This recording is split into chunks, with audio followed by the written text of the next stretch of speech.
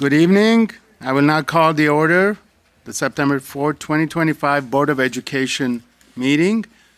We acknowledge the traditional, ancestral, unceded territory of Chumash, Tongva, Fernandia, Tatwam, and the First Nation, which are we're learning, educating, and living. Ms. Kitara, please take the roll call at this time.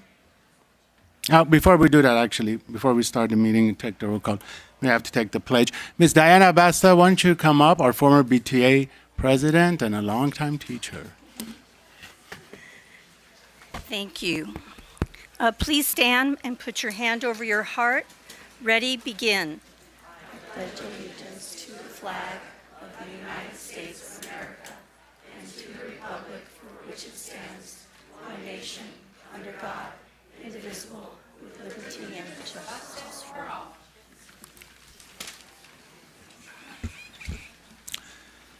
Thank you, Ms. Abasta. It's always great to see you. Ms. Kitara, please take the roll call at this time. Member Cano? Present. Member Tabbitt? Member Tabbitt is absent today.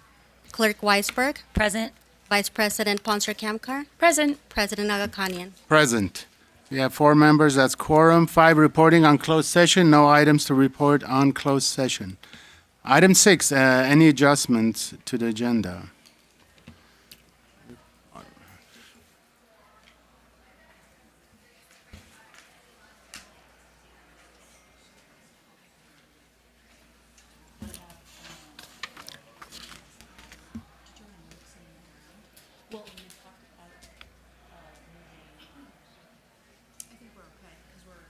Yes.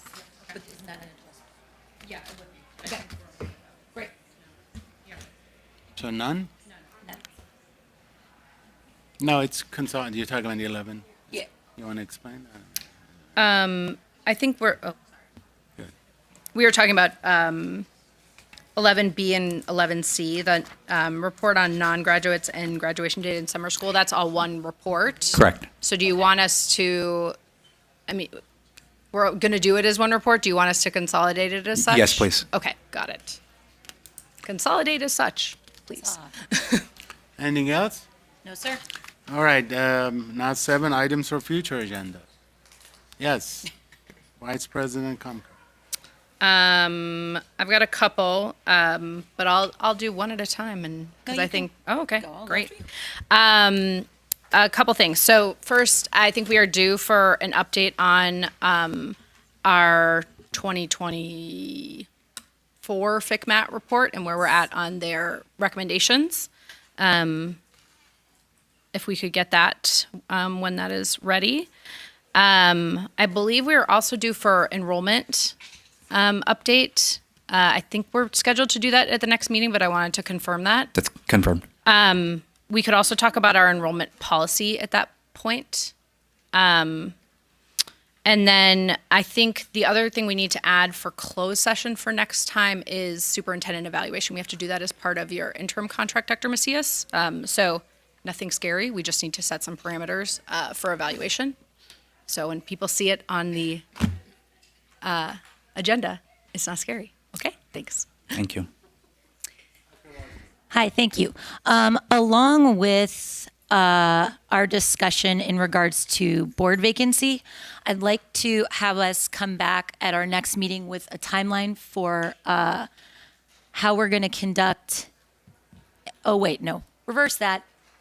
Bring it back. That's not about the board vacancy. I am very tired. Superintendent search. I'd also love us to come back with some kind of a timeline for how we're going to be collecting community feedback, stakeholder feedback. So teachers, students, parents, staff, so that we can make sure that we have a clear timeline as early as possible for how we're going to be collecting that. That would be fantastic. The other thing that I would like, and this can happen, this is not something that is time sensitive, is I'd love to get a report on our ELOP funding in regards to what we actually fund with ELOP. I think it's an area that we can all learn more about. What does ELOP stand for? Expanded Learning Opportunity. Oh, I always forget the P. Expanded Learning Opportunity Program. I think I forget the P because OP. So it's a lot of our programs that aren't in school, aren't happening during the school day. And so I'd love to just get a report on that because I don't know that I have asked for that before. Those are the two things that I would like. Thank you. You, Dr. Weisberg, any other board members? All right, thank you. Now we're on item 8, presentations and recognition. Recognition of students with Perfect California Assessment of Student Performance and Progress, CASP scores. Dr. Anders. Hello, good evening, everyone. My name is Robin Anders. I'm the Director of Instructional Technology and Accountability for our school district, which means I get the joyful job of organizing our state testing every year for our students. And tonight is especially joyful because we get to recognize students who did something very exceptional. So while we get organized, I'd like to invite our board down and our executive cabinet up as well. And students that are in 6th grade, please come up and line up in the front up here. Parents, get your cameras ready. So these students obtained the highest score possible on the state CASP assessment. Yes.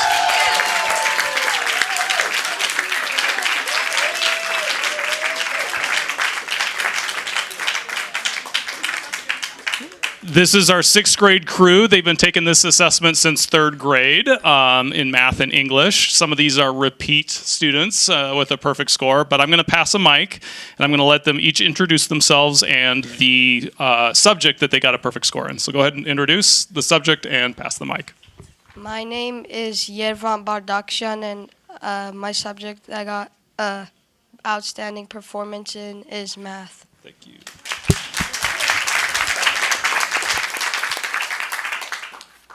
My name is Leo Doty, and the subject I got a perfect score in was math. Hi, I'm Alexander Pervertian, and the subject I got an outstanding score in is math.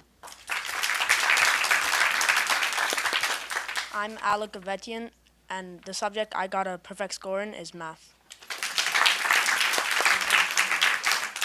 I'm David Kazarmian, and I won an award for math. My name is Parthenia Sakla, and I got a perfect score in mathematics. Hi, my name is Amelia Goldbard, and I got a perfect score in English language arts. Hello, my name is Toby, and I got a perfect score in math. My name is Wesley, and I got a perfect score in math. My name is Siddhartha Reynolds, and I got a perfect score in math. My name is Shashi Malhotra, and I got a perfect score in math. My name is Ethan Lexius, and I got a perfect score in math. My name is Olivia Drew, and I got a perfect score in math. My name is Sahana Shait, and I got perfect scores in math and English.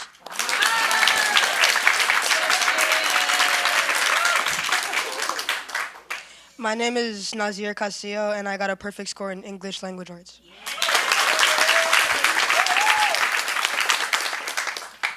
My name is Cameron Lee, and I got a perfect score in English language arts.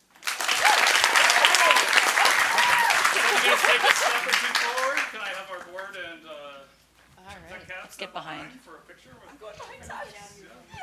Congratulations, you guys.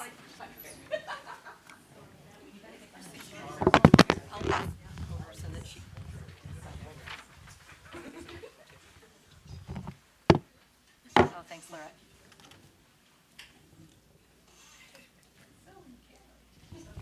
A special, again, congratulations, these students. I always do this to parents. Hey, take them out for pizza, somewhere special. They've earned it. We're very proud of them. Congrats. We look forward to seeing them back. Thank you. 6th grade families are going to have you guys exit, and we'll bring in our 7th grade families. Way to go, 6th grade! Woo!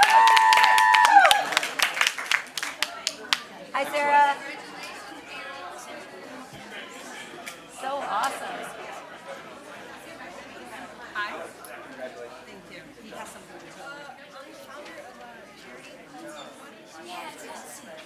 I was like, I recognize it. Of course he's also a baby genius. Poor Josh is like, why do I have to do that? I'm surprised. Good job. Of course. Good job, you. Yeah, way to go, you. Bye. Good job. It's good to see you. Bye. Bye, Shama. I love you.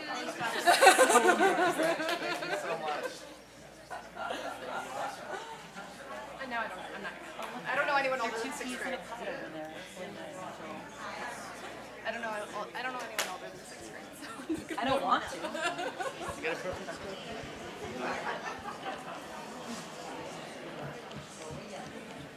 Okay, 7th grade, we'll have you go through, and students, you come up the middle and stand up front. Go on, you guys can cycle this way. I think we peel off again. Peel off. Peel off.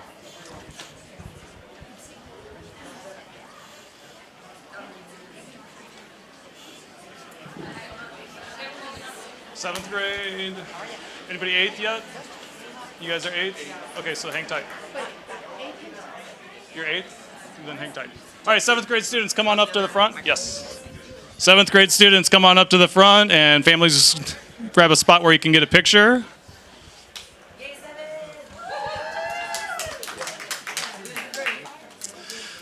So I'm very excited to announce our group of 7th graders who got a perfect score on the CASP assessment last spring. Let's give them a round of applause.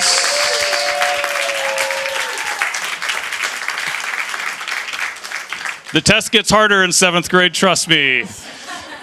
These students are exceptional. They got the highest obtainable score, so that's why we call it a perfect score in Burbank Unified, and we want to recognize them tonight. So I'm going to have each of them say their name and the subject that they earned their perfect score in. I'm Sophia Dinesh Babu Usharani, and I earned a perfect score for ELA. Dylan Von Holla, and I got a perfect score in English. I'm Seva Karayan, and I earned a perfect score in math. I'm Lucy Rubiner, and I got a perfect score in math. I'm Emily Pouncey, and I got a perfect score in ELA. Congratulations, you guys. Let's have you take a step forward and have our board members and our exec cap step behind you. So step forward just a little bit. And we're going to do a picture opportunity with...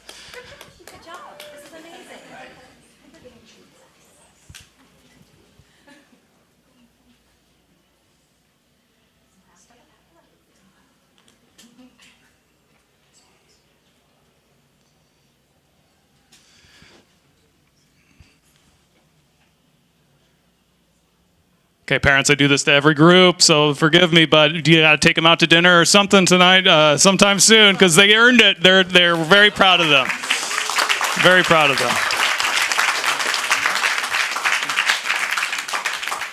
Okay, 7th grade families, we're going to have you guys exit, and we'll bring in our 8th grade families.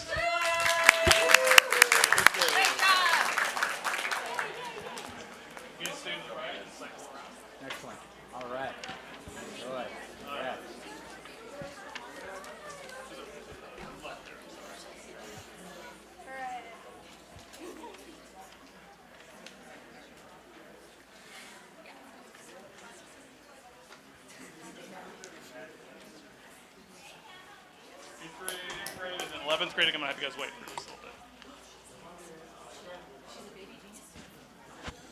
Okay, 8th grade. Welcome to the boardroom. 8th grade students, come on up front. We're going to recognize you guys for your excellence.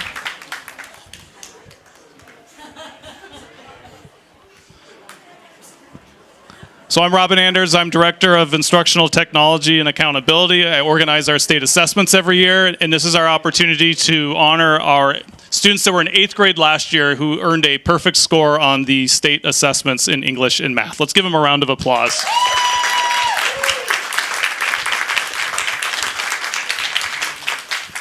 So these students had the highest obtainable score on that on either subject. And in our book, that's perfect. So we want to recognize them as such. I'm going to give the mic, and you're going to say your name and the subject that you earned your perfect score in. I am Alina Olshansky, and I earned my perfect score in mathematics. Apollo Harbaugh, mathematics. I'm Sean Patel, and I got a perfect score in math. I'm Pedro San Juan Avellan, and I got a perfect score in math. I'm Alex Niazi, and I got a perfect score in math. You guys are amazing. Step forward. We're going to have our board and exec cab step behind you for a picture opportunity for your families. Way to go, you guys.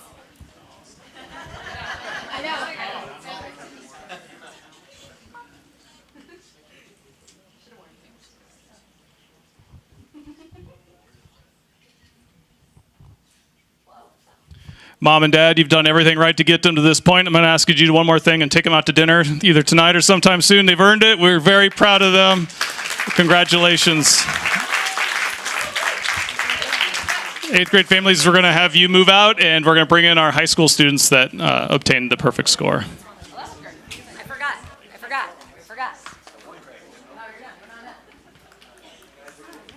Good job.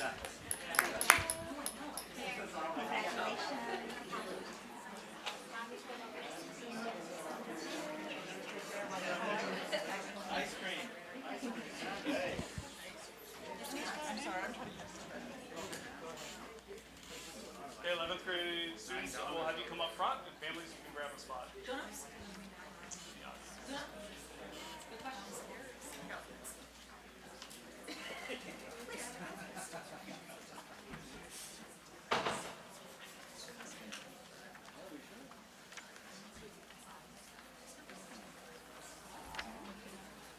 Well, if there's a lot of you, you might need to switch down just a wee bit. I'm being aspirational.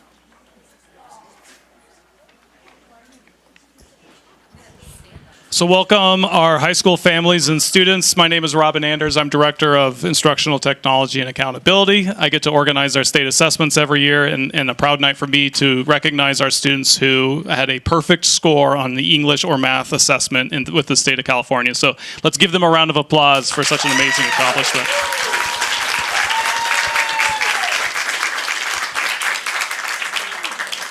In high school, this is quite a feat. They have AP tests about the same time of year. So there's a lot of competing situations that are requiring their attention, their focus, their studying. So for them to do such an amazing job on this assessment and for our district, we're very proud and thankful for that.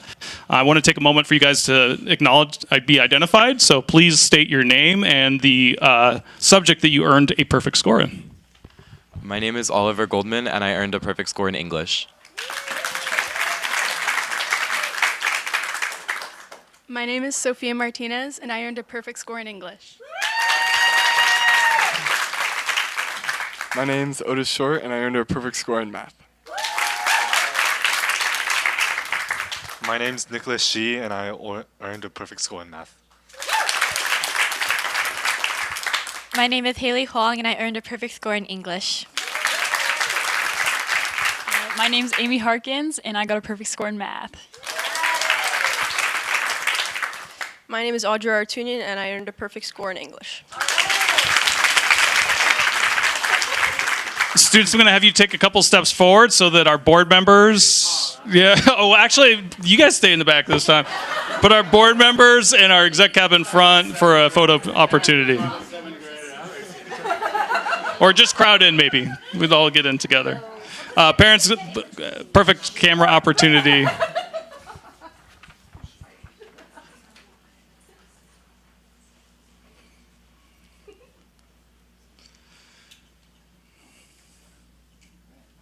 Thank you so much. Really appreciate you all. Parents, you've done everything right. So I'm going to embarrass you or say it out there. Please take them out to dinner or something, ice cream. We really appreciate all that they've done for our schools and our district by doing their best.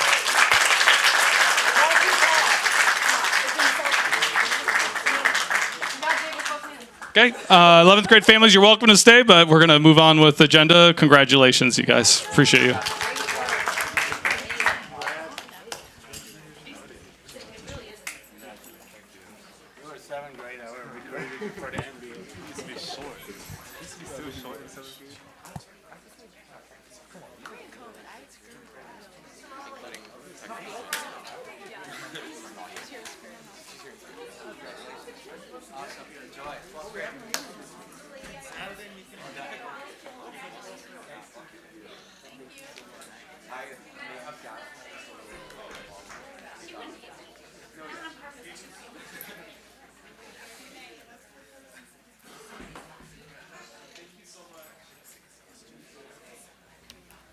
That was awesome. Just to close this out, we had 52 students in grades 6 through 11 that were identified tonight. We have another about 60 of elementary that we'll do next week. Or not next week, but next board meeting. Thank you, Dr. Anders, and congratulations again to all of our CAS recipients for their perfect score. And yes, do take them out to dinner to their favorite spot. They have earned it. 9, reports from the board and staff. Burbank Teacher Association. Do we have RB? She's here. Sarah, hi. Ms. Schwartz.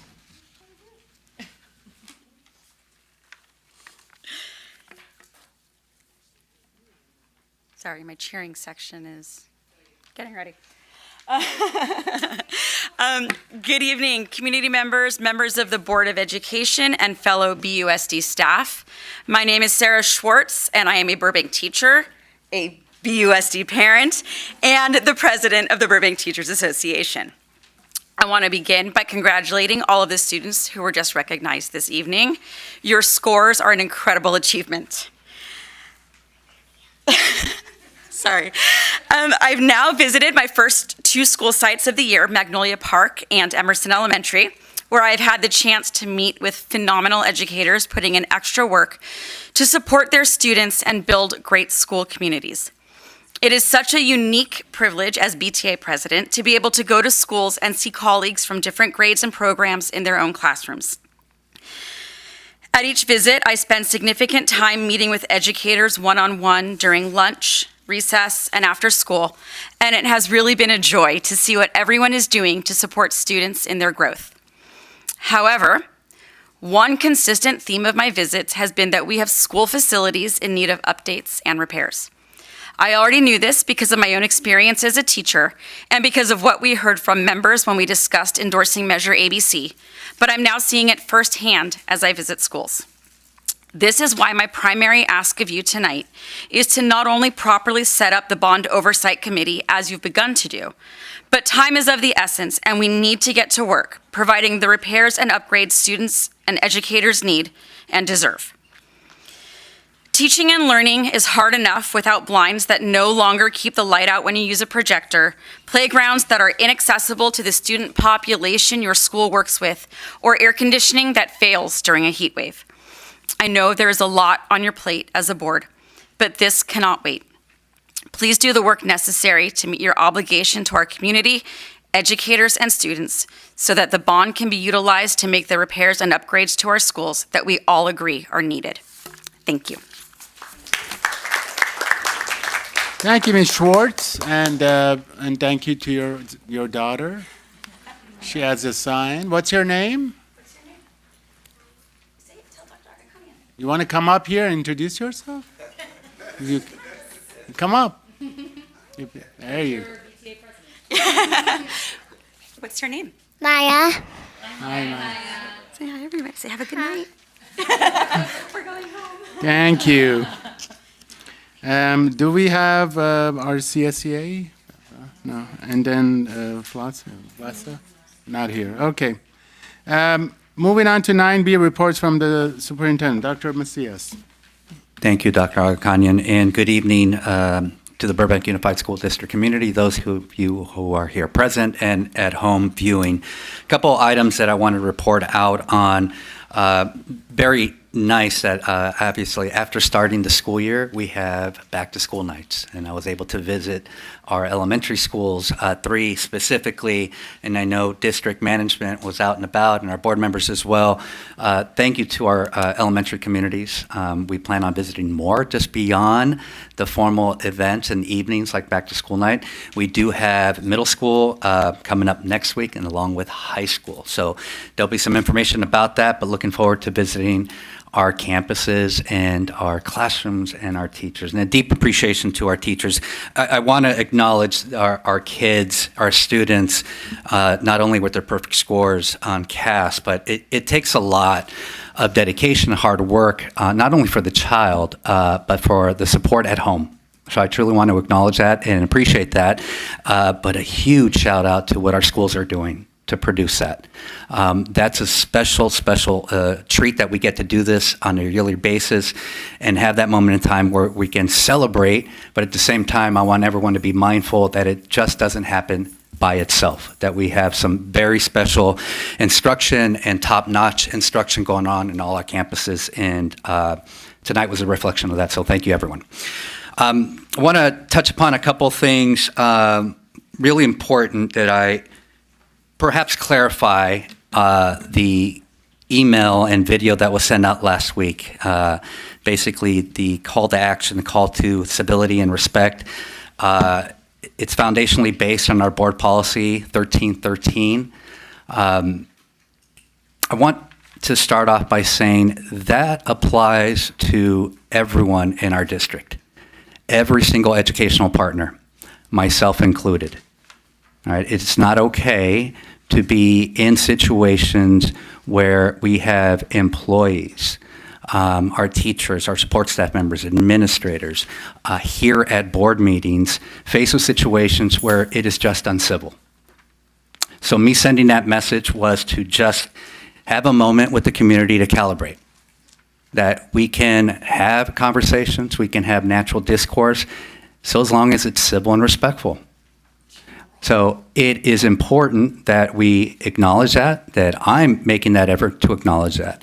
I hope that we don't have to visit that from a formal perspective, but if need be, that is something that I am always going to be highly recommending that we need to revisit from a formal perspective. So I want to make sure that it's not just singling out an individual. It truly is a call because we had other incidents already since the start of school where several members of the community, and including within Burbank Unified, we found to be uncivil. So again, that was a call to action for all of us. And like I said, myself included, we'd all should hold ourselves accountable to that. But from a formal perspective, I want to make sure that we are grounded in this board policy moving forward. Lastly, I do want to report out that last night, September 3rd, we did receive a resignation letter from Board Member Tabbitt that has been officially accepted. Time for us to move forward, and I know we do have an agenda item tonight that will discuss a board vacancy. So that's it. Thank you very much. Thank you very much, Dr. Macias. Now we're going to item 10, request to address the board. An individual or group representative present this evening may address the Board of Education of any agenda items or any subject within the jurisdiction of the school board to completing a white request card and turning it to Ms. Quintero. Speakers are requested to state their name prior to speaking to the board. Not more than 5 minutes may be allotted to each speaker except by the unanimous consent of the Board of Education. The superintendent may refer the matter to the proper departments for review. The district is providing alternatives to in-person attendance for viewing and participation. We don't have any virtual ones, do we? All right. All right, we're going to start. First speaker, Kathy Stevens.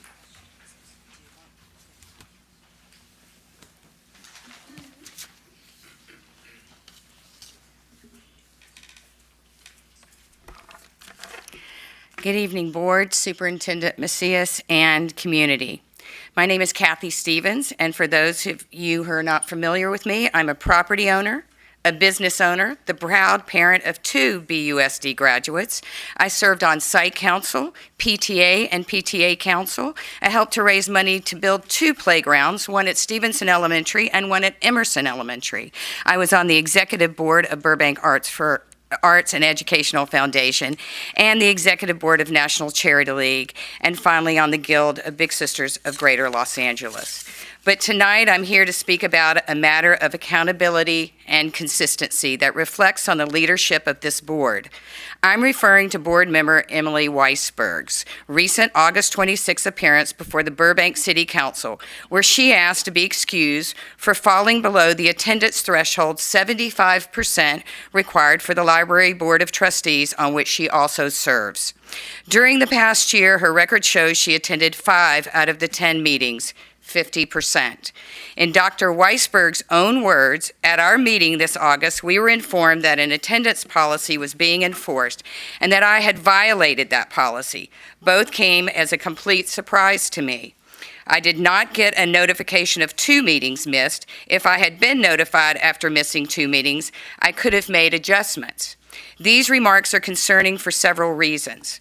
Dr. Weisberg is a sitting member of the Burbank Board of Education. She knows that our students are held to strict attendance standards.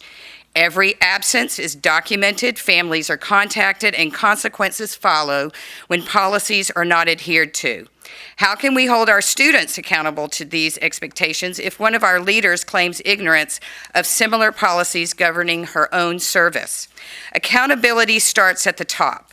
And when a trustee suggests that she didn't know the rules, it undermines the standards we ask of every student, every family, and every employee in this district. Dr. Weisberg has served for 2 terms on the Library Commission, beginning in 2018.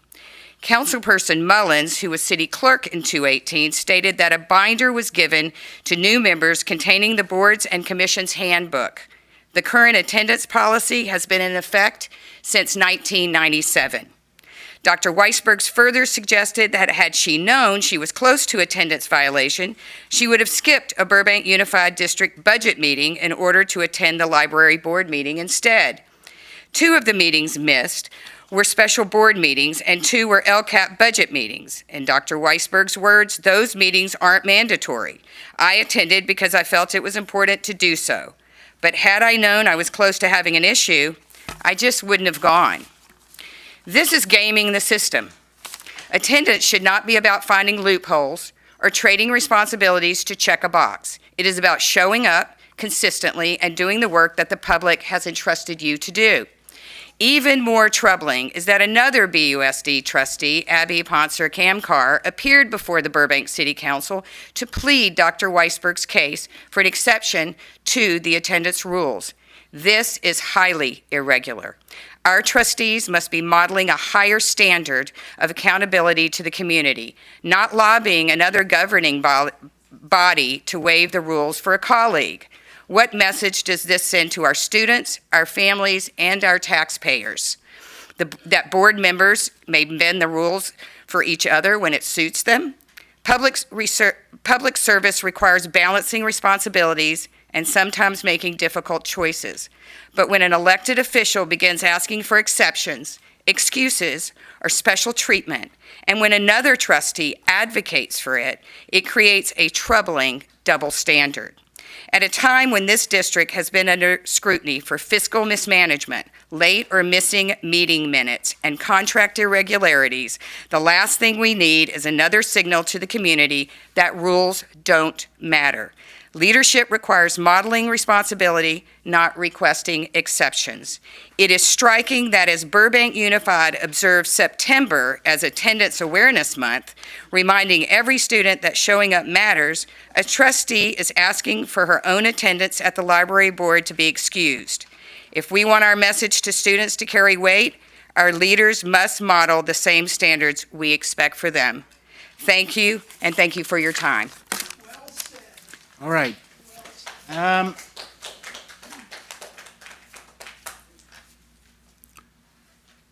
There was a check mark on this request to address the board concerning items within jurisdiction of the board, items of interest. So again, I want to make sure when you check that box, it is items of interest to the board and what's on the agenda. Joel Schlossman.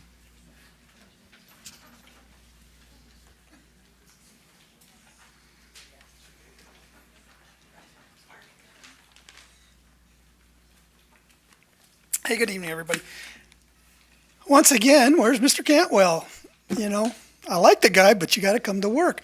What happens if one of the board members has a question on one of the reports that he's prepared? I mean, it's going on right under your nose. It's an insult to all of us. Regarding the kids that showed up, boy, and got the awards, boy, that really, it makes my evening to see that. And that's what we should be emulating. So, Mr. Superintendent, I have an idea for your bridges. Why don't you call about 15 or 20 of those parents and ask them what they do and how they do it, and then collate the results and publish it for everybody to see. Because I don't believe in reinventing the wheel. I don't think, I'm happy to copy somebody else who's successful. And I'll bet you a lot of other parents are, too. I read the LA Times, and here's in today's paper, it says, parents can now opt kids out of LGBTQ lessons. How schools are bracing for the change. So I bring this up for a number of reasons. One is, what are you going to do to implement these changes? These are coming directly from the Supreme Court. Personally, I agree with them because I think parents should have a say in how their kids are educated, and the highest court agrees with that. And you're obligated to do certain things according to this LA Times article. Item 14D on your agenda, you're going to approve a bunch of minutes from the past. And I read the first minutes from March 7th, 2024, that's about a year and a half ago, and I was the first speaker, big surprise. And these are the minutes. It's not exactly what I said, but it's close enough. Joel Schlossman says that the minutes have been gone and they need to be restored.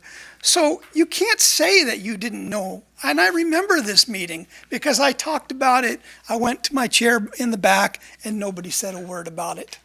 So y'all knew about it. You just ignored it. I watched your video, Mr. Macias, and I read what you said. And I read it very carefully. And I don't think you get it. I don't. And I know for sure Weisberg doesn't get it and Agakani doesn't get it. I was taken to task for pointing my finger one time, that was a threatening to point my finger. I've tried to stop doing that. You had some training and you brought your attorney, Mr. Sims, and he told you basically to keep your mouth shut. It's a good time to listen. Now, he was more diplomatic than that, of course, but this podium, this square footage, it's sacred. It is the First Amendment, and within that, there's 5 elements of the First Amendment, and 2 of them occur right here. Obviously, freedom of speech, and obviously, right to redress our government officials.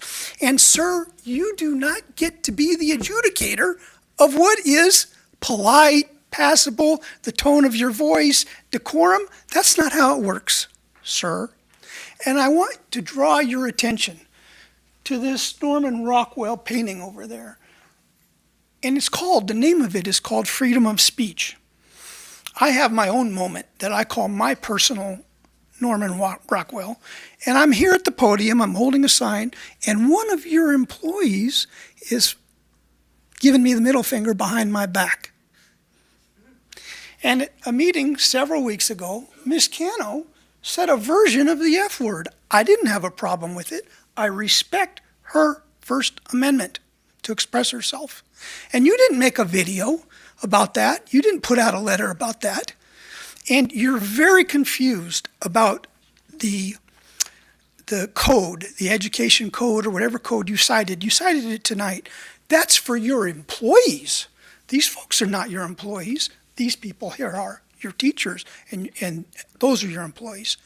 Everybody over here is free.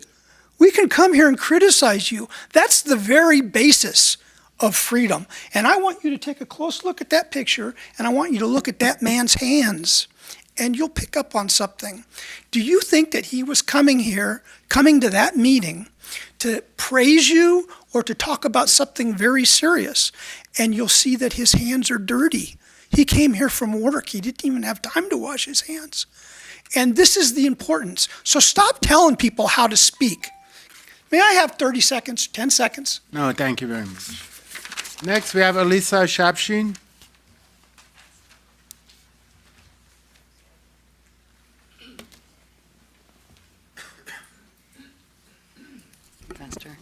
Good evening. Good evening, board members. Dr. Macias, so nice to see you. Members of the community. I'm Dr. Elisa Sapshin. I'm a Burbank resident, a parent of 2 recent graduates. I'm a community physician, taxpayer, and just wanted to bring up something at the last meeting. Lynn Rodacher presented detailed concerns regarding the consultant contract with Specialized Support Services, including a $3,000 overpayment beyond the board-approved $90,000 limit stated specifically in the contract. She requested that the district clarify publicly that there's no legal or policy basis for the claim made by trustee Dr. Weisberg when she stated, and I quote, "I think somebody brought up the $3,000. As long as you're within 5%, you don't have to reapprove. So the $3,000 is within normal range." Specific questions were asked during that meeting. Who approved the extra $3,000? Under what authority was it approved? Why was it not brought back to the board for approval as required by Board Policy 3312? And how many other contracts have exceeded the board-approved limits that would be stated on a contract under the mistaken, if it is mistaken belief that an overpayment within 5% is acceptable? You know, over a month has passed since this speech that Ms. Rodacher gave, and no answers have been given, no corrections have been made, and that silence against something that seems completely untrue is really troubling, maybe more troubling than the overpayment itself, right? When members of this community raise concerns that are grounded in education code and board policy, I think we're entitled to a response. And if a mistake has been made, that should be acknowledged. And acknowledged right away. We're talking about a lot of money and the trust and the faith that we put into you as our trustees to care for our children. So what you said is it's not a matter of interpretation or opinion. It's legal fact. It's either right or it's wrong. And we need to know that. Right? So I'm asking if the board will affirm that contracts are binding legal agreements and any increase in payment must be approved by the board, right? The percentage, 5% of a $90,000 contract is one thing. What is there a limit? What if it's $1 million contract? Is 5% okay? Right? We don't know because it's not written anywhere that I know of. Right? I request that the board provide the community with clear factual answers and correct the misinformation.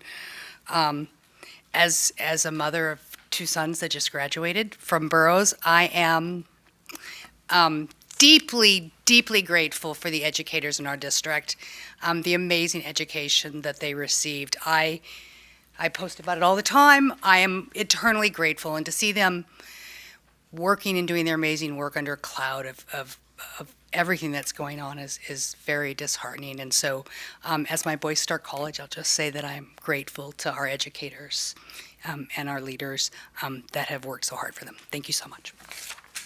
Thank you. We have Suzanne Weir.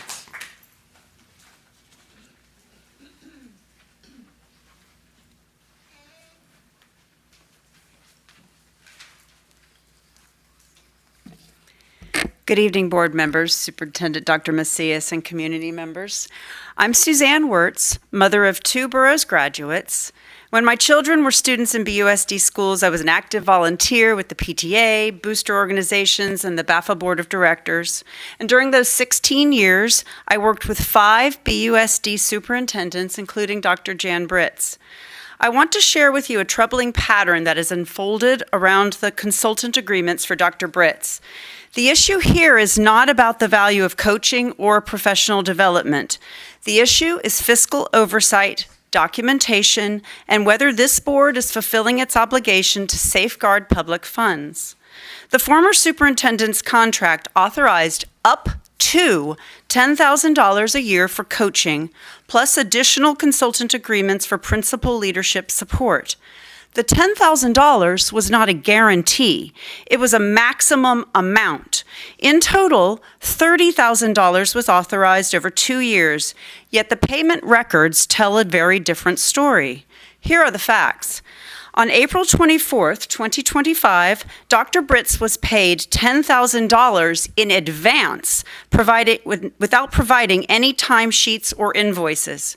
Dr. Britz's 2023 consultant agreement indicated a $175 an hour rate. In agreements that followed, the hourly rate line is left blank, which would surely be an issue for an auditor.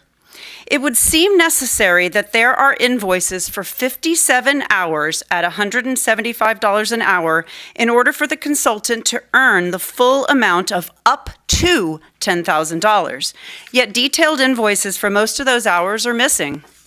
When community members requested these specific invoices through Public Records Act, the district produced documents that were signed by 2 principals, not provided by the consultant herself. These invoices lack specific days and times and were dated August 11th, 2025, 4 months after the $10,000 advance payment, and the day before the district was required to release said records. That timing raises serious questions about whether the documents were created after the fact to justify payments that had already gone out. And still, they come nowhere near 57 hours. Some invoices were counted against more than one purchase order, resulting in a $350 duplicate payment across 2 fiscal years. That's an accounting red flag.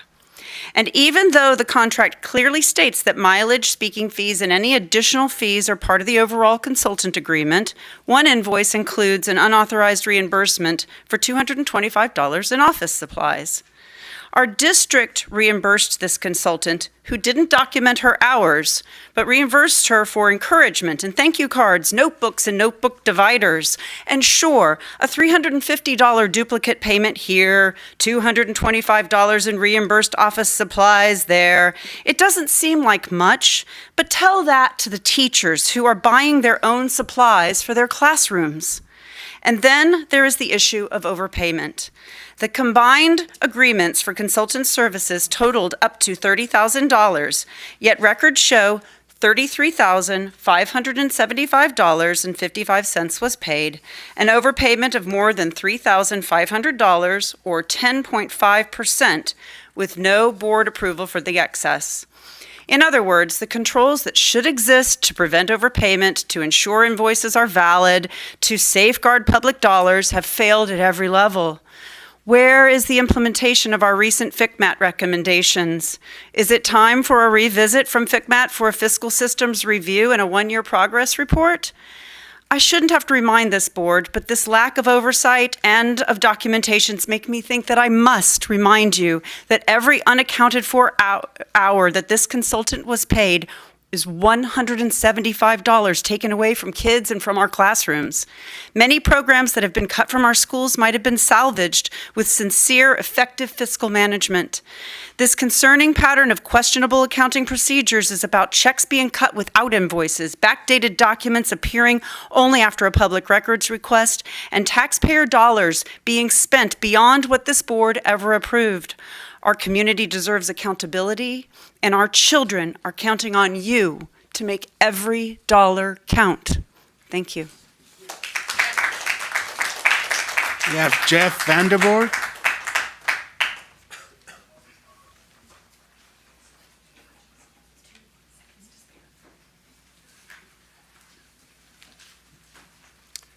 Good evening, board members, Dr. Macias, staff.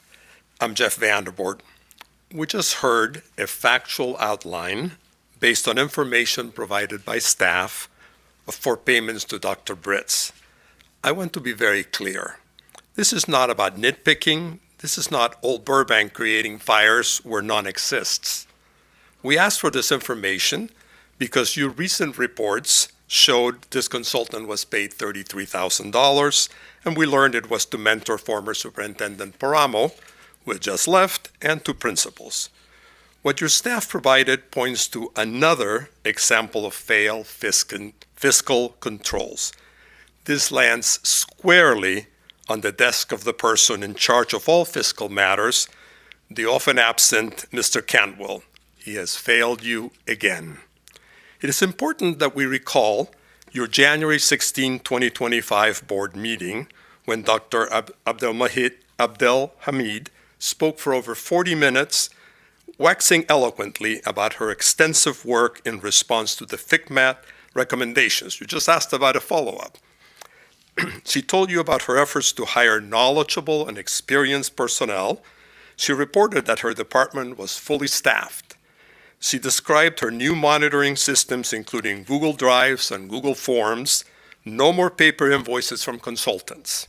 She told you these measures were created to expedite payments and prevent fraud.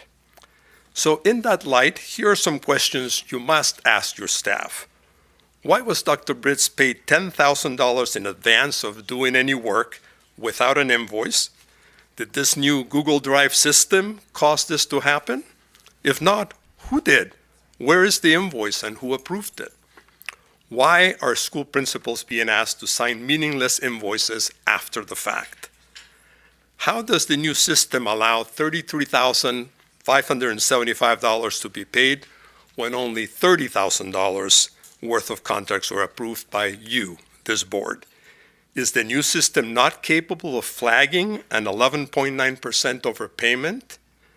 Which should lead you to ask the most important questions. How many other consultants have been overpaid? These are not abstract, nitpicking questions. Every dollar overpaid, as you just heard, is a dollar taken from classrooms, from teachers, from students. Tonight, later on, when you review the financial unaudited actuals report, staff will show you a slide with the words, next steps, culture of fiscal mindfulness, transparency, accountability, and collaboration.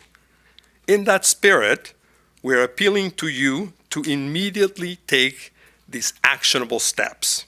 First, mandate that no consultant payment be made above the contract amount until a change order receives your approval. This is a common business practice. Second, mandate internal controls be put in place so no consultant can be paid in advance and no payment can be made without properly itemized consultant-generated invoices with verified approved timesheets. This is also a common business practice.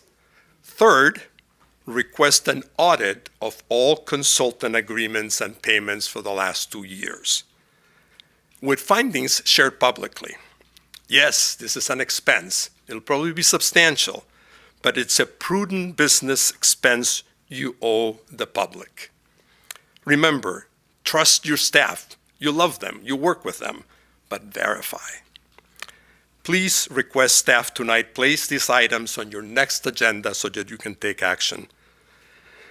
I close by reminding you, your employees are expected to repay every nickel of an overpayment.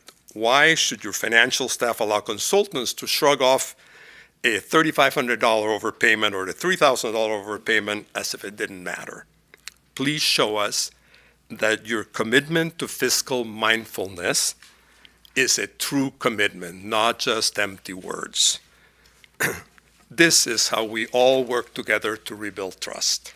Thank you. I will now hand your staff 7 copies of the 3 action items for your consideration.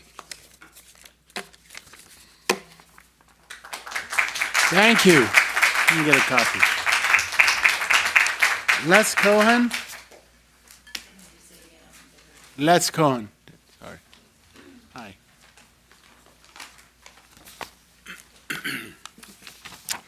Good evening, board members, Dr. Macias, district staff, and community members. My name's Les Cohen. I've been a Burbank resident for over 32 years and worked for over 37 years in the areas of psychology and counseling, mainly with teenagers, before retiring in 2019. I worked as a high school counselor at Burbank High School and John Burroughs High School for over 20 years, and also served as a BTA representative and negotiator. I believe my experience in public education has provided me with significant insight into how educational services are delivered to students, as well as about how politics and funding are involved in the delivery of these same services. After retiring as a JBHS counselor in 2019, I shifted my focus from education to other interests. However, when I became aware of the allegations regarding Trustee Tabbitt and her plan to divert $93,000 from the general fund to a private LLC, I thought I was reading a crime novel. It is troubling to note that Ms. Tabbitt's fellow board members failed to see this scheme occur. But now that things have played out, they have played out. In any event, the situation is in the hands of the police, and we'll have to wait for the results of their investigation. Ms. Tabbitt's situation prompted me to review BUSD materials and attend board meetings where I listened to statements from distinguished community members, parents, educators, and students. I quickly found that concerns raised regarding Ms. Tabbitt were not the only issues currently impacting the district. Overall, it seems as though the board has been exposed as lacking in competence due to issues of oversight and finance that remain unresolved. Let me be more specific. Going back to July, I became aware of speakers asking very concerning questions, not only about Ms. Tabbitt's difficulties, but also about those of other board members, our previous superintendent, and current high-ranking district staff. Many of those questions do not seem to have been answered fully to date. And I want to explore some of these questions and ask the board to provide clear, concise, and specific answers to them. If the public cannot get these clear and specific answers, I must question whether the board is qualified to be trusted to manage hundreds of millions of dollars in public funds.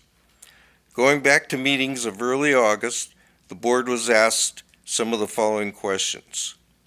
Do California Education Code sections 35145 and 35163 require school boards to keep accurate and up-to-date minutes of meetings, or don't they?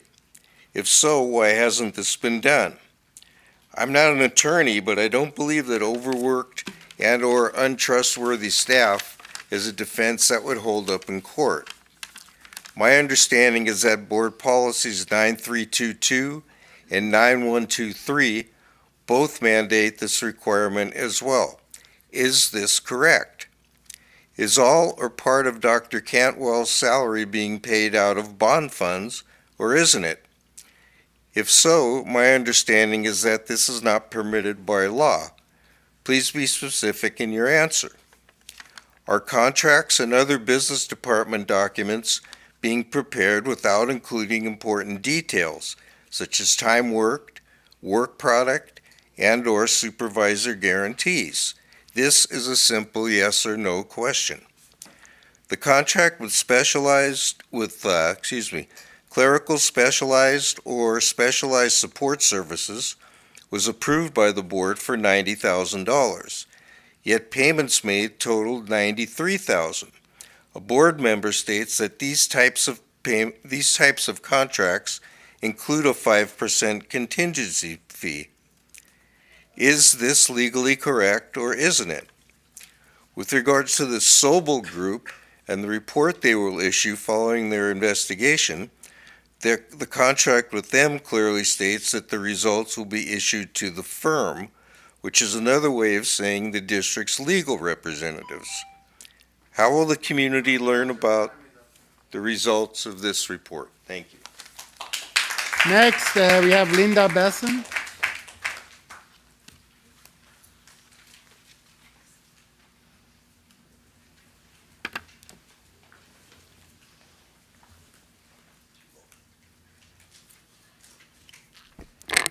Good evening, Board President Agakanian, board members, district staff. A distinguished member of our community asked me to come to this meeting and read my letter that was published in the Burbank Leader back in July. Looking over that letter, I realized that so much had happened and been revealed since I wrote it, so I updated it for tonight. An attorney once explained to me that when someone is caught embezzling money, it may be the first time they are caught, but never the first time they've stolen. The first time someone steals from an organization, it is done in a small way to test the boundaries, to see what they are and if they are strong. If they keep succeeding, if the boundaries and safeguards are weak or non-existent, over time the amounts become bigger and the theft more brazen. Since Charlene Tabbitt was so brazen with her 2024 corrupt contract with BUSD, we can conclude she felt complete confidence that she would receive this money with full impunity.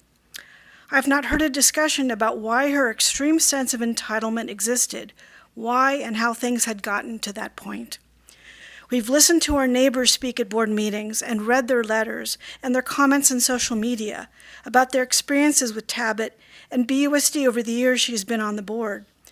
There are so many who have expressed anger and frustration about how they suspected Tabbitt of exploiting her position on the board for personal profit. We heard about sports teams and Christmas tree lots and other examples, but there was a common thread through these experiences. Everyone felt powerless to stop her behavior. One friend told me she and others confronted Tabbitt, and when nothing changed, my friend gave up and just waited for her kids to graduate, and this was the only way for her to avoid lining Tabbitt's pockets. Whether or not you think there were options available for parents to report this graft, clearly these parents felt they had no options. There was no one for them to go to. There was no one they could trust to bring all this to a halt. They looked and did not see a system in place at BUSD to combat a culture of corruption. We've heard repeatedly from those in charge about the need for the district to rebuild trust, but that statement shows a misunderstanding of what is actually going on here. The trust you think existed prior to the discovery of this contract may or may not have been in place, but even more than that, if you truly listen to our community, you will realize that the community feels betrayed. The sense of betrayal is not just because of one contract or just because John Paramo hired his unqualified personal trainer, not just from this one thing or that one thing. We as a community need to look closely at the culture of BUSD as a whole and the individuals involved in permitting that culture to empower corrupt people such as Charlene Tabbitt. Don't tell us we fixed it so contracts are checked more closely. That's not the issue. There was one person that eventually found the corruption in that contract. The issue is that we have a system which at all levels appears to be absent any sense of accountability, and that empowered a board member and probably a superintendent to create an agreement to basically steal from the district. You can create committees to review this procedure or that safeguard. But once again, this is about a culture that went on for years and that you've heard about in detail from those who elected you. Whether you've been on the board for years or a short time, it's up to you to address the community's deep sense of betrayal. That won't be solved by having meetings or making statements or forming committees. This will be solved only by direct action by the board that is visible and impactful and accountable. If you take action to make sure the system is thoroughly and definitively changed, then the trust will come. If your response is that you don't know what direct action to take, well, you just had 12 former board members provide you with a list of actions. One of them is to listen to public input with a willingness to learn and ask for guidance from seasoned leaders throughout the community. If you take this advice, then you will show us that you realize that this situation is not about you and you alone, and that would be a vital and productive and realistic first step to take. Thank you. Thank you. We have Caroline Sahlberg.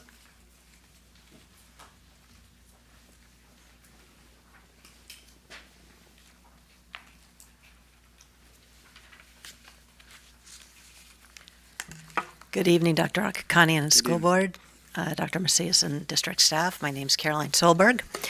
Although I'm now a parent of a BUSD alum, I'm still an active supporter of BUSD, and I've and I often have parents or community members contact me with questions about the district.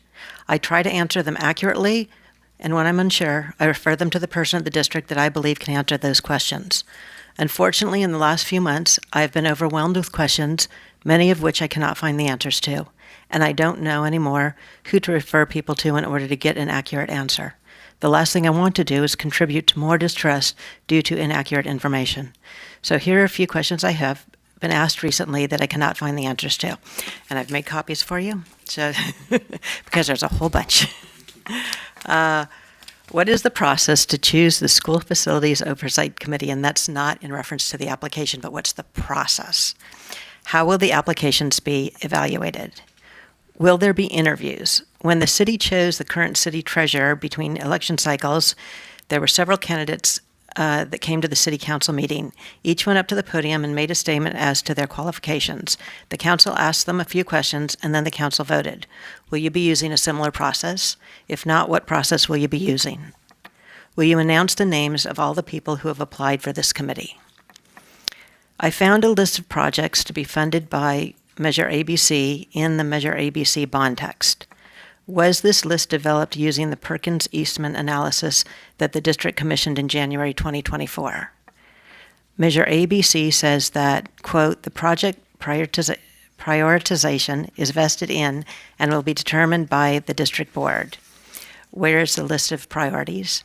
How did you determine the priority list? Did you use the Perkins-Eastman analysis to create the priority list? Was there a discussion amongst all of you to determine the priority list, and when did that take place? Is the list of priorities a public document?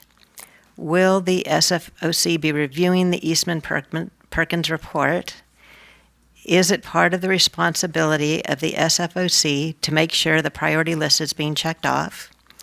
Is the district legally allowed to be spending the bond money with no SFOC in place, and if not, what are the ramifications? Could the measure be nullified because the directions that were voted on were not followed? A lot of questions have been asked over the last few months. Public comment and staff board responses don't seem to be an adequate format to go over these questions. Could we have a town hall where people can ask their questions? Many of the questions I'm hearing are from multiple people, and it seems inefficient to have multiple people asking the same questions individually. A town hall would allow many people to hear all of the questions and all of the answers. It seems like a more efficient way of communication. Thank you very much for your time. Thank you. Kathy Wills?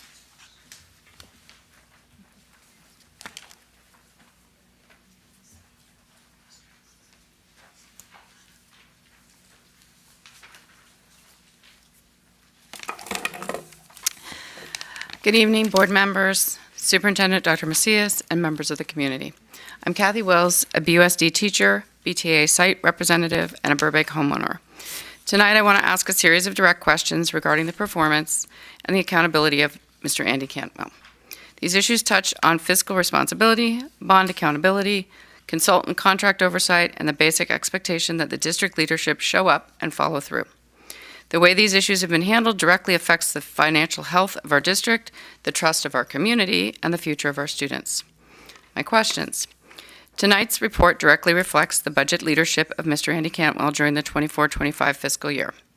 The multi-year projection in the unaudited actual reports shows our reserves are barely above 3% legal minimum, which doesn't even cover 1 month's payroll. Do you believe it is prudent to operate at the bare minimum rather than maintain a more responsible cushion for emergencies? 2, the district presentation emphasized right-sizing non-personnel budgets. Given that salaries make up the majority of the costs, why are personnel budgets not being reviewed as well? What is being done to evaluate address the district's significant contribution towards special education expenditures to ensure that they remain sustainable? Has a position control system, as recommended by FCMET report, been implemented to ensure staffing decisions are properly tracked and managed? Why was Mr. Cantwell given a promotion and a raise on May 1st when he failed to follow through on the one and the most basic requirements of the $500 million bond measure, seating a bond oversight committee within 100 days of passage? And how did you, as a board, allow bond expenditures without this oversight committee? How does this board justify rewarding Mr. Cantwell with more authority and pay when the key promise to the community, one that secured the passage of the bond, was not kept? Why has Mr. Cantwell not attended a board meeting since June 5th, and why has he been absent from work most of June, July, and August?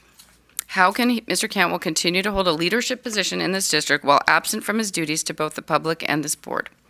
The BUSD bridge letter, as has been mentioned, just came out, and September is Attendance Awareness Month. It emphasized that there's a correlation between good attendance and success. Interesting and timely for my questions. Under Mr. Cantwell's oversight, consultant agreements have been approved without backup documentation, without proper supervisor sign-off, and in some cases with payments exceeding the board's approved amounts. How is this allowed to continue, and what safeguards are being put in place to prevent these violations in the future? The community entrusted this board with oversight, transparency, and accountability. Yes, what we see are troubling reserves, unchecked expenditures, bond promises left unfulfilled, consultant contracts lacking proper oversight, and a leader who has been absent from his responsibilities. Each of these questions reflects not only a lapse in management, but a failure in accountability. Our students, our families, and our taxpayers deserve leadership that shows up, follows the rules, and protects the financial integrity of this district. Anything less risks both our trust and our future. Thank you. Thank you. Mary Sarna.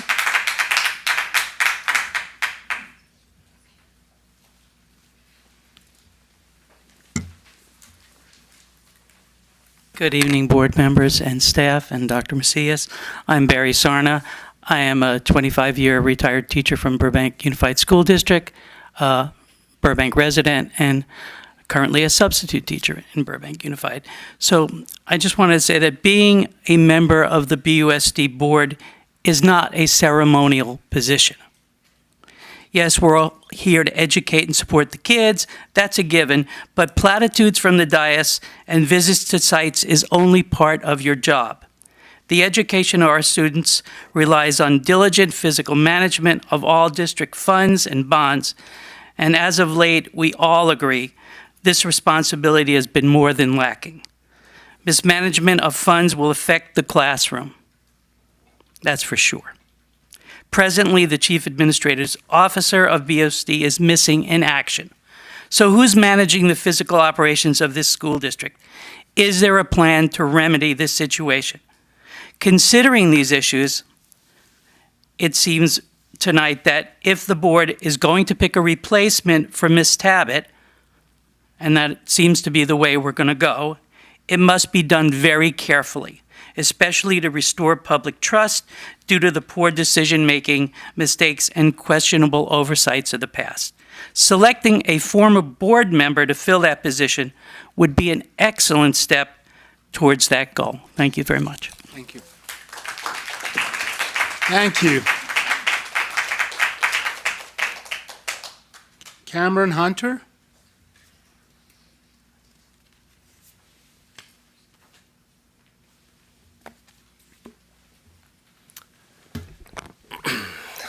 Good evening, board members, superintendent, and members of the community.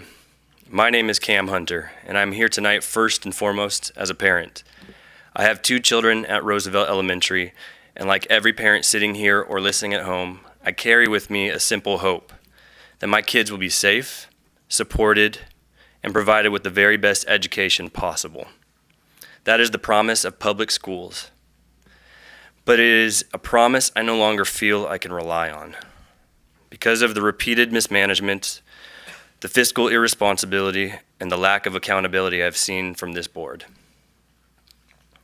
Parents entrust you with something more precious than money, our children.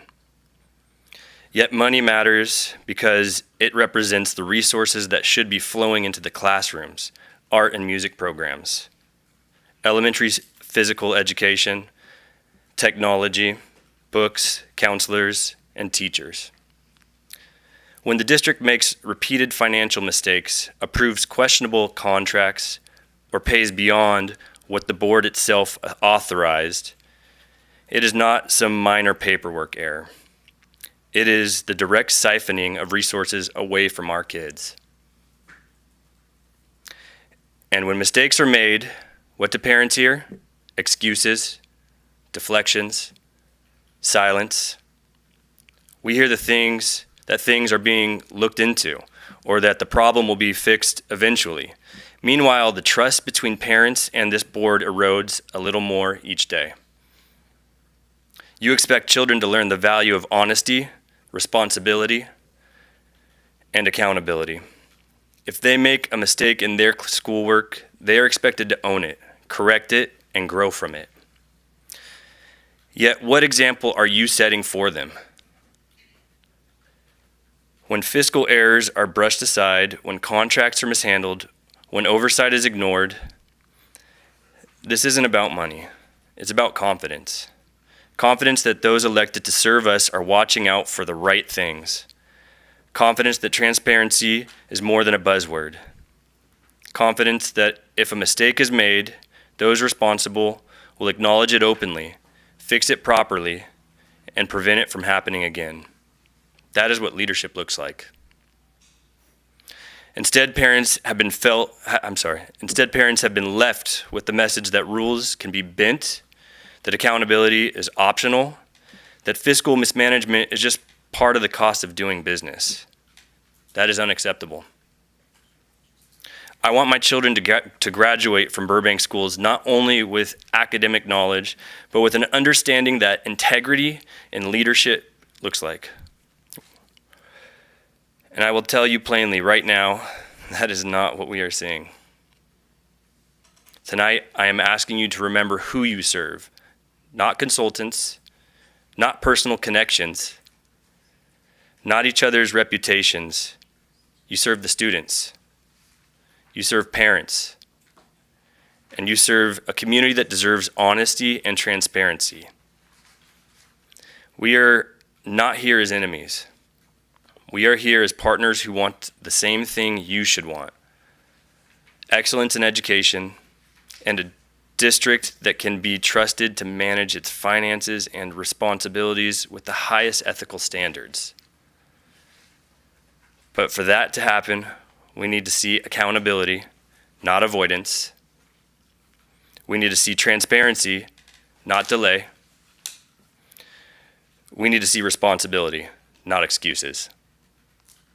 Our children are watching, and what they deserve is for the adults in charge of their schools to rise to the same standards we expect of them. Thank you.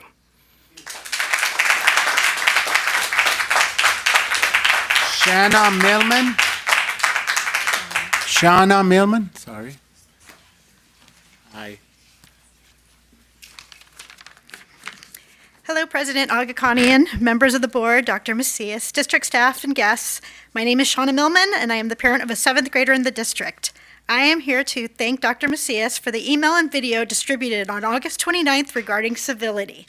After observing the shockingly inappropriate occurrences at some of the last few meetings, I actually wrote a speech that I plan to deliver tonight requesting that the adopted Board Policy 1313 regarding civility, California Education Code 44811 regarding criminal charges, and Senate Bill 1100 Section 54957.95 be enforced during public comment. All of these relate to decorum during district activities and events and penalties that can be imposed. I was elated that you beat me to the punch. I have been watching board meetings for years, and I know I would never serve on school board after seeing how people think they can speak to others in the name of free speech. Sadly, I've heard parents express the fact that they will not bring their children to these meetings, knowing the tone some of the public commenters feel they have the right to use. Even adults have expressed their alarm to me. It really frustrates me that individuals can act so inappropriately, causing other people to avoid attending these meetings, thus suppressing their voice. Therefore, I feel these individuals need to be reprimanded accordingly. Being vulgar and offensive is something that should never be allowed, and following the guidelines that if a warning is given and not adhered to, should prompt immediate expulsion from the meeting and bar said individuals from the district for 30 days per the Brown Act. As these meetings will soon be recognizing student board members, and due to the fact that students, including young children, typically attend these meetings, including tonight with our CASP awardees, to speak observe events or be honored, I would like the community to be reminded that while speaking at a meeting is a First Amendment right, policies and government regulations on how you can speak at a board meeting also exist and are documented on the district website and the state website. All attendees should be modeling decorum and acting as positive role models, especially for our children, and especially in a school board setting. I sincerely hope that just the threat of imposing these penalties will cause people to think about their actions, because I am guessing the same people who do not want to pay for a parcel tax or a bond measure to help children are the same people who don't want to pay a fine or for bail. I am far from a perfect person, but I feel that if I'm going to complain about something, I have to be willing to do something to be part of the solution, not part of the problem. I think we should all try to live by that mantra, and maybe we'd see some real positive, comprehensive change. Thank you for your time. Thank you. Jacob Flores.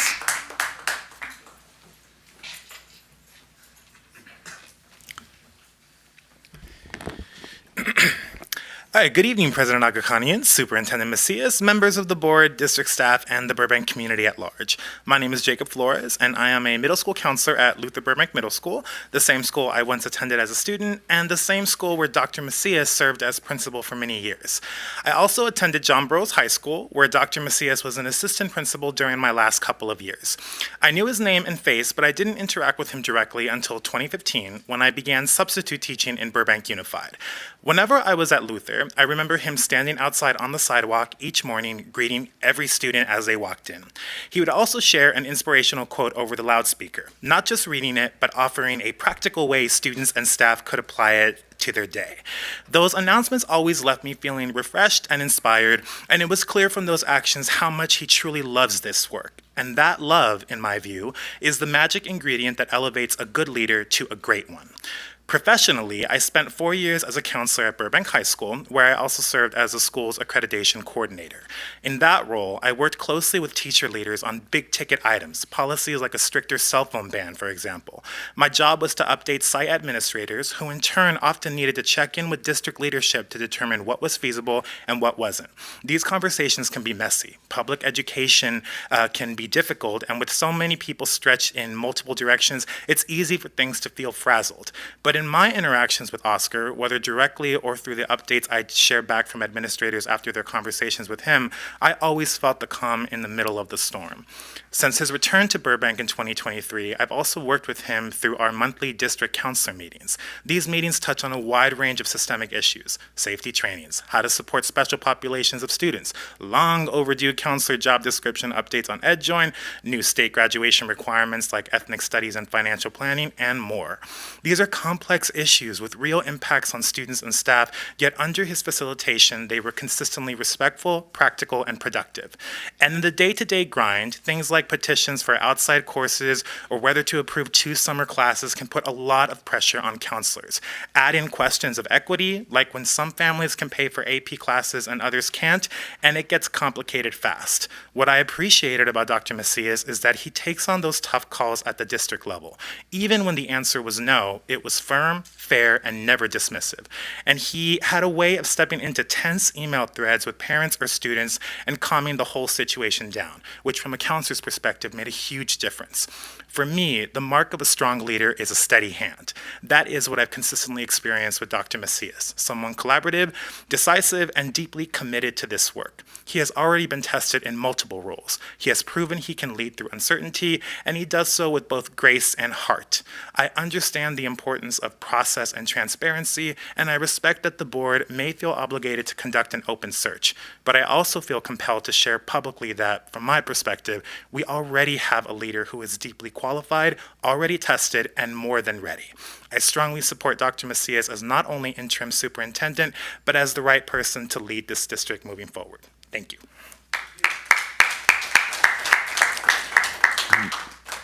Byron Barnes. And that is the last card.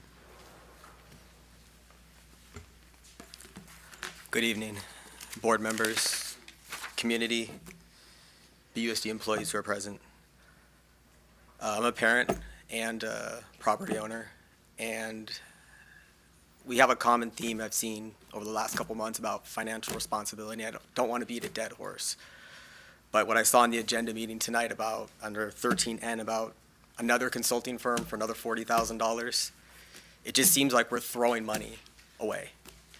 And we've had countless employees let go, hours reduced, programs cut. It just seems like a waste of money. I think, just like the previous speaker, Dr. Macias, I think, is perfectly qualified for the job and already tested. What is the process of making him permanent before having an open search? Is this consulting firm you guys are even looking to hire been used for the previous superintendents that you guys hired? And if so, it didn't really give us a good result. So maybe we shouldn't use them. My limited interaction with Dr. Macias has been great, and he has compassion. He seems to care about the kids, and I think that's what we seem to be missing. That is the common thread. We need the kids to feel comfortable. I need to feel comfortable sending my daughter to school, not just from a safety standpoint, but that she'll get the education, that she'll get the programs she deserves. A lot of parents move to Burbank, pay all these property taxes and high values to have a great education. That's what we've heard over the years. And we don't have the trust in the school district, in the board. No personal problems with you, but I mean, the results speak for themselves. There's so much money wasted, and we have a huge budget, and as attendance goes down, we're losing that funding. So we have to make every dollar count. And wasting $40,000, in my opinion, for an open search, what is that? That's almost probably a teacher's salary that we could have, or a counselor, or an art program back. Where are we doing? What is the process? Why are we going this direction? That's my time. Thank you. Thank you very much, and thank you to all of our speakers. Dr. Macias. Thank you, Dr. Arkanian. To all our excuse me, speakers who have showed up, taking the time to speak, thank you. There's a lot that has been covered, a lot that going to take a lot of time to reflect, but it's nice to see some familiar faces, some that I have not seen for a while, so thank you for coming out. To address a couple items, and I want to make sure, because several things were discussed about fiscal matters and management. It's important that I know that we've been asked for a future board item, a response or an update as to how we've addressed the suggestions from FCMAT. And FCMAT, for everyone in the community, it's the Fiscal Crisis and Management Assistance Team. They gave us distinct recommendations, and everything that's been discussed tonight will be a part of that discussion. I want to make sure that it's comprehensive. The team will be ready for that, and will duly, properly report out on all those matters as much as we can. When it comes to specific consultant contracts, one in particular that was mentioned tonight, I want to make sure that the community is aware. Yes, we do have a third-party firm conducting a third-party investigation. All consultant agreements are part of that scope of review. So I want to make sure that we are fully aware as a community. I want to convey that to you. That is my understanding in terms of the scope of the investigation with that. Thank you for the kind comments, Mr. Barnes, Mr. Flores. I sit here very lucky and blessed as an educator in Burbank Unified. I go on record all the time in sharing that my feelings for this district are real and authentic. And when I say I want this district to be better, I mean it. When I say we deserve better, I mean it. I do have high aspirations. I have not hidden that.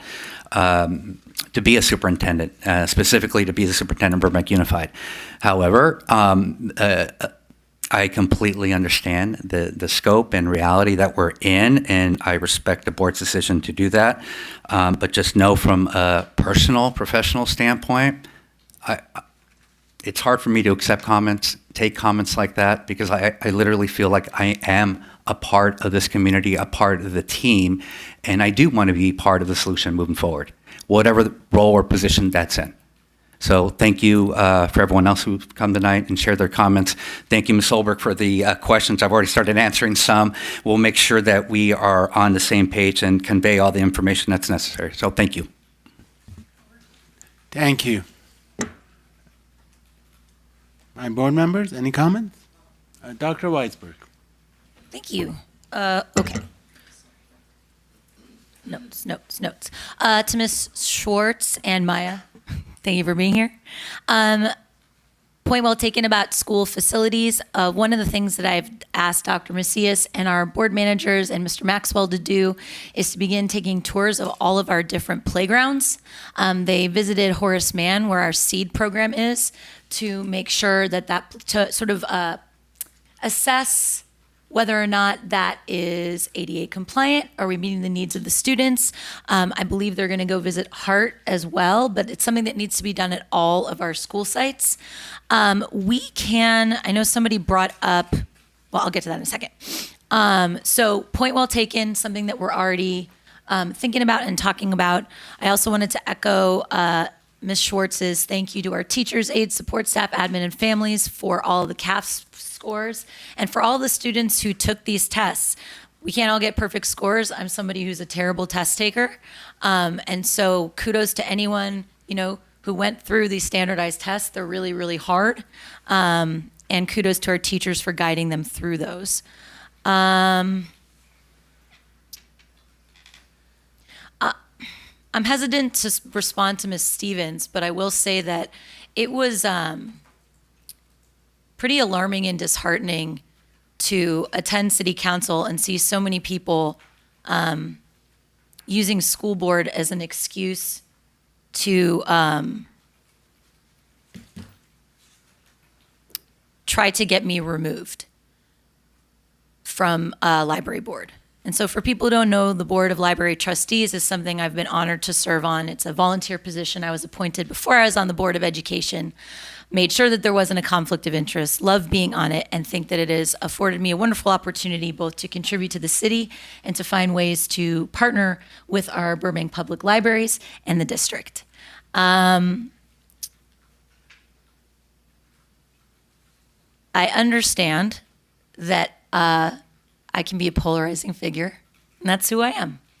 I care about the things I care about, primarily education, which is what my life has been dedicated to.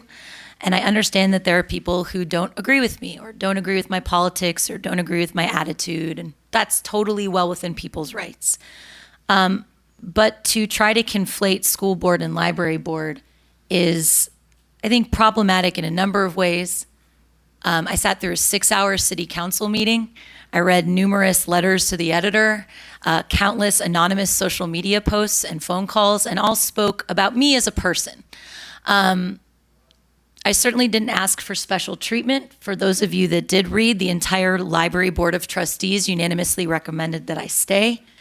And that's something that's not to be taken lightly. I certainly wasn't present for that discussion. I recused myself. But I want to suggest that personal animus shouldn't be a motivator for improving our district. Somebody here said that we all want the same thing, and I want to believe that. So I would just ask people to, if you have something to say about me as a school board member, and plenty of you do, please come to the board meeting and say it. But trying to find ways to personally attack or denigrate me, I don't think is part and parcel with being an elected official.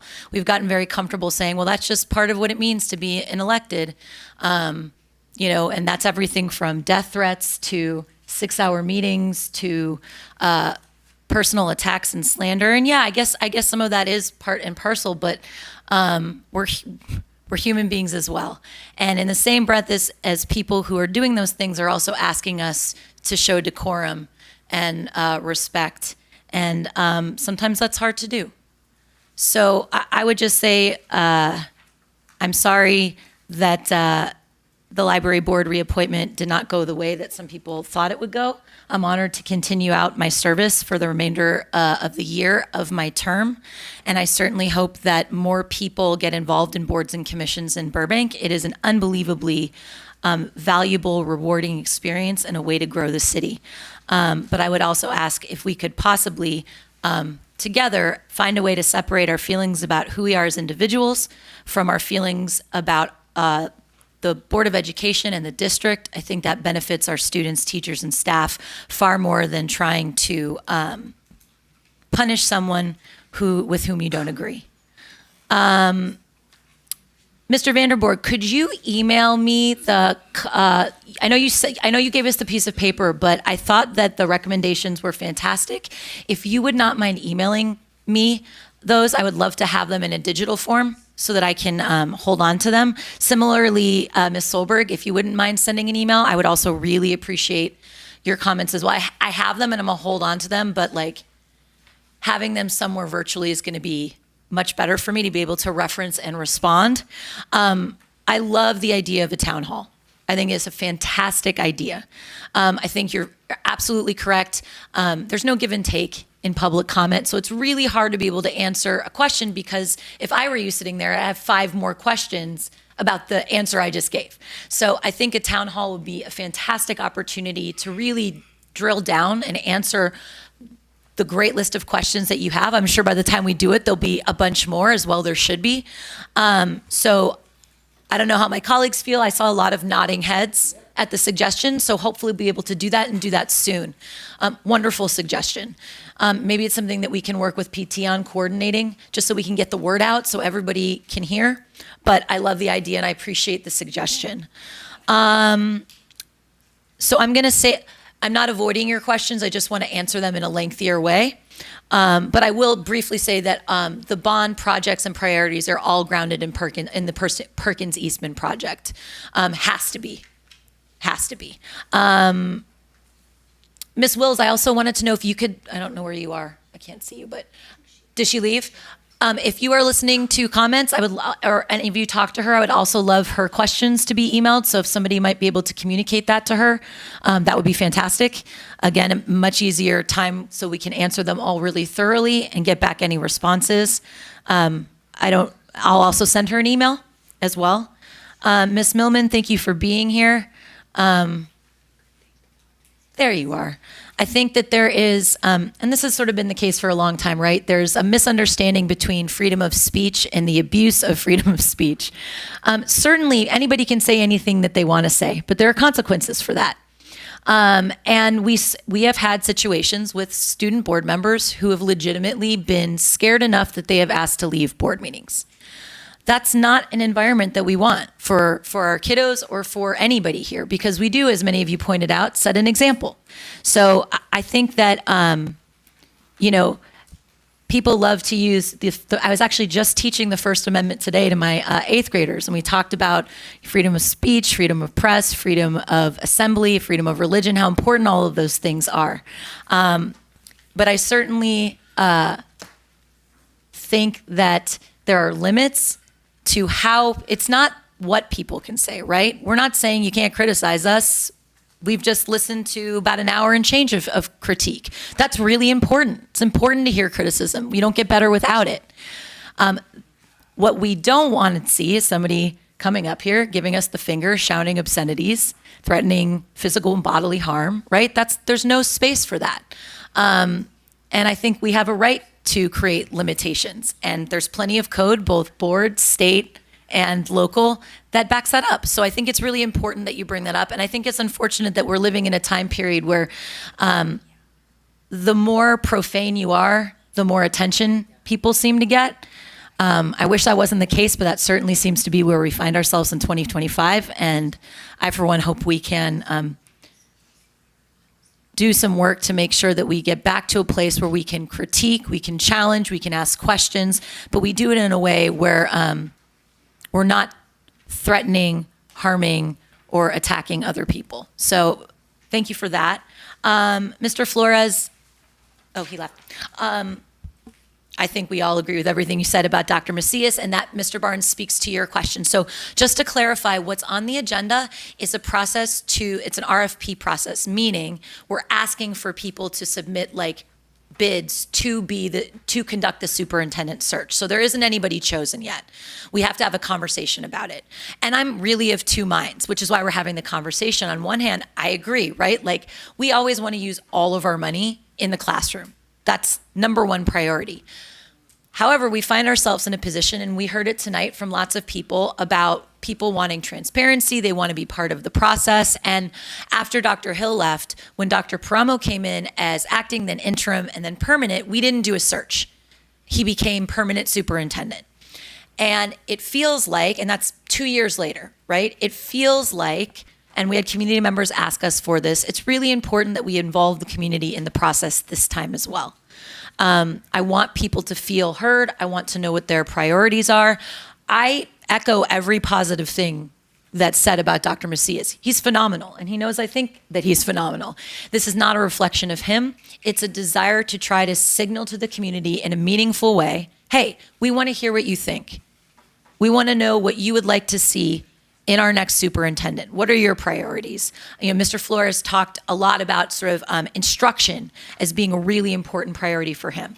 A lot of people will come, I think, when they talk about superintendent and say, well, fiscal and business is really the focus for me. That's what I want in my next superintendent. And so we need to be armed with all of that information in order to make the right decision. So I don't disagree with you. It's hard to put money somewhere that isn't the classroom. But we're trying to balance that against making sure our community feels included in the process. So point absolutely well taken and heard. And I hope that you will be involved in the process.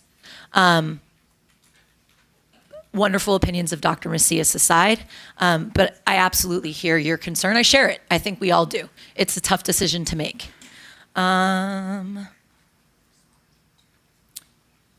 Who asked? I think,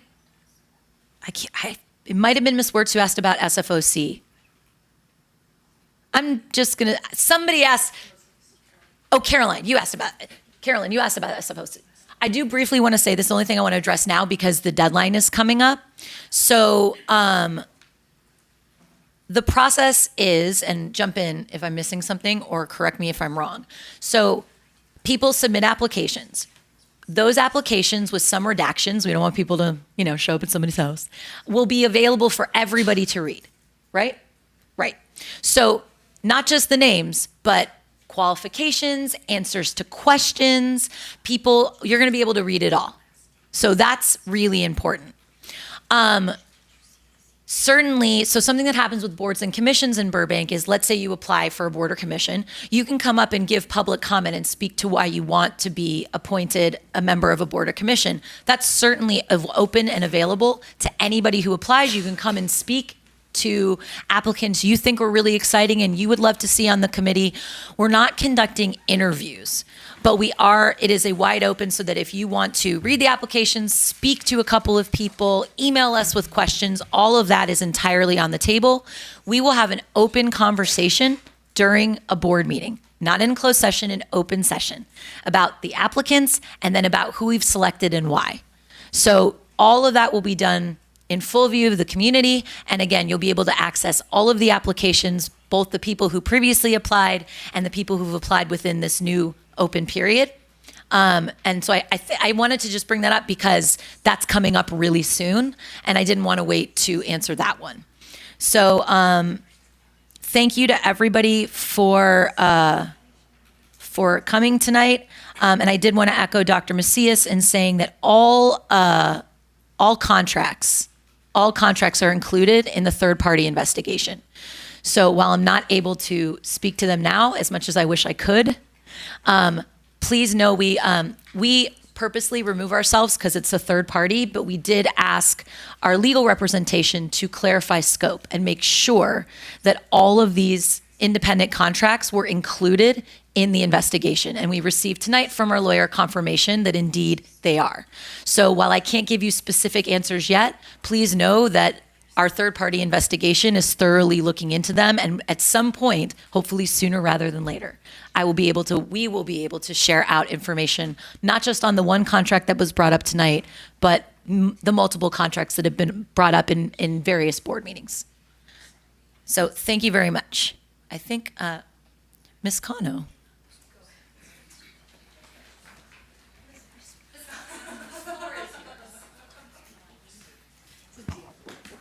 Yeah.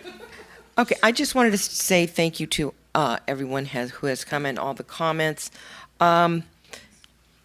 Vanderborg had counseled me, actually, made contact, and one of the things he said was, don't take things personally when you're hearing, criticisms and such.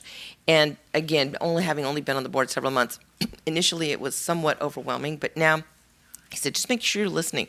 And I'm definitely listening now, and really hearing so many of the not the concerns, but actually now I'm really hearing some of the suggestions, and the questions that are, I think, very useful, very helpful. We're talking about plans, the idea of a town hall, the idea of how are we going to be able to hear the candidates. So I think that's really helped us then have a dialogue all together, even the public and the board. So I think we're at a place that we're making progress. And Ms. Besson, so I just hope you do see that the actions there are actions happening. So, thank you. Vice President Conker. True to form, I have way more. Hi, everybody.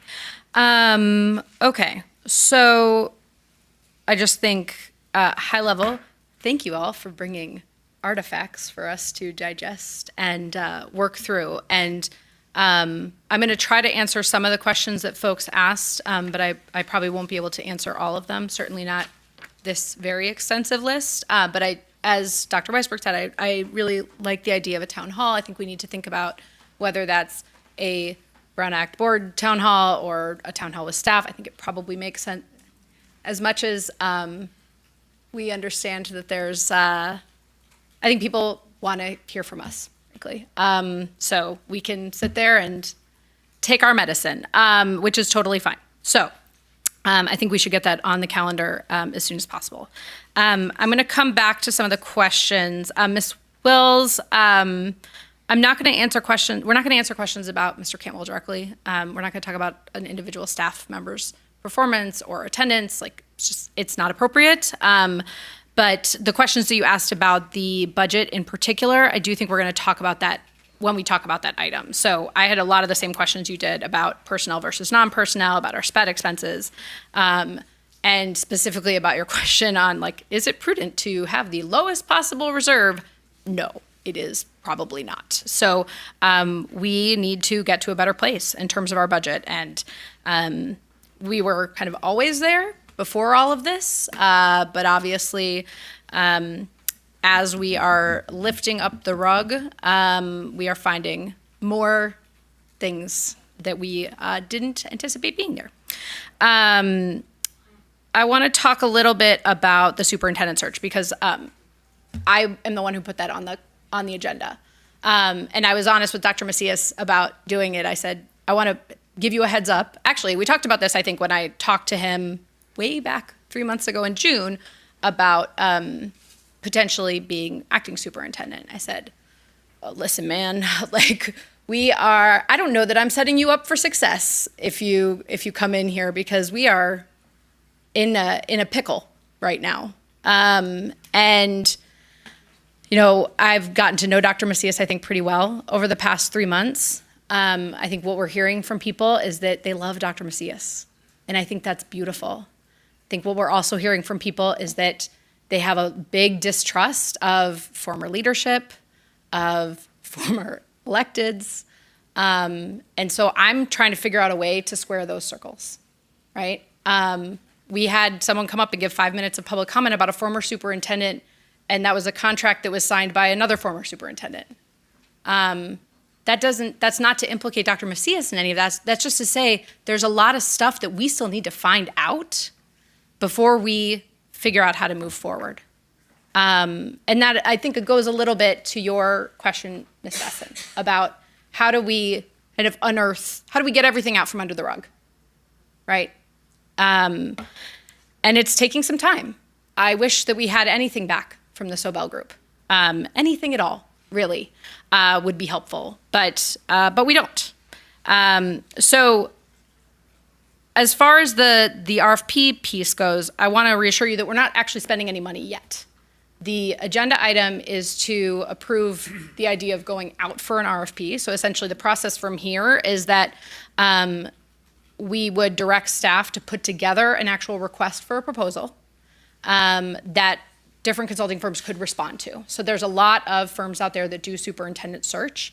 Some of them better than others, some of them that I think come more highly recommended than others.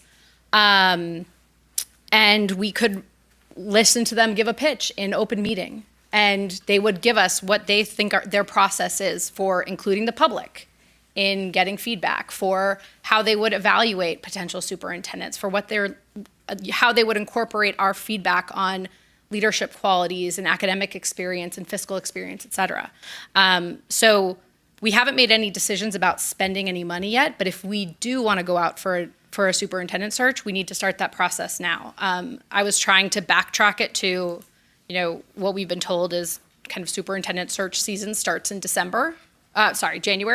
And so backtracking it from there, we actually have to get started now with starting this process, having our meeting next time about talking about how the board wants to shape the RFP, actually releasing the RFP, giving people time to respond to the RFP, and then actually approving a contract and getting them out ready for January. So it's an ongoing process, but we haven't actually spent any of that money yet.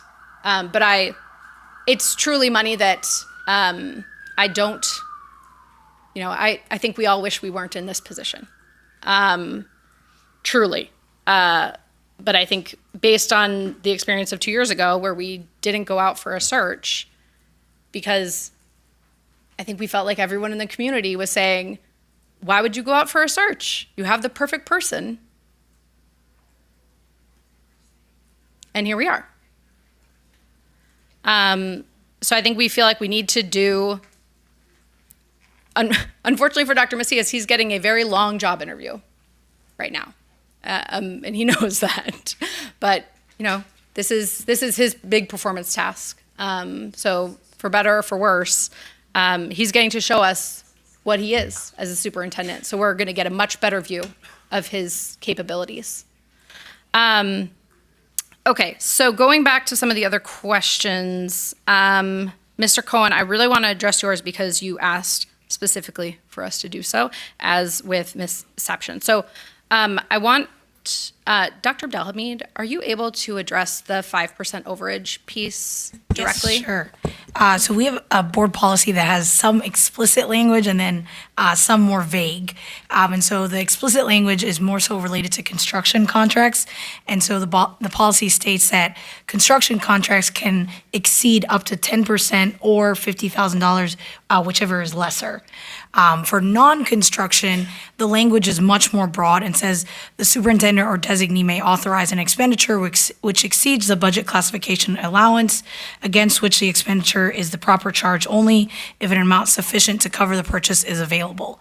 And so internally, we have our internal policy is that threshold is 5% because, again, the language doesn't have an explicit number. I do think that based on the number of people that have kind of brought this up, I think, especially, I'm not sure the gentleman's name that brought, okay, Mr. Vandervoort, had indicated, maybe making some more kind of sub-bullets to that language so it's not as vague and it's more specific to specific objects or resources or whatever it may be. But right now we don't have anything that in board policy says 5%. It just is left very vague that internally we have a 5% threshold.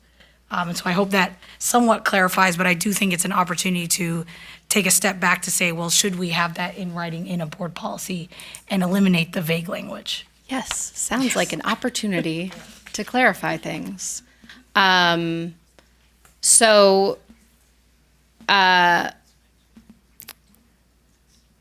funny, many other boards don't approve every single contract in a district, right? Down to instructional consultants for $2,000. This would not be the time for us to delegate that authority. But I do think that that's something that we should consider is revisiting that board policy.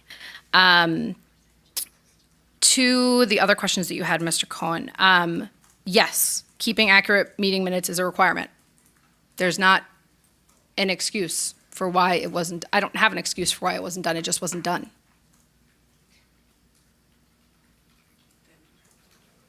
And that is what we're trying to rectify.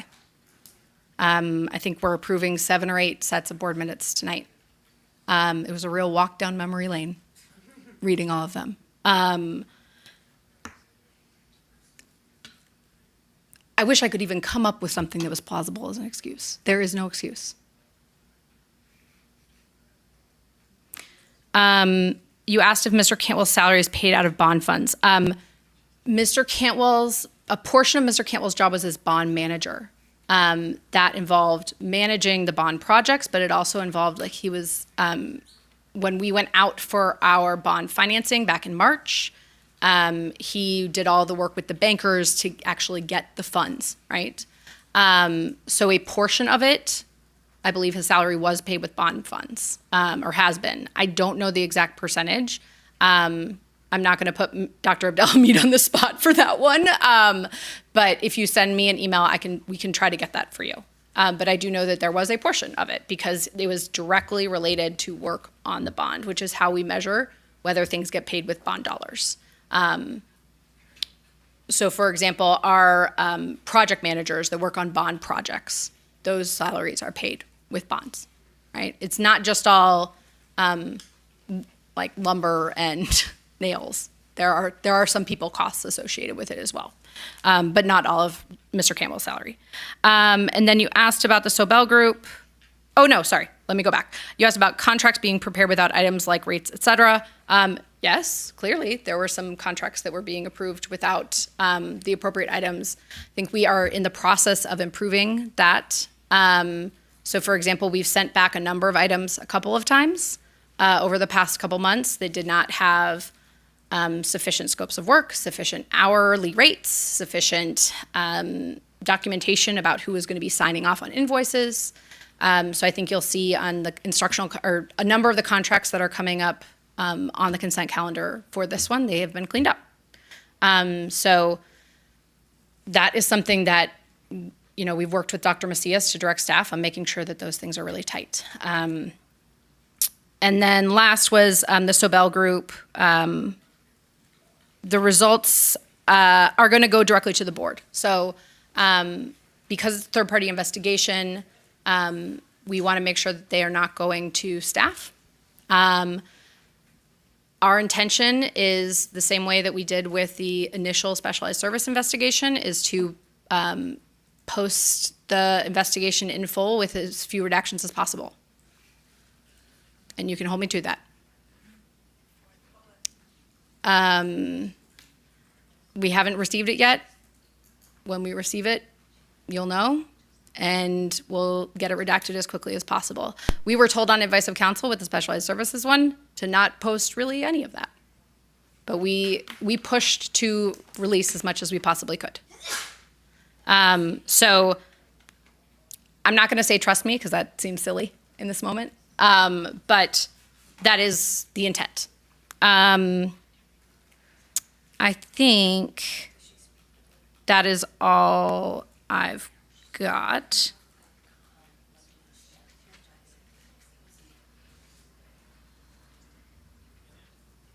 I think we should talk. Dr. Weisberg was asking about SFOC. I think we should talk about SFOC and the job of SFOC kind of all together. I was wondering if you could speak to the question regarding whether or not it was legal for us to have spent bond funds, because we checked with our whoever asked that question about whether or not it was legal to be utilizing bond funds without SFOC. We did speak to our legal counsel. It is legal. Nothing has to be undone. The bond is not null and void. Legally, we are fine. Doesn't mean like, yay, we're finished, but it does mean that the work that has been done has been done. It can remain done. The bond remains in place. So I don't remember who specifically asked that one, but did want to say that. Thank you. Sorry. No, that's good. That's all I got. Thank you. And thank you to our to my colleagues, but also to the speakers. So there was a lot of conversation tonight about trust, but also systems questions, which concerns me as someone who operates on complex systems in my management, in my team. I had a similar experience at my work before I was the director, and I fixed the problem. So I'm not going to point out speakers as playing gotcha. Your points are very legit. And it's not concerning in a sense of, Yeah, we got you. It's more concerning to me about systems and how we're going to fix it. We need an overhaul. And first thing I want to do is I want to look into a committee, a finance committee, members of the community to go look at these things as well. Second set of eyes if needed. And we can form that. Because right now I am not happy with the process and what I'm learning every day. From simple things that not enclosing what has to be in the purchase order in terms of detail, these are basic things. And I'm not saying I'm learning about it. I thought this was taken care of because that's a common practice. It's difficult for me to sit here with someone who approves contracts all day at my work to have to be told how a PO and a DA and invoices work. It's a systematic concern of mine, and trust me, I will make sure we'll fix it. If people are not going to be part of the solution, they're going to be part of the problem. People get paid to do their jobs. I don't use the word trust lightly, but at the same time, I have a simple rule. If you're paid to do your jobs and you don't deliver, then you're not going to work for us, are you? Now, there are concerns and questions about certain individuals. Unfortunately, we also have, limitations in what we can say and not say. I'm not going to use the word frustrated. I'm going to say we're going to fix it because some of you have brought up issues that, for me, it's concerning. I'm not taking it as you criticizing us because, as someone said earlier, as you're a parent, I'm a parent, I'm concerned. But also, I want to make sure that, we make sure every dollar is spent properly. Now, again, we are a big operation and hear this all the time. But also, I think the systems and concerns go beyond this board, and there is history behind this. And I think it is time for us to once and for all change the system. Meaning, from finance to how things are approved, to even how we work with superintendents.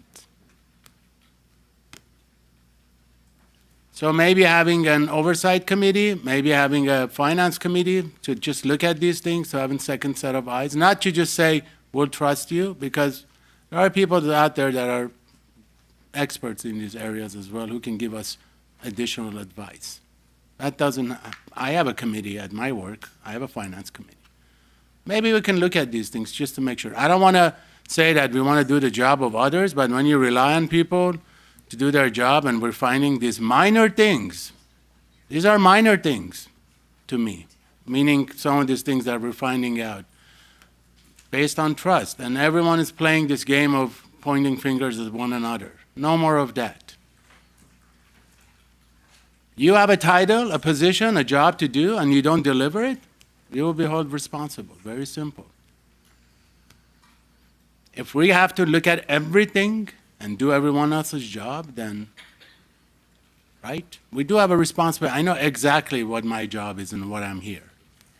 So, and the superintendent knows about this, and he's on it.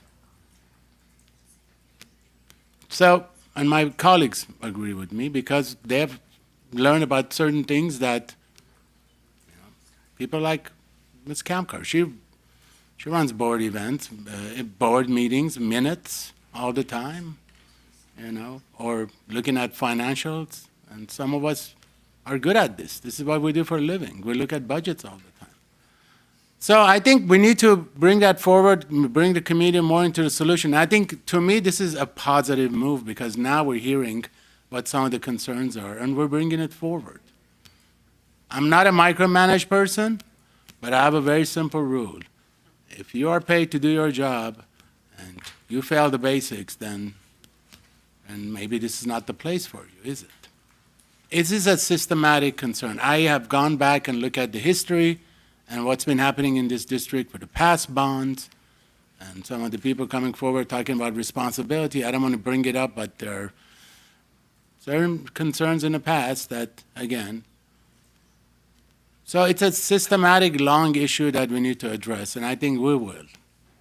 I think this board will, because I know for a fact they care about our kiddos. They care about what happens in our schools. And I am very concerned. I said it last year and year before.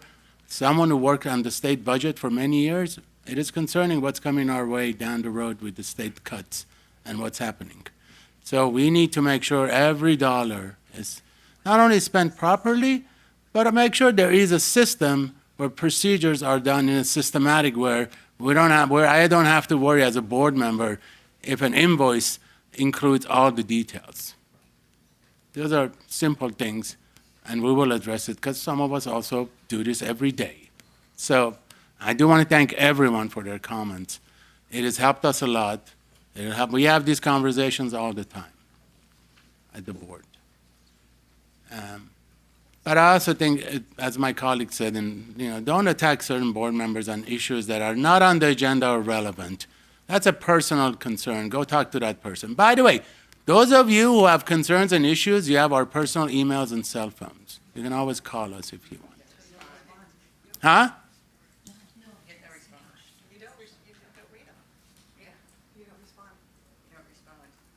The what? Oh, sorry. We got a response. So, anyways, I would like to see maybe moving forward and looking at this committee if we can, just to address these issues. If you can email me the questions, I'll appreciate it, as well, having them in front of us, even though we'll take them home with us. But at the same time, if you have also issues and concerns, send it to us. I'll be more than happy to look at it. But I can tell you right now, I have the same concerns. And I'm raising very serious questions, and our superintendent knows about this. But moving forward, I will also appreciate it. Keep us in the communications. The town hall is a great idea. I think the public needs to know about this. And with that said, I want to also finish by congratulating Ms. Susan Wirt for receiving the Mary Alice Connor Vision Awards at the FSA Award coming up next month. So congratulations. Thank you.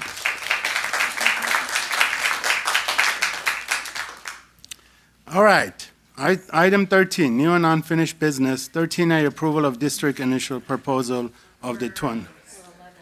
Oh, we're not there yet? No, we are not. You really jumped the gun. Oh, I did jump the gun. Reports to the board. Can you imagine? 11A, report on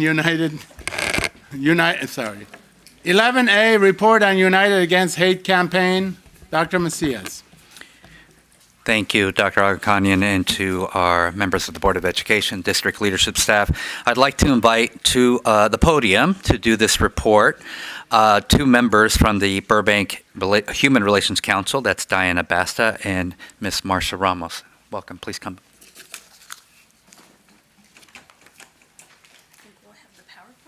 I'm going to make sure. Okay. Thank you. If we can get the presentation projected, please.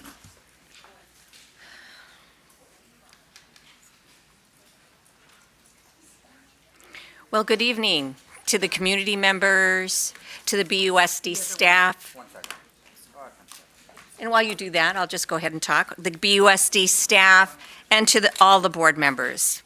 I'm here this evening to tell you a little bit about BHRC in general, and then I'll pass the presentation over to Diana Abasta, who I think most of you know, and she will tell you about the work that we've done with the district and the work that we'd like to continue to do with the district over the years. So I am a longtime member of the Burbank Human Relations Council and currently the president. Since our founding 67 years ago, the Burbank Human Relations Council and community leaders that have been involved have really made an impact in our city, in our community, and I believe in our schools.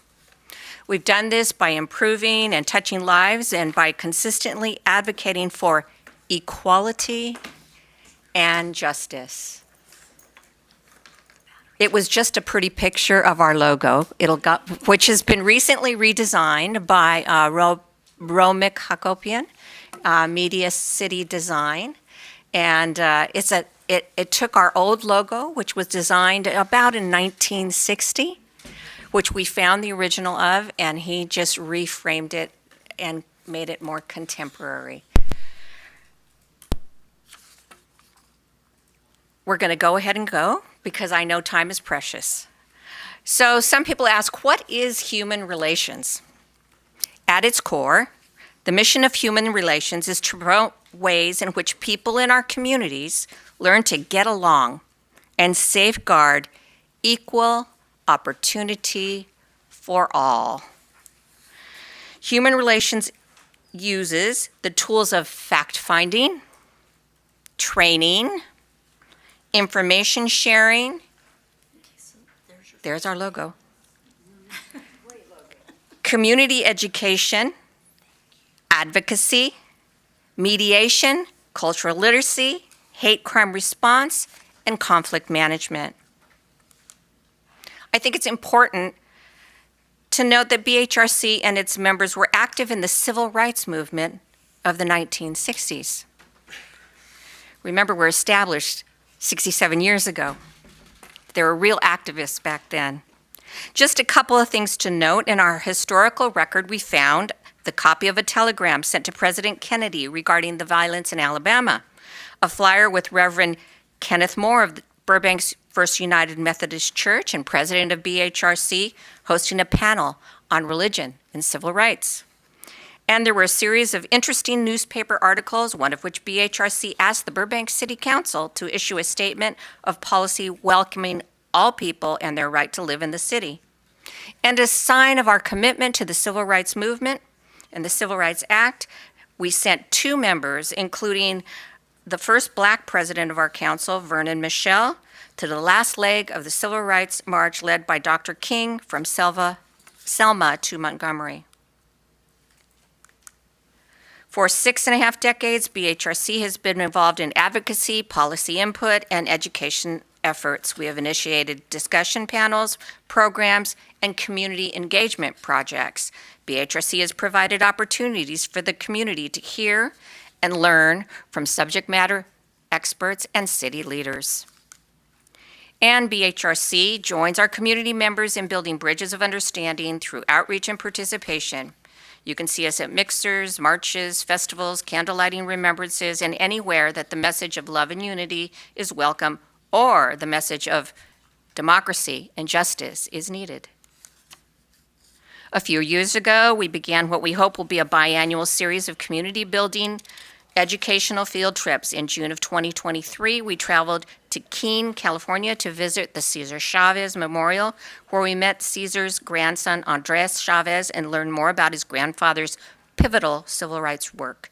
Last fall, we took a tour of the Watts Towers and the California African American Museum, and these programs are open to all, whether you're a member or not, very reasonably priced.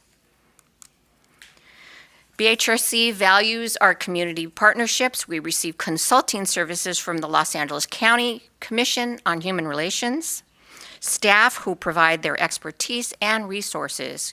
As you can see by the list, we maintain affiliations and collaborate with local and regional civil rights, social service, and human relations organizations. For example, we have collected artwork from youth at the Boys and Girls Club for United Against Hate gallery showings. We have partnered with the Burbank YMCA, the Burbank Libraries, and the New York Film Academy for race relay and community dialogues. We have a formal MOU with Family Service Agency of Burbank regarding hate crime incident response and victim assistance. And with the Colony Theater, we supported the Diary of Anne Frank productions and made it possible for hundreds of BUSD students to attend for free, and we look forward to doing it again this fall. Our partnership with the Burbank Police Department has been ongoing for several decades. We've provided policy input and hosted programs to educate and respond to hate incidents and hate crimes. Rabbi Mark Sobel, who is a BHRC board member, is chaplain for the BPD, and BHRC board member and treasurer Mike Chapman is a police commissioner. This year we had a meet and greet with our new police chief, Chief Rafael Quintero. He talked about his vision on community policing. He left us with a quote by Lao Tzu, which left an impact on us. I think it's worth repeating this evening. Go to the people, live with them, learn with them, love them, for when the work is done, the task accomplished, The people will say, we have done this together. And that bears reflection. It was a great quote he left with us. We participate in the National Night Out each year to bring awareness on the importance of standing up against hate. Congresswoman Friedman stopped by as well as Chief Quintero. We will be meeting later this month with the chief to discuss possible collaboration on the United Against Hate campaign. This year, we brought our message about the United Against Hate campaign to our fire department. Fire Chief Alvarez was an incredible host, as were all members of the crew at Station 11. We are so fortunate to have such professional and compassionate people serving our community. We have partnered with the city on our United Against Hate campaign with a proclamation in past years. This year, the United Against Hate campaign is from October 15th through October 25th. I will now turn the program or presentation over to Board Member Diana Basta. She will review BHRC's long efforts with the outstanding BUSD principals and teachers in your district. There you go. Thank you, friend. Hello. It's wow to be back. I was telling someone that I've not been here for a bit, and so you sort of get out of that little bit of a rhythm. But it's nice to be here today, especially talking about an organization that I believe in wholeheartedly, and it's the one thing I have said yes to. I'm dedicating myself to.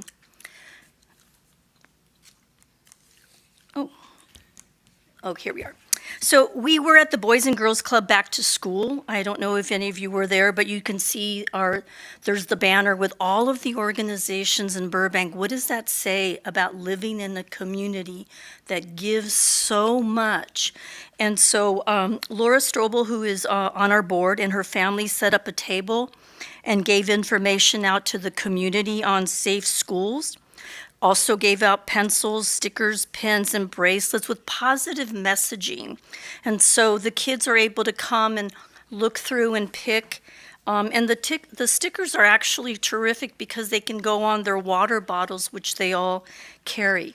And then last year, we also partnered with BUSD and the PTA on the Welcome to BUSD event held on the track at JBHS.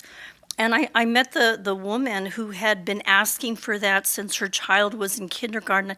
I can't remember her name, but I just thought, this was fantastic to reach out to the new people and some of our immigrant families who came. It was, there was translators available. It was just amazing.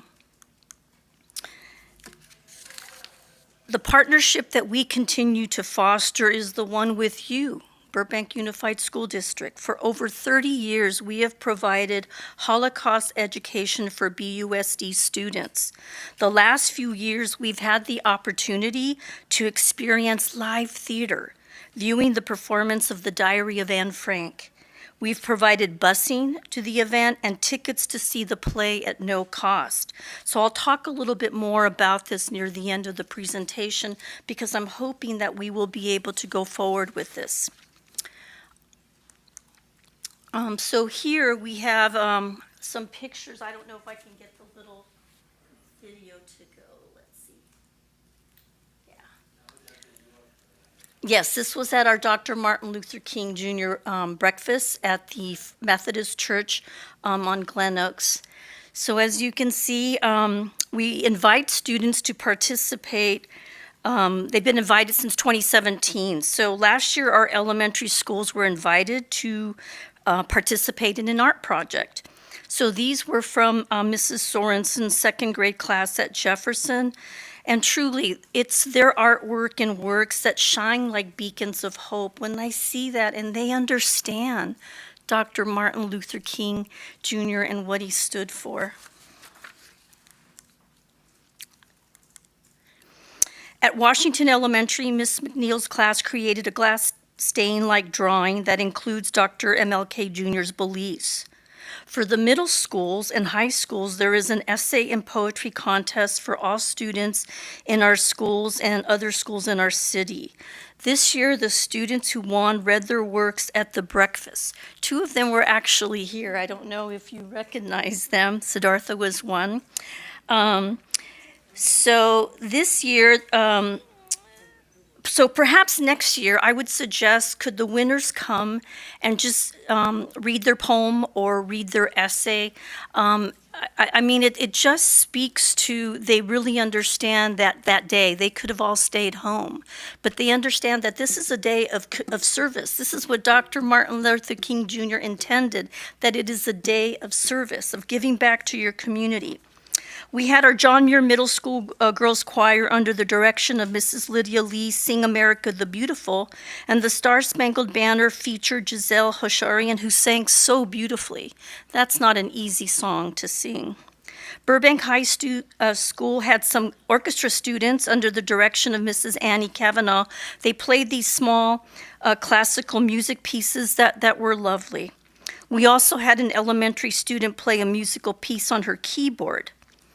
The JBHS Muses, under the direction of Mr. Brandon Jennings, rounded out the event with some very beautiful a cappella pieces that included a spontaneous happy birthday to Mr. Jennings' grandfather, who was present on his 99th birthday.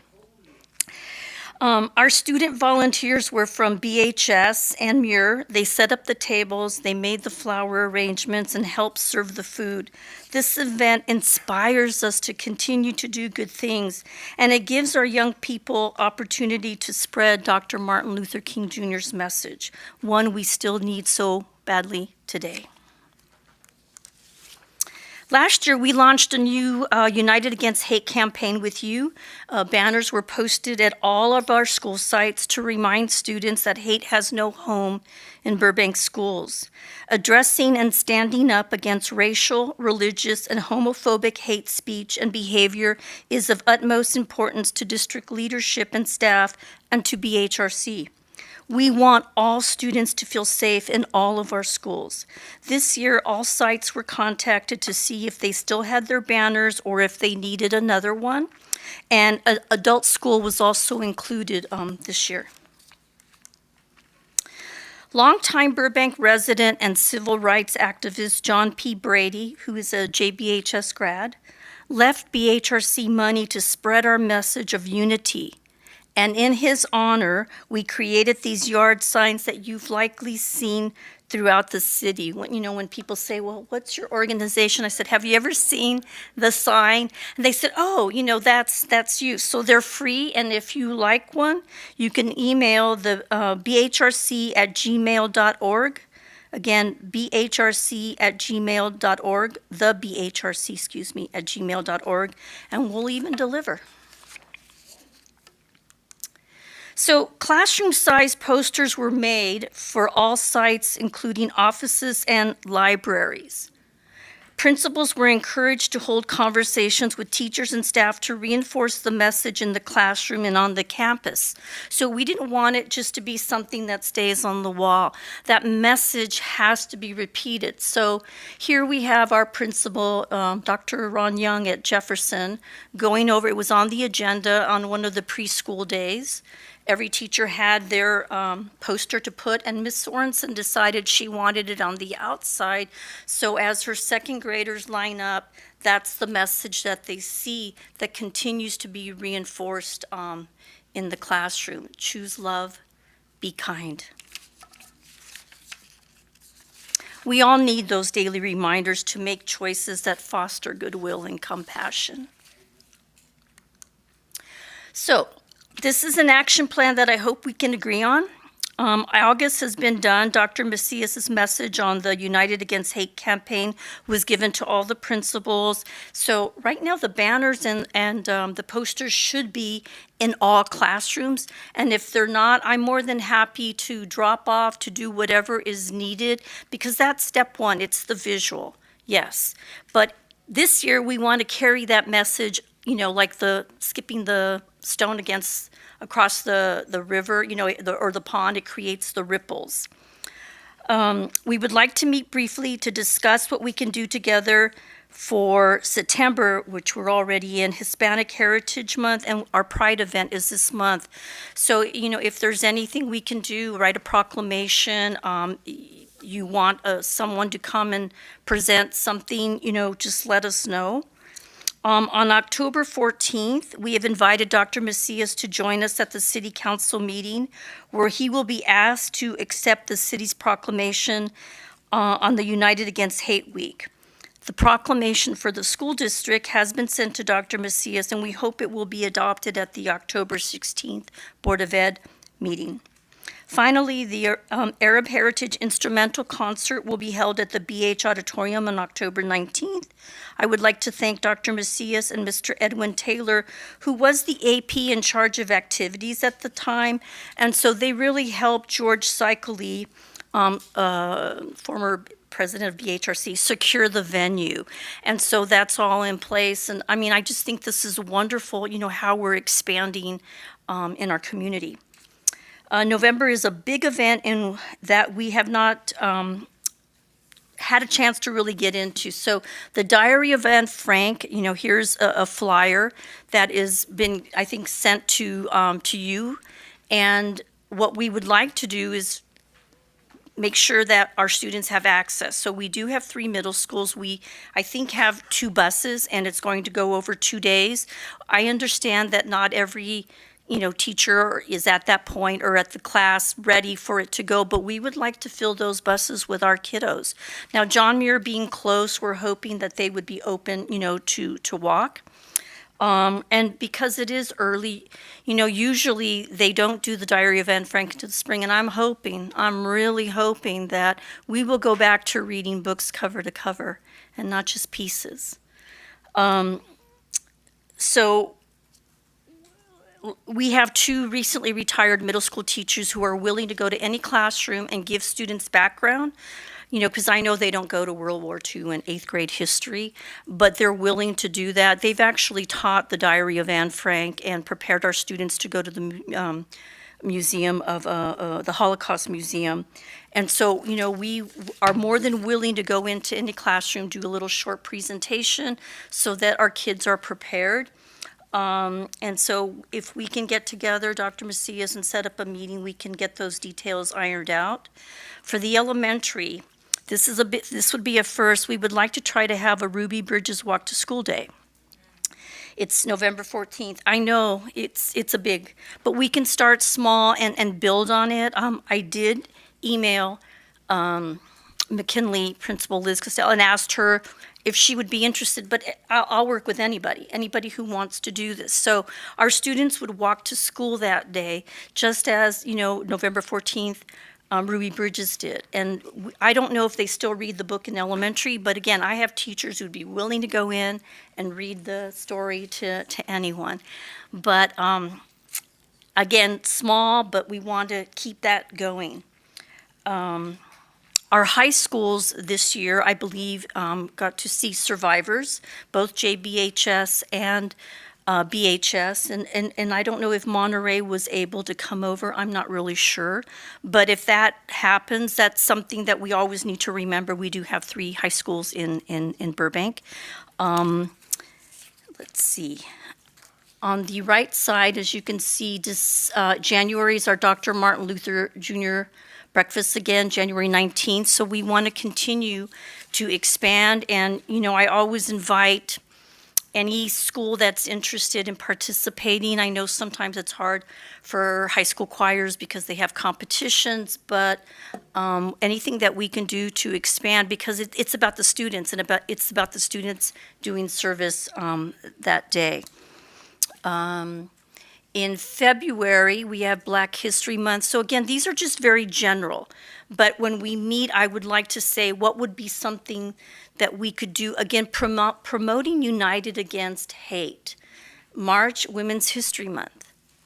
And then April is our Holocaust Remembrance event. And so we had it this past year at the First Christian Church, where one of our board members, Reverend Brandon Johnson, is the pastor there. And it was such an amazing event.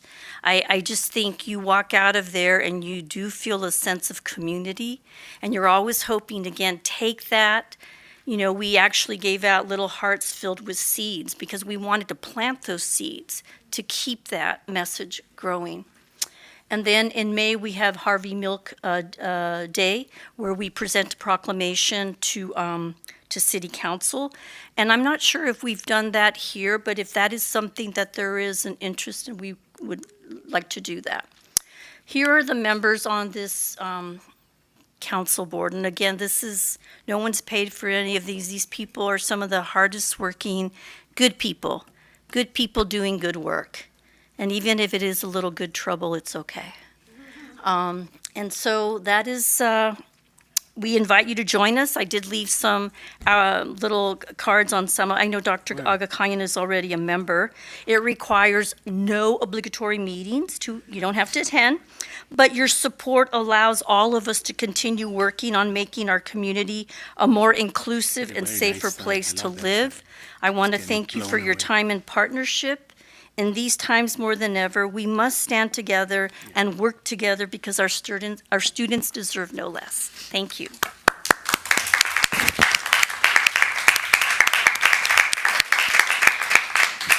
Vice President Kamkar. I just wanted to thank you, Ms. Basta, Ms. Ramos, Ms. Wirtz. And I just wanted to say one thing, which was we've talked about maybe moving up our Pride recognition to May. We have done a resolution in support of Harvey Milk Day in the past, but I do think the idea of doing Harvey Milk Day and having a Pride Month observed, because that way we get to decorate our campuses in a way when kids are actually there. Let's try to work together on that. Because I think it's always it's fun to see all of our campuses with flags and all of that good stuff in June, but it's kind of a bummer that there's no kids there. And I love the idea of Ruby Bridges Walk to School Day. I imagine that you can work with Dr. Harris on, because I think there's probably some schools where more kids walk than others already. I make up there's a lot of kids that walk at Disney, but I don't know. I do. So I'll be walking that day because I do every other day. But I love this idea. So thank you for bringing this to us, and thank you for all of your support always for us. And we support you. Thanks. Any of my colleagues? So again, thank you very much, and thank you for all you do. But I also want to make sure, when we're talking about some of these proclamations and resolutions, especially right now, what's happening in our country, including what's happening with the ICE raids, and people live in fear. I mean, I'm in the heart of it at East LA, and it's heartbreaking. Having events recognizing family students. We just had an event where we were recognizing our fellow students from the College Corps. Most of the parents were not there because they were scared. They were getting same event, it was fully packed. I think that's an issue also I love this group to look at, and we have a very, very honest and straight conversation about, because it is affecting a lot of our families and children right now. And I think the way you approach it, it will help, because your message is universal, and more than ever right now, we need you with what's happening right now in our country and with some of our communities.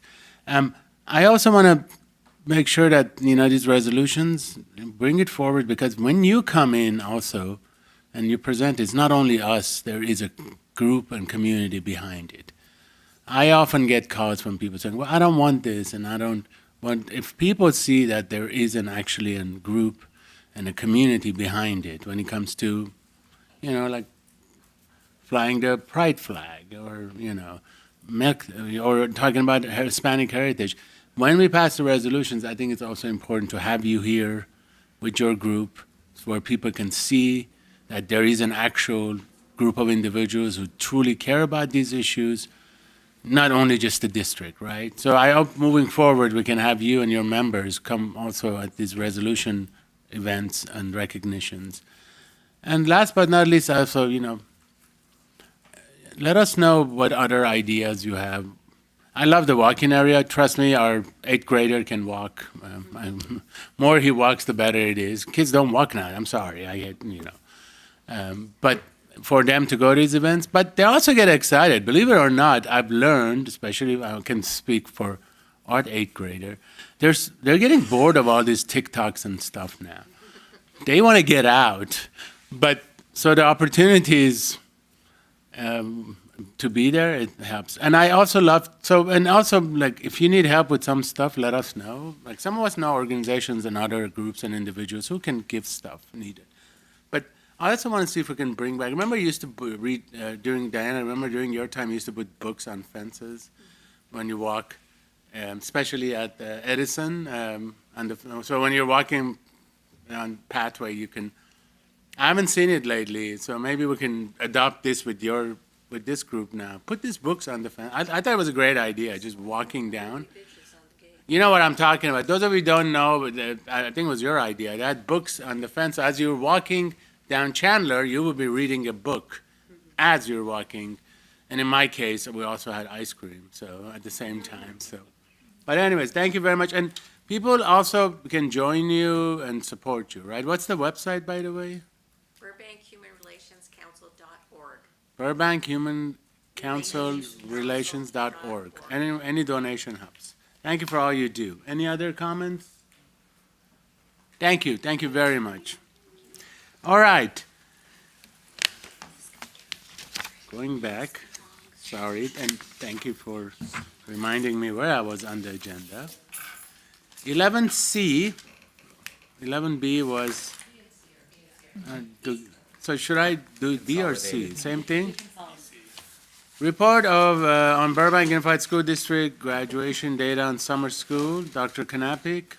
I'd like to invite Dr. Anders, Dr. Harris, and Ms. Nicholson to the podium as they're going to share about graduation data and on summer school. Thank you. You're welcome.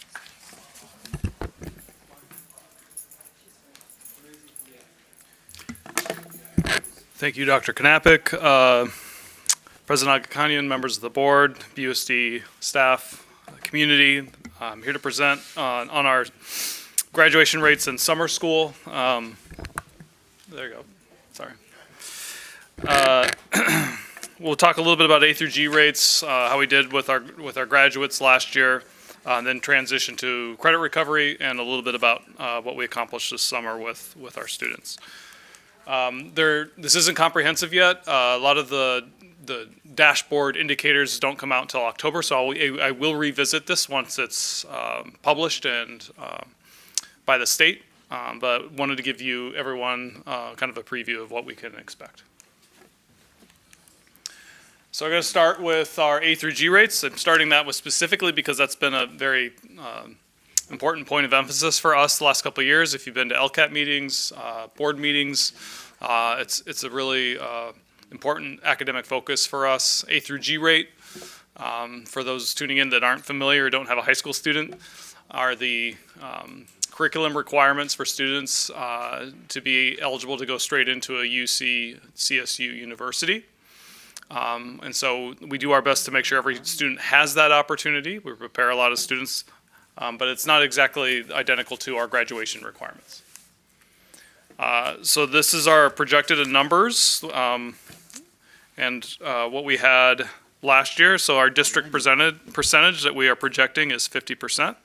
That's about a 3% growth from last year. So we were looking at like a 10% growth over 3 years. So if we can continue to do 3% each year, I know that's a lofty goal that we set for ourselves, but we're on track with really hitting a high target for our students in schools. Can you remind me what our LCAP goal was for? It was 3% a year for each of 3 years. Yep. So basically getting to, was it Hoping from to 48? be Was increase 48 of about the, 10%. Okay, got it. Yep. Was 48 the baseline then? I believe so. Okay, got it. Thanks. Yep. Boroughs specifically is 56.4%. Burbank High is 46.2%. Shout out to Burbank High. They saw a pretty significant increase at their school site. Last year I indicated that I think there were some technicality things that we could clean up with our Aries and reporting to CalPads, and I think that has played out here. So all that to say, I think we had probably more students that were A through G prepared than what was being captured, and so we're able to make sure we're capturing every kid that we should. But we're on the right trend. So this is good growth. It's not where we want to be as a district yet. We do want more, we do want a higher percentage, but we're trending in the right direction. So positive reward for all of our school sites and people contributing to that work.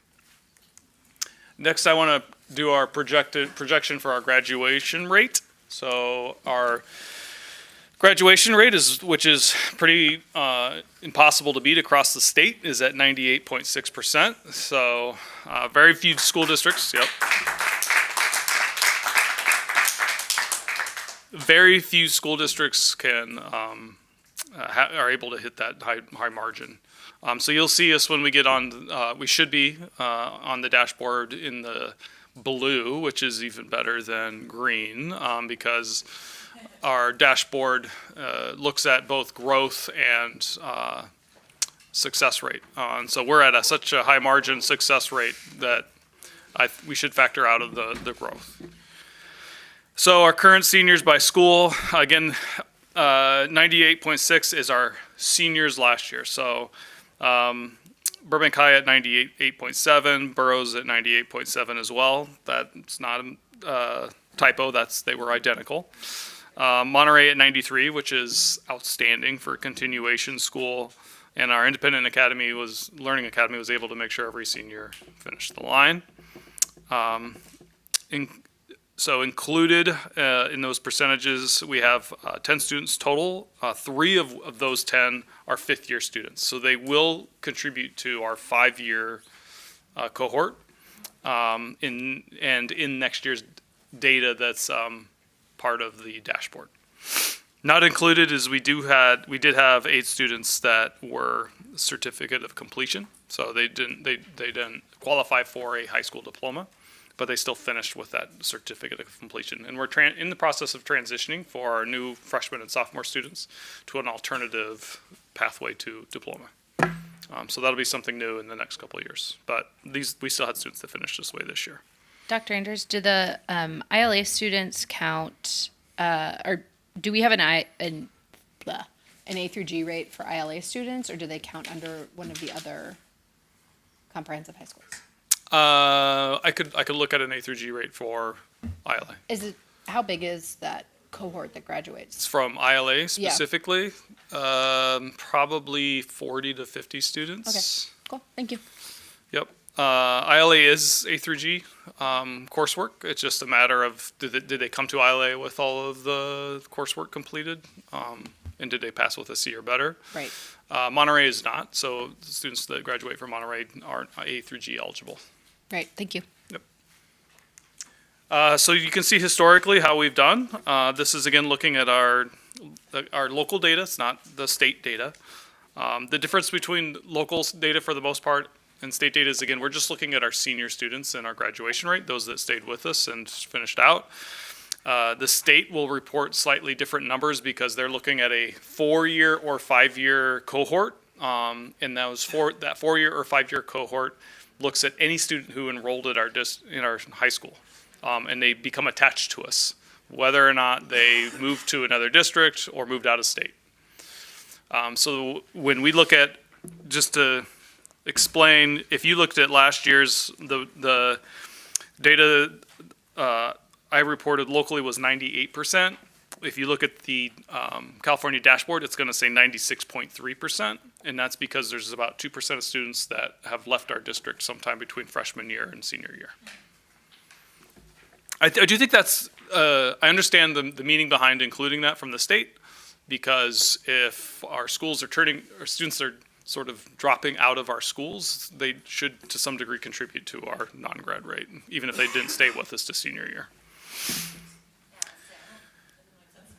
It does in that it doesn't seem to make sense for a school like schools like ours, but it would make sense for high schools where kids are not, after 9th grade, they're like, I'm done with this, I don't want to go back to this school, and don't actually finish. Whereas almost all of our students make it to senior year with us. Yep.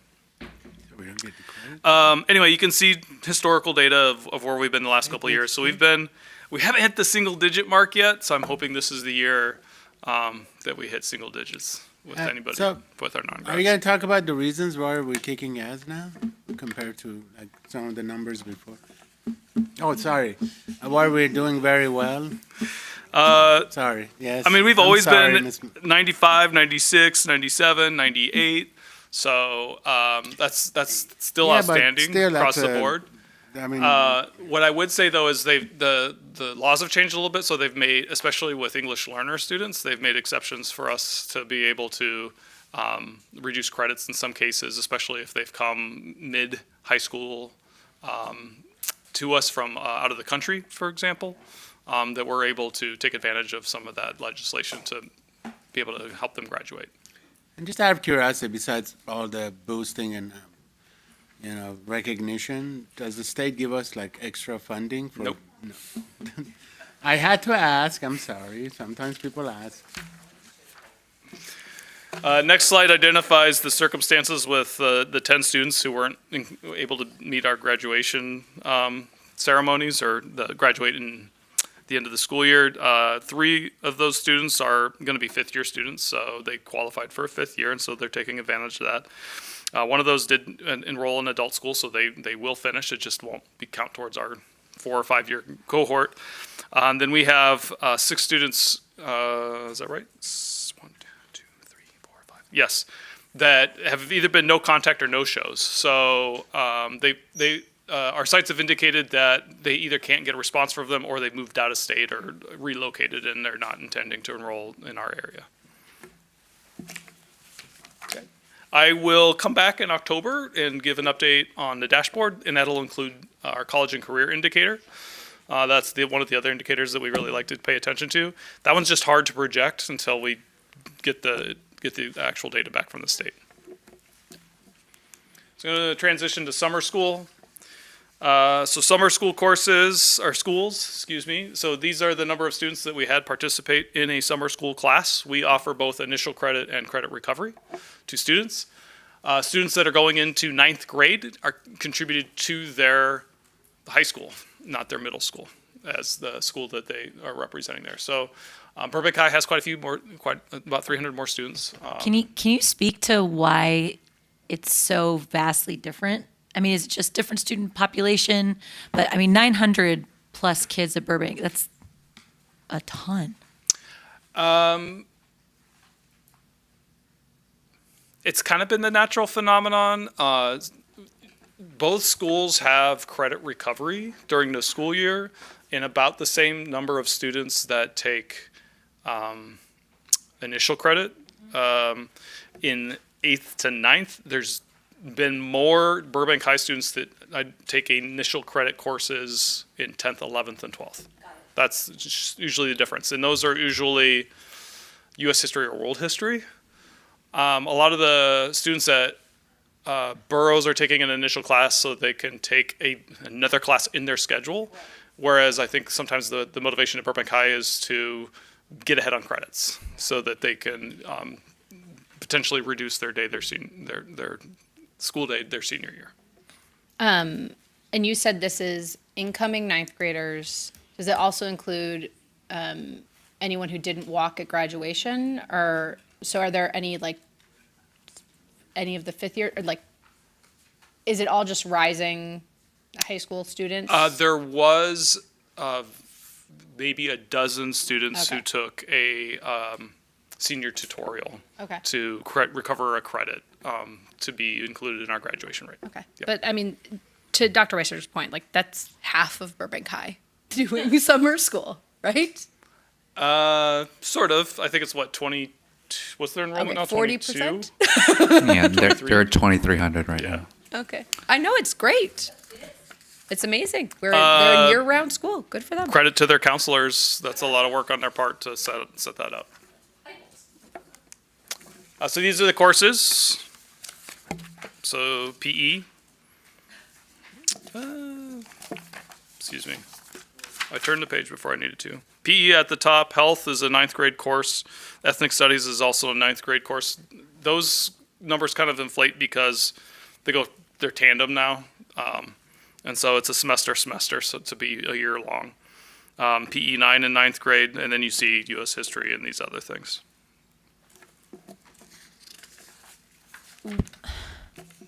Totally out of curiosity, why do you think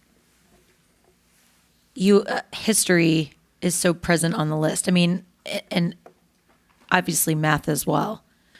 I mean, pretty much both of those subjects dominate with the exception of PE and then ethnic studies and health.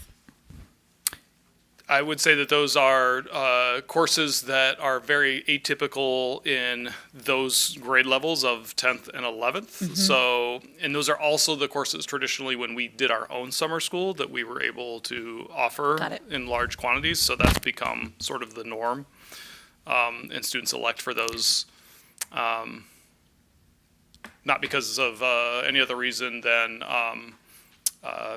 that's what a lot of their peers are taking as well. If that makes sense. Can you explain the difference between U.S. history and then U.S. history A or B? Is it just like the idea of, is the student doing Fall kind of credit semester, spring recovery? semester. Okay, got it. So those are probably more for credit recovery or grade. Most of those are initial credit. Okay, got it. The bulk of our summer school is initial credit. So there's another layer to this conversation that I think we should truly start having, because our current graduation requirements are not aligned with A through G. So when students are self-selecting to take a U.S. history course, part of that reasoning could be to free up their schedule to take another course that will align themselves to be qualified through A through G.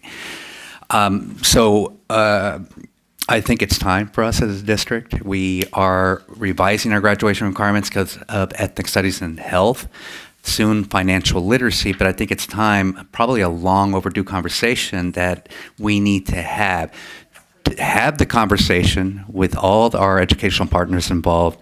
And again, I want to be clear, just to have the conversation. It's not saying we're going to advocate one way or the other, but to have a full examination as to whether we should look at aligning ourselves graduation requirements with A through G. Other districts have done it.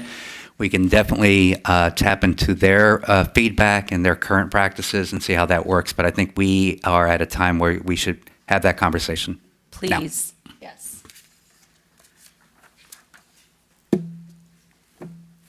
Okay, moving forward. Now I want to get to credit recovery during the school day. So these are not summer school credit recoveries, but these are credits that were recovered last year after school, after the school day. This uses our Apex learning curriculum heavily to recover these. These are primarily seniors with some juniors that we prioritize to receive this. We use A through G funds and the A through G grant to fund the extra hourly for teachers to provide this opportunity to students. You can see the number of credit courses recovered through credit recovery in the fall and the spring. They can earn up to 2 courses per semester, and then I think everything else I already explained. Oh, and then this last slide before we get to summer school, these are the after-school courses. So this is just drilling down of which courses the students are taking to recover. So again, these are a lot of times seniors that had that fail still lingering on their transcript that needed to be resolved. Okay, I'm gonna bring up Rebecca. I turned the wrong way. She's sneaky like a ninja like that. I wonder where she learns that from, Mr. Knappett, or Dr. Knappett. I wonder. Do I need to lower this? I always, okay. How's that? All right, so summer school and elementary school was a really big success, a hit, lots of participation. We ran for about a month. There you go. From June 2nd to July 3rd, and with a similar structure that we had previously with the kids doing academics from 8:30 to 12:50 in the morning, and then of course the afternoon activities run by the Boys and Girls Club. That was at 3 different schools, and then over at Disney we had the YMCA Learn, Grow, Thrive program running with activities going all day long.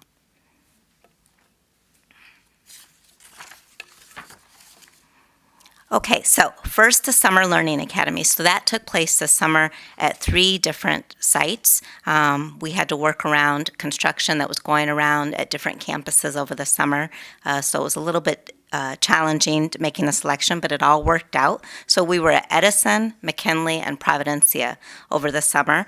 And we had 4 different TOSAs because 2 split a site. So we had Jennifer Flores and Sarah Schwartz, who split a position, Jennifer Griffith, and also Brianna Walker. They all did a wonderful job running their TK through 5th grade programs.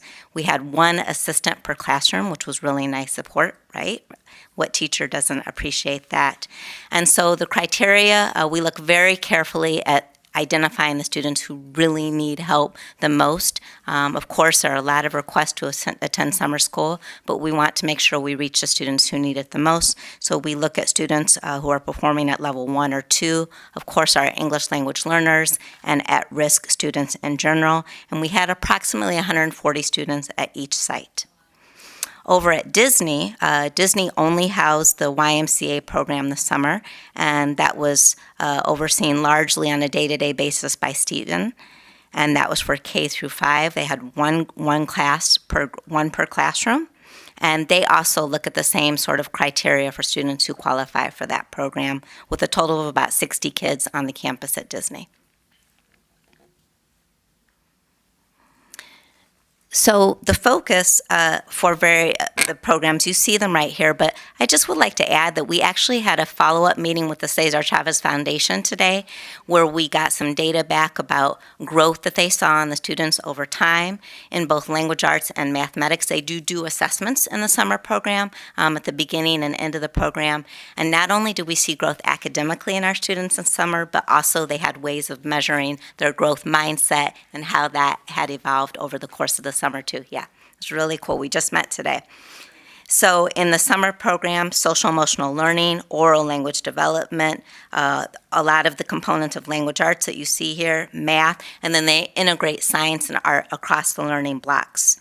And so, as I just said, we work with the Cesar Chavez Foundation for that, and with ELA, and this year we added math to that as well, and they had their pre and post tests.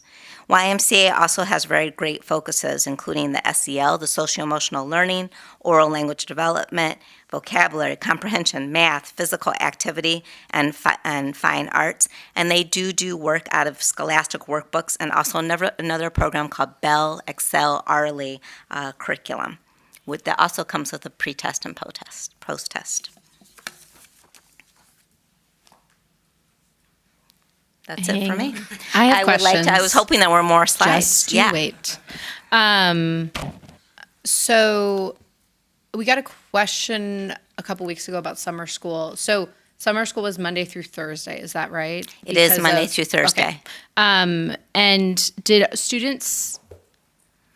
all the students in both of these programs stay the whole time? How does that work? Because I know for the DI, I assume this doesn't include the DI summer program, and that was kind of went on a weekly basis. But did we ask families to commit to staying for the full month? And yes, we strongly encourage it, especially, again, the DI program, which was at McKinley, is a little bit different, but absolutely. For the ELAP summer program, because again, we are identifying the kids who need it the most. We always have students on a wait list, so they are strongly encouraged to stay for that whole time. Great. Not like I'm going to go on vacation for 2 weeks and then come here for this. It's very academic oriented. Okay, great. Thank you. And just to add to that, I believe we had a 2-day or 3-day absence requirement. Yes. That you couldn't go beyond that. Days, yes. I think it's 2 days.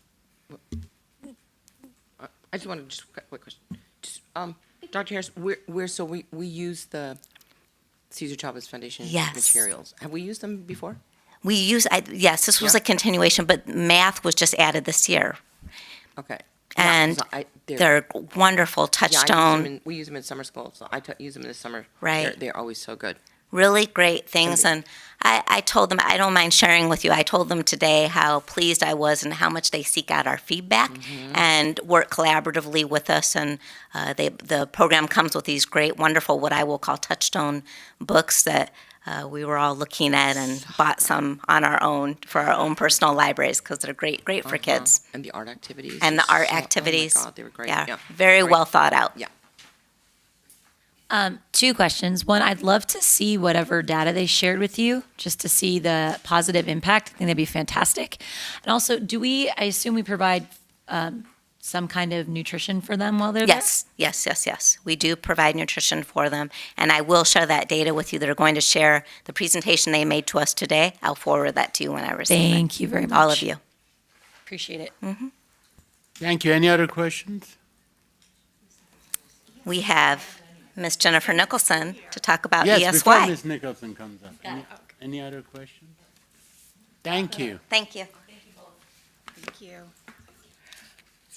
Good evening. Can you hear me? Okay. So with extended school year is for students who are on individual education plans. It is required to provide 20 days of extended school year. And the students who attend would qualify because it's a service. Is it going? Okay.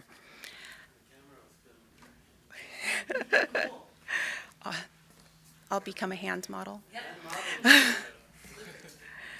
So ultimately, the eligibility criteria for extended school year is that students with a disability are likely to continue to require, they're going to regress with their academic skills, be it behavior skills, academic skills, social emotional skills, over the prolonged period of time. And it would be skills that would not be able to be recouped with that review period that happens at the beginning of the school year. Okay. I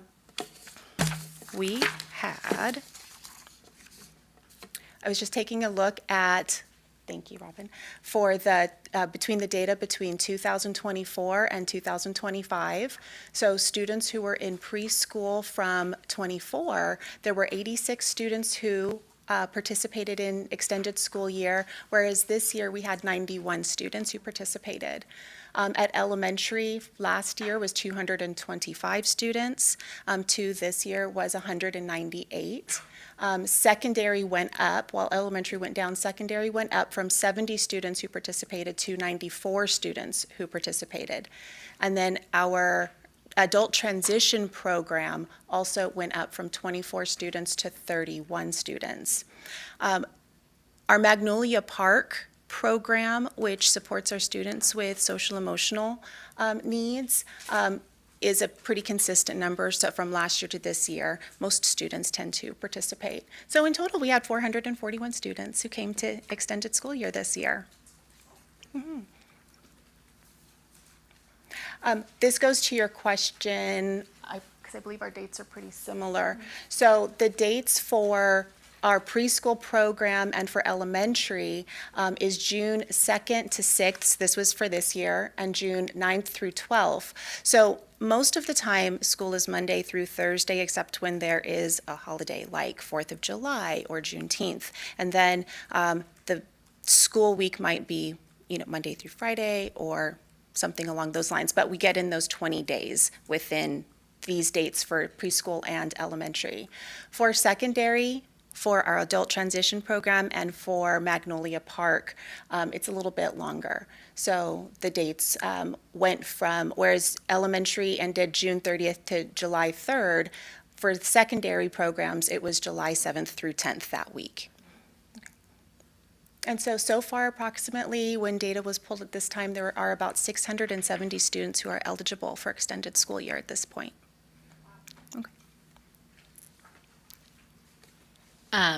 I think this is for both extended school year and for elementary, but just I'd love for us to explore figuring out how to do 5 days.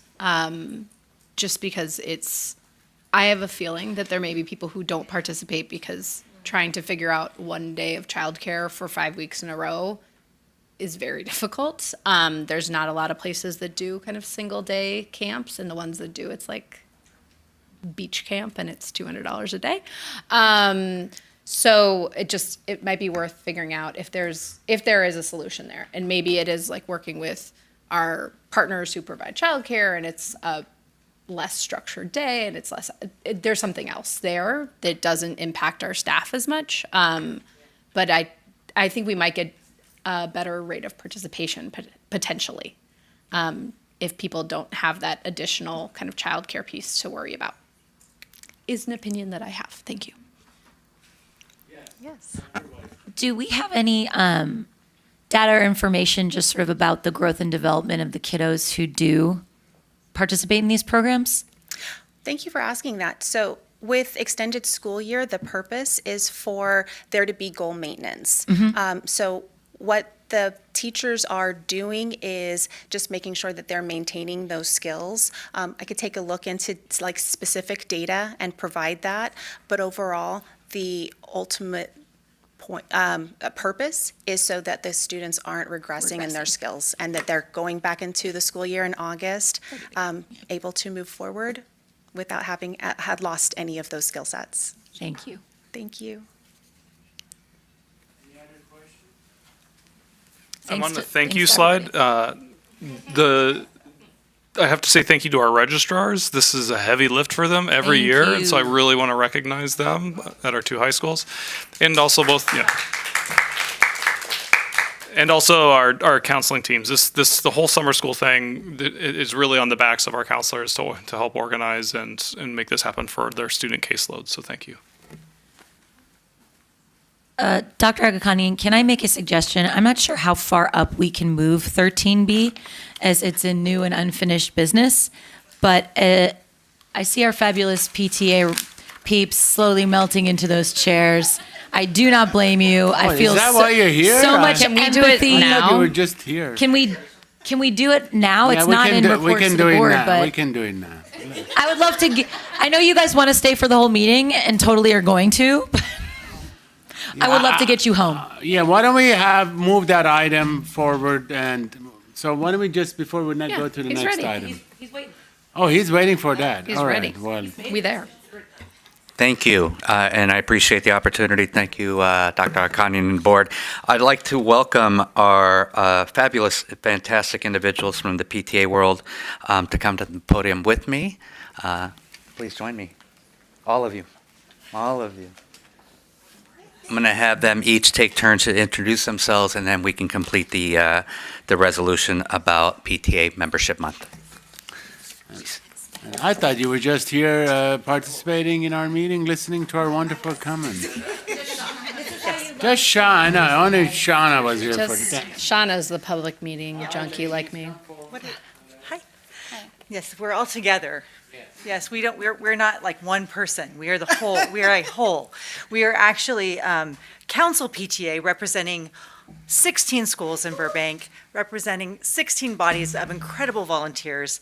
So it's not just one, it's a huge group of volunteers, parents, teachers, community members who want to support every child. So, hi, everyone. My name is Kirsten Morris. I am the president at Burbank Council PTA, and Hi, everyone. My name is Dipali Patel. I'm the VP of Membership at Council. Hi, my name is Katie Young, and I'm the VP of Compliance at Council. And I'm Shauna Millman. I am the recording secretary at council, so I'm very afraid about minutes right now. she means she's very conscientious of the importance of taking minutes. That's what she means, yes. I just want to share quickly before Dipali begins speaking is that we do feel so grateful for this partnership. We are thankful for this opportunity and for all of those who have already become community members. We know that we're getting a lot of support for all of our schools right now, and it means so much because you're amplifying every voice at every school by 16. It's huge. So I just really want to thank you for that. And now, Dipali. Good evening, President Agakanian, board members, Dr. Macias, BUSD staff, and fellow attendees here and at home. I'm Dipali Patel, the Burbank Council PTA VP of Membership. I am accompanied by obviously our wonderful President Kirsten and our executive committee members that you've already been introduced to. Burbank Council PTA would like to take this opportunity to extend a special thank you for naming September as our PTA Membership Month and to discuss the importance of advocating for our children. Over the past 125 years, PTA has been a premier legacy association for children, families, and education, invested in the whole child and advocating on their behalf. The programs and legislation in place today, due to PTA advocacy, include the creation of kindergartens, classes, child labor laws, hot and healthy lunch programs, and arts and education, just to name a few. The advocacy doesn't stop at the national level. Our California state, district, and local PTAs are constantly working to change lives as well. Burbank Council PTA specifically has a 101-year history of service and dedication to the students, teachers, schools, and community of Burbank. Last year alone, our 16 standalone local PTA units had 6,348 PTA members. Our volunteers donated over 78,000 hours of their time for a financial value of over $3 million to Burbank schools. And we supported efforts to pass bond measure ABC. I personally have been a parent in the Burbank community for over 14 years and an involved member of the PTA for over 10. When my oldest child began kindergarten, I wanted to know more about our schools and meet other parents. I felt alone since I did not know any other families and I was a little nervous about starting a new school, so I made sure to find out when the first PTA meeting was being held. I left that meeting feeling impressed and excited about what this organization was bringing to my child's school and everything it stood for. I even met a few friendly parents that shared common interests.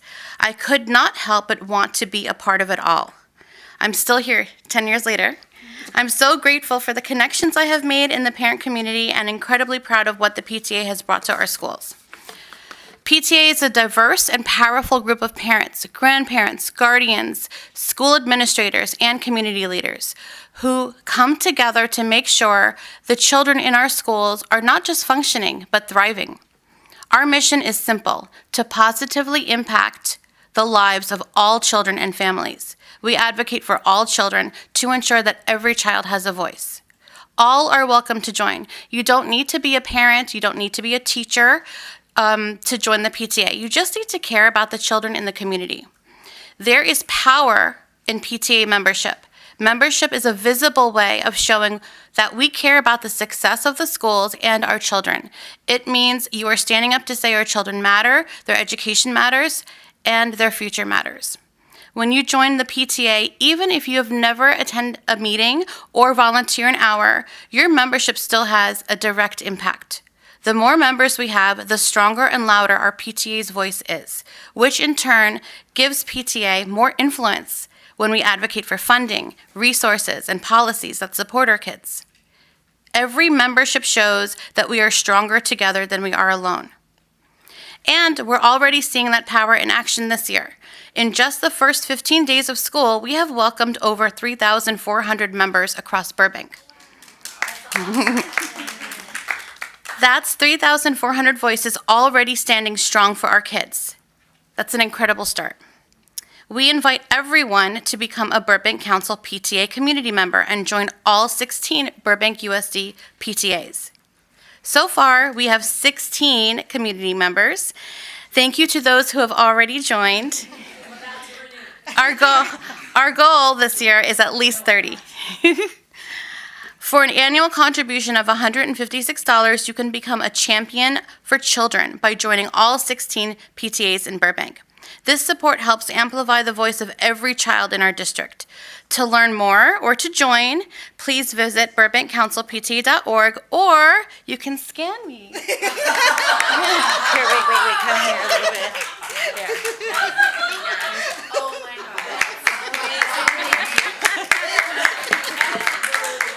Can you have one to pass out? And then have this one? We want to pass out. Yeah. It really is. You get a t-shirt like that. Can you keep standing? Yes. We're passing out some invitations for you. In this climate where budgets are tight and divisions in our society run deep, the PTA is one of the few places where we still unite for a common cause, the well-being of every child. Regardless of any discourse around us, PTA will not lose sight of our mission. Our students' needs and well-being remain our unwavering focus. Our children are growing up in a world that is more complicated, more uncertain, more challenging than ever before. Schools are being asked to do more with less. Teachers are stretched thin. Families are juggling many pressures. And yet, through all of this, our kids are walking through those gates every day, full of potential, full of curiosity, and full of hope.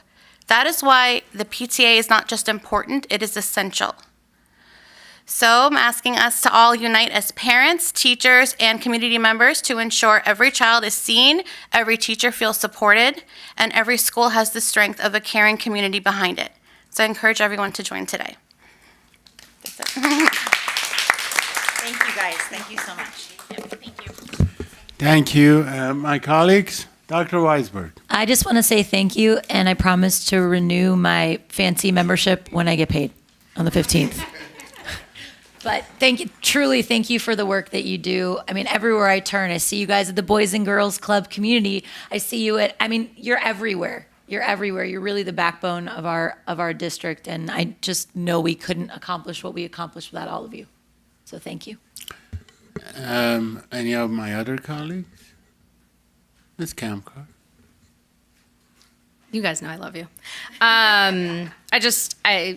I'm just constantly amazed at what all of our units do. I obviously see one particular one more up close and personal. And when I think about that being multiplied 16 times out, it's pretty amazing.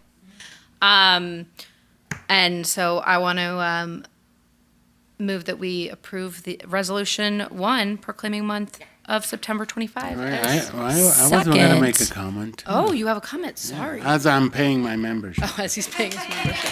I think I did it during the meeting last year too, but I'm not going to do that today. Well, again, so as a member of the Mirror PTA, hi. I just want to thank all of you for what you're doing. I think we all know about what you do, but I think more the merrier and the more exposure you can get out there for, especially for a lot of new parents. I get a lot of new parents who are new here, new to the country, new to the system, and you've helped them a lot, so thank you for doing that. I hear it all the time. But also, for those of you who have never been to these meetings, unlike our school board meetings, they get coffee, they get pastries, they get water all the time. So you also have all the parents come in. It's wonderful. And usually it's in the library. I know the Mirror one is at the library all the time. It's also a great opportunity for you to pick up some books for your children. So thank you, and thank you for all your wonderful meetings, and I will be joining you soon. Now go back. Let's go back. We had a motion. Can I get a second? Dr. Weisberg seconded. All in favor, say aye. Aye. Aye. Motion passes unanimously. Congratulations. Would you like to please read the resolution, Vice President Kamkar?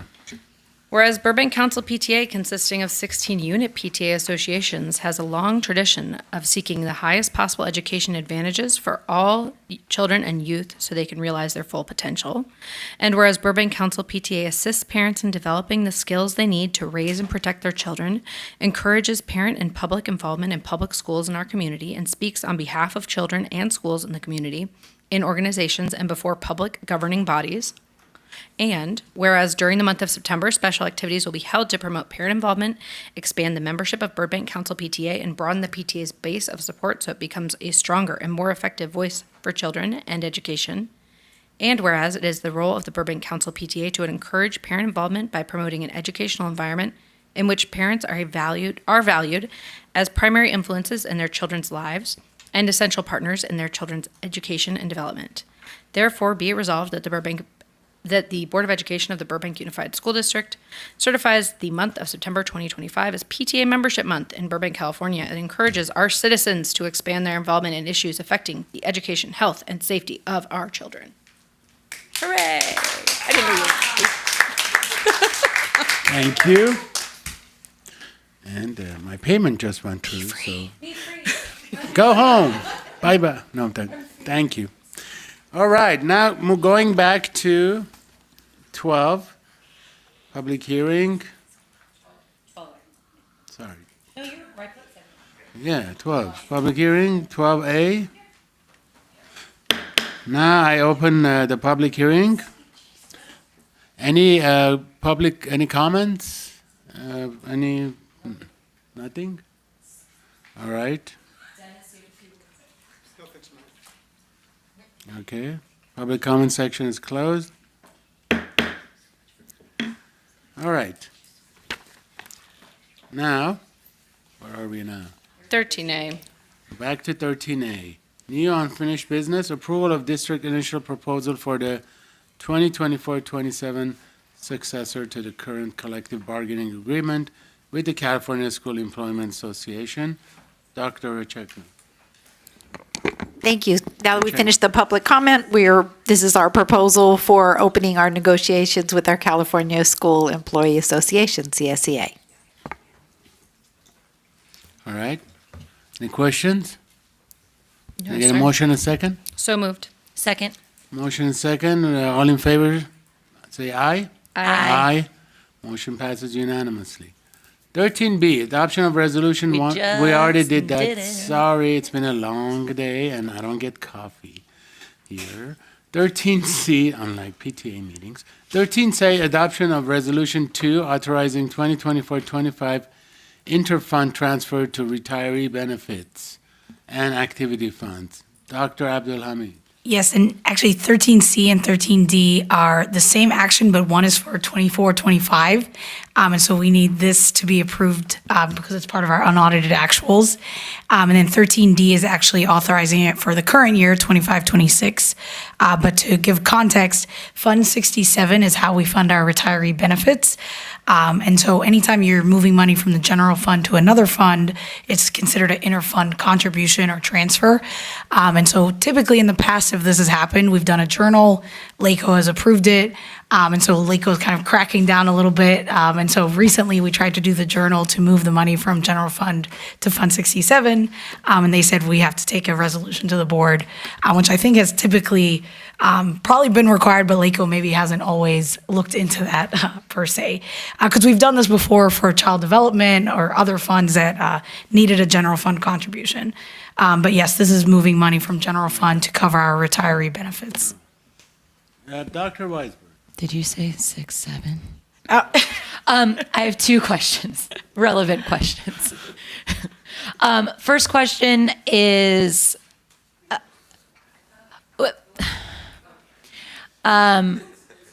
you explained to me, I had asked you the question about whether or not this was standard, and you had explained to me in an email that it indeed was. So I think it's just important to let the public know this is standard operating procedure.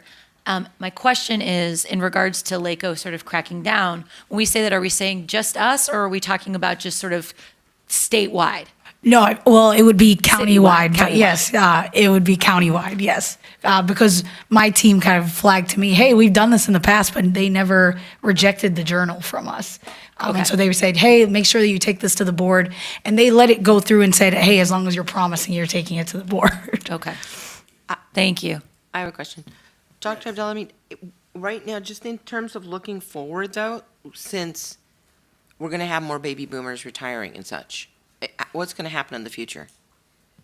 Unfortunately, it's going to keep hitting the general fund. I think for historical context, so we have another fund, it was Fund 71. It was essentially a trust. And so money was placed there years ago, maybe 20 plus years ago, and it was getting interest. And so that fund was being used to fund the retiree benefits. And then no new money was being entered into Fund 71.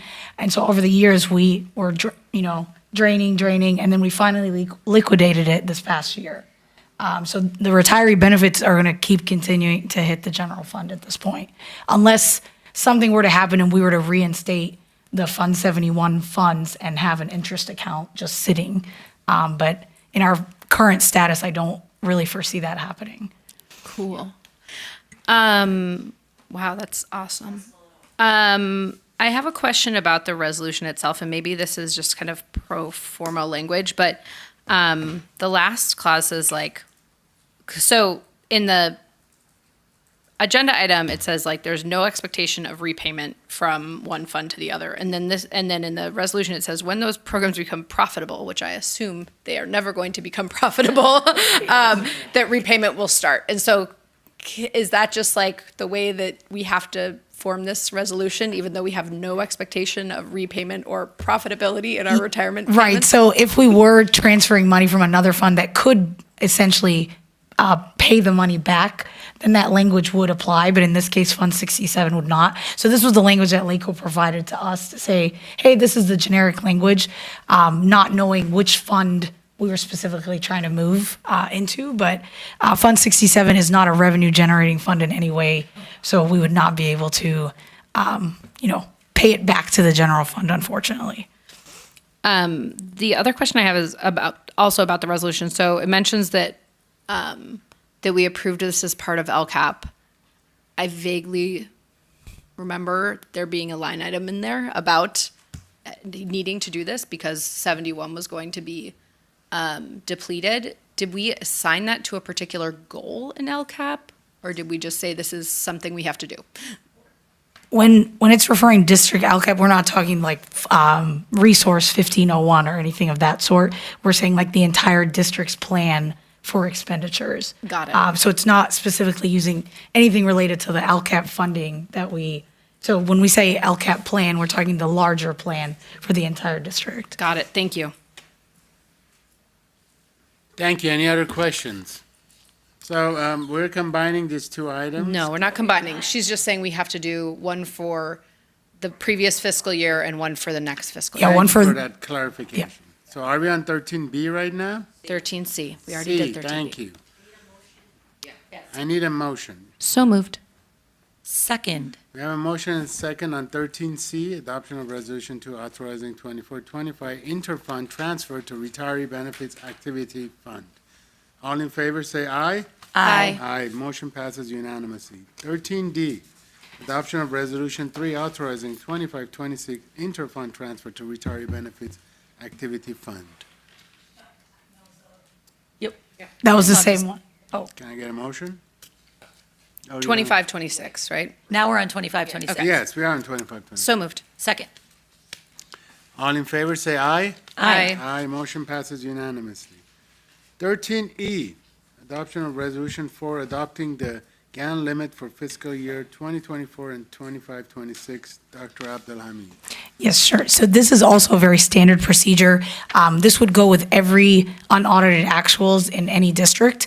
So in the larger unaudited actuals packet, there is a GAN form, and it's a supplemental form. It's essentially saying any tax revenue that we bring in, we cannot in any way overspend in one fiscal year. And so it's really just something that the CDE requires that we take to the board as a separate resolution, but it is part of the entire unaudited actuals packet as a supplemental form. But it always just has to get siloed out as a separate action item. Any questions on this? Maybe just a point of clarification, because this was also something that I think I emailed you about, or maybe just thought about it confusingly in my noggin. But the GAN limit is not, we don't set, that's something that is set by others. So in case somebody is wondering, like, well, why don't I see how much it is? It's because that's not for us to decide. That's correct, yes? Yes, that's correct. And it's also in the entire unaudited actuals packet as a supplemental form. Camco, you're thinking, questions? No. All right, thank you for that clarification. Thank you, Dr. Weisberg. Can I get a motion and a second on this, please? So moved as amended. Second as amended. We have a motion and a second as amended. All in favor, say aye. Aye. Aye. Motion passes unanimously. 13F, approval of the unaudited actuals for 24-25 fiscal year as amended. Dr. Abdelhamid. Presentation.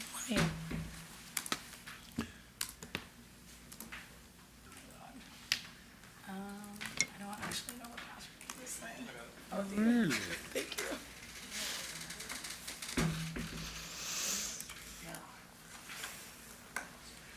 Yeah, that's what the amendment.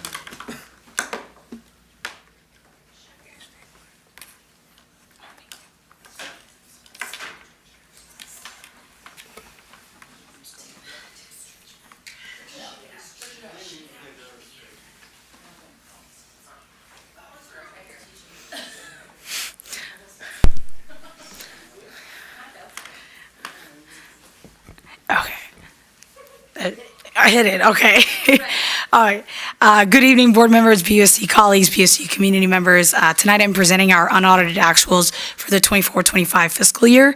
It's a pretty short presentation, even though I sometimes can over-explain, so feel free to kind of push me if I'm over-explaining in some way.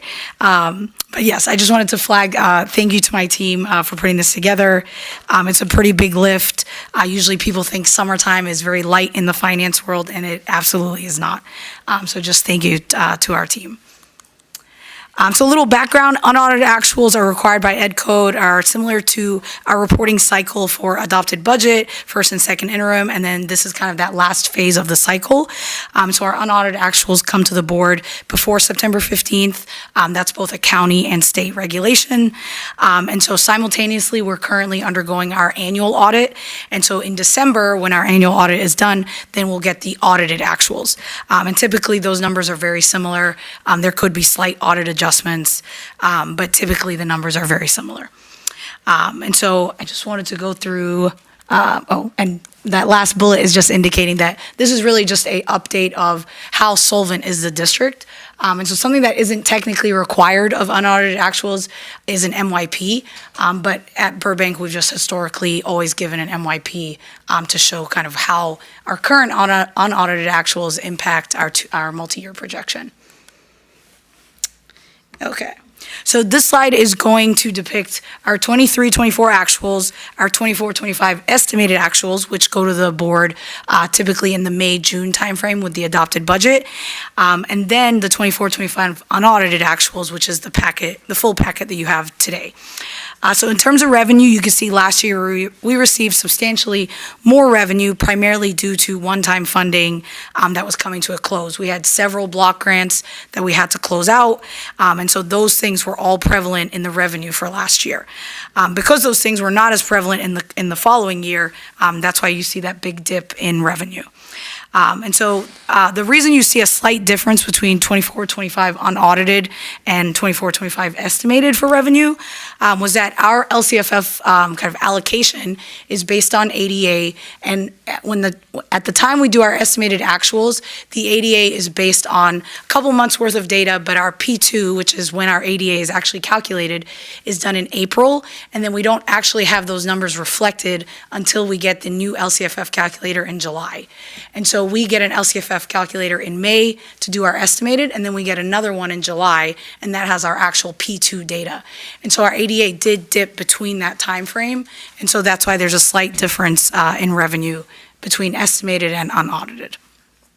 So on the expenditure side, you'll see that we have spent over $5 million more than last year.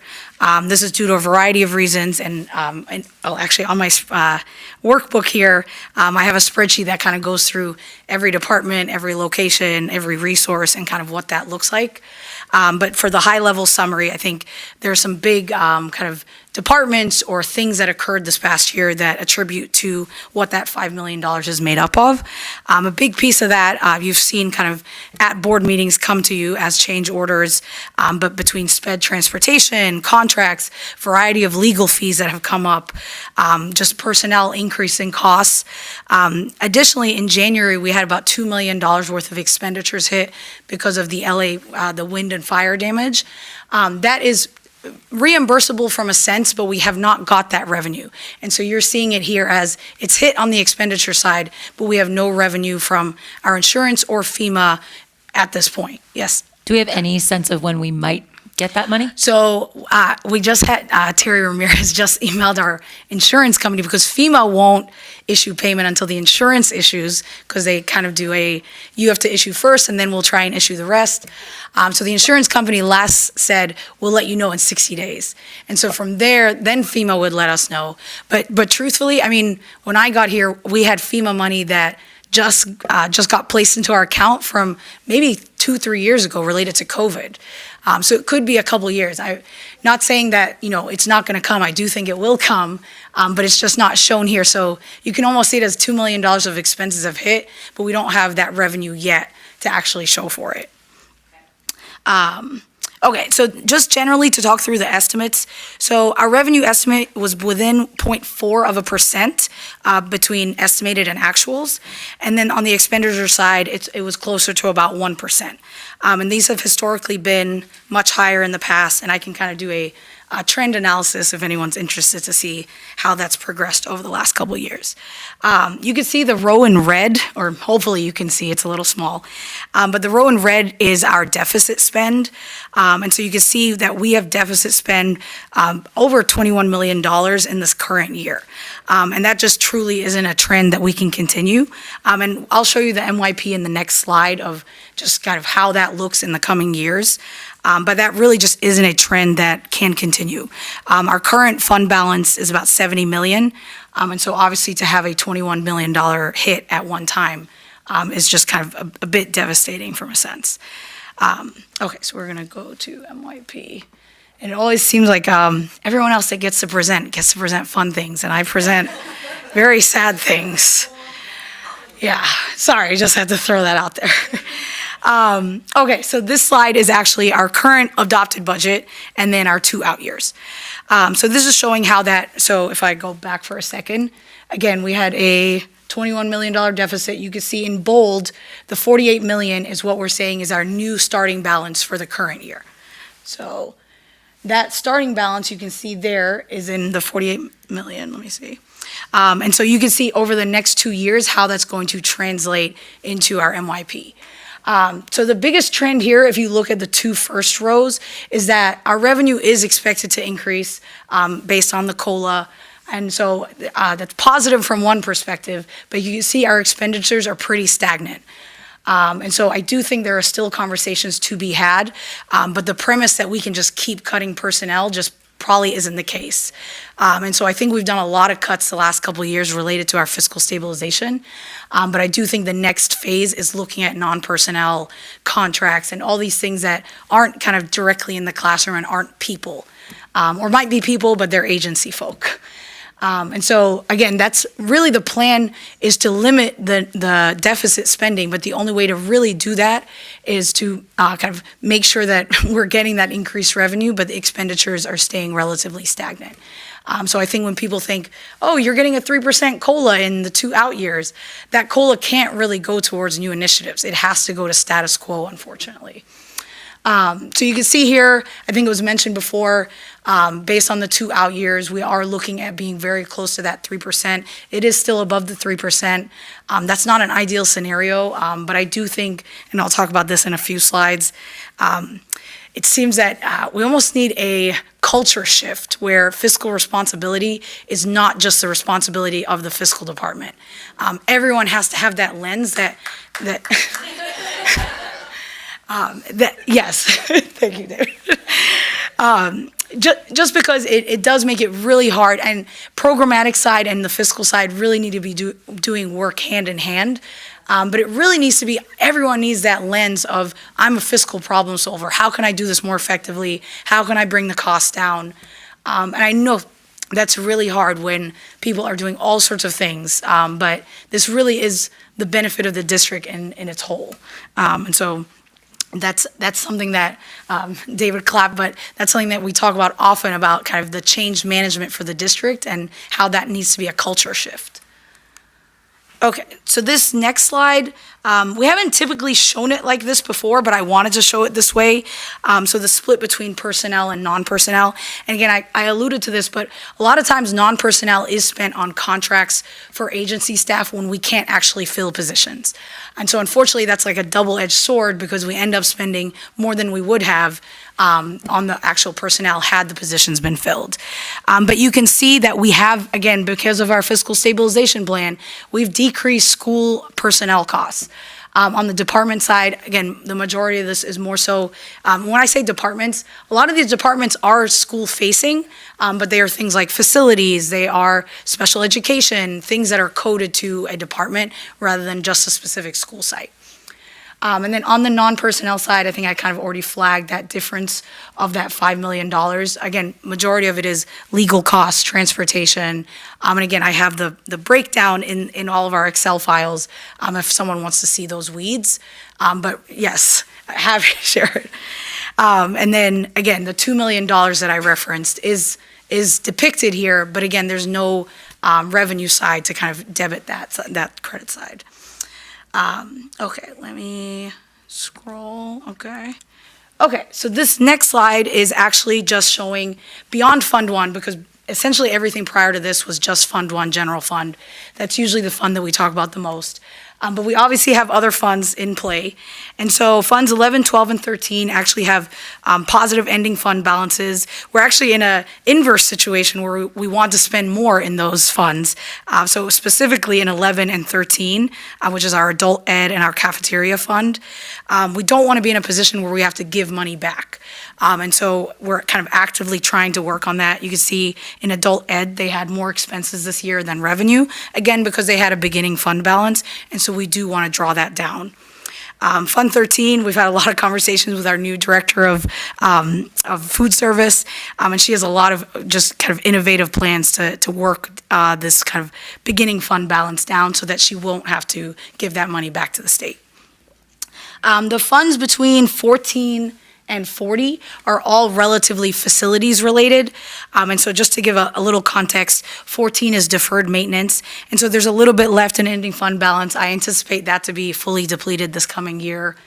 Fund 21 is our bond funds. You can see the $79 million in revenue was our first issuance for our bond. And so you'll see every couple months when we come back to do first interim, you'll see more money be loaded there as the issuances arrive. Capital Facilities Fund, Fund 25 is our developer fee fund. And so I think maybe the question maybe from the public or even just here at the dais is kind of what can we use these things for? And so this one is like an interesting one just because Fund 25, because it's developer fees, it typically has to go towards facilities. But we kind of internally use the term growth fund because if a specific school is seeing some sort of enrollment growth, then we can use it for equipment or furniture. We can't ever really use it for operating costs like a personnel piece for a school, even if they have increased enrollment. But we can use it for equipment and furniture if we are seeing growth in specific pockets.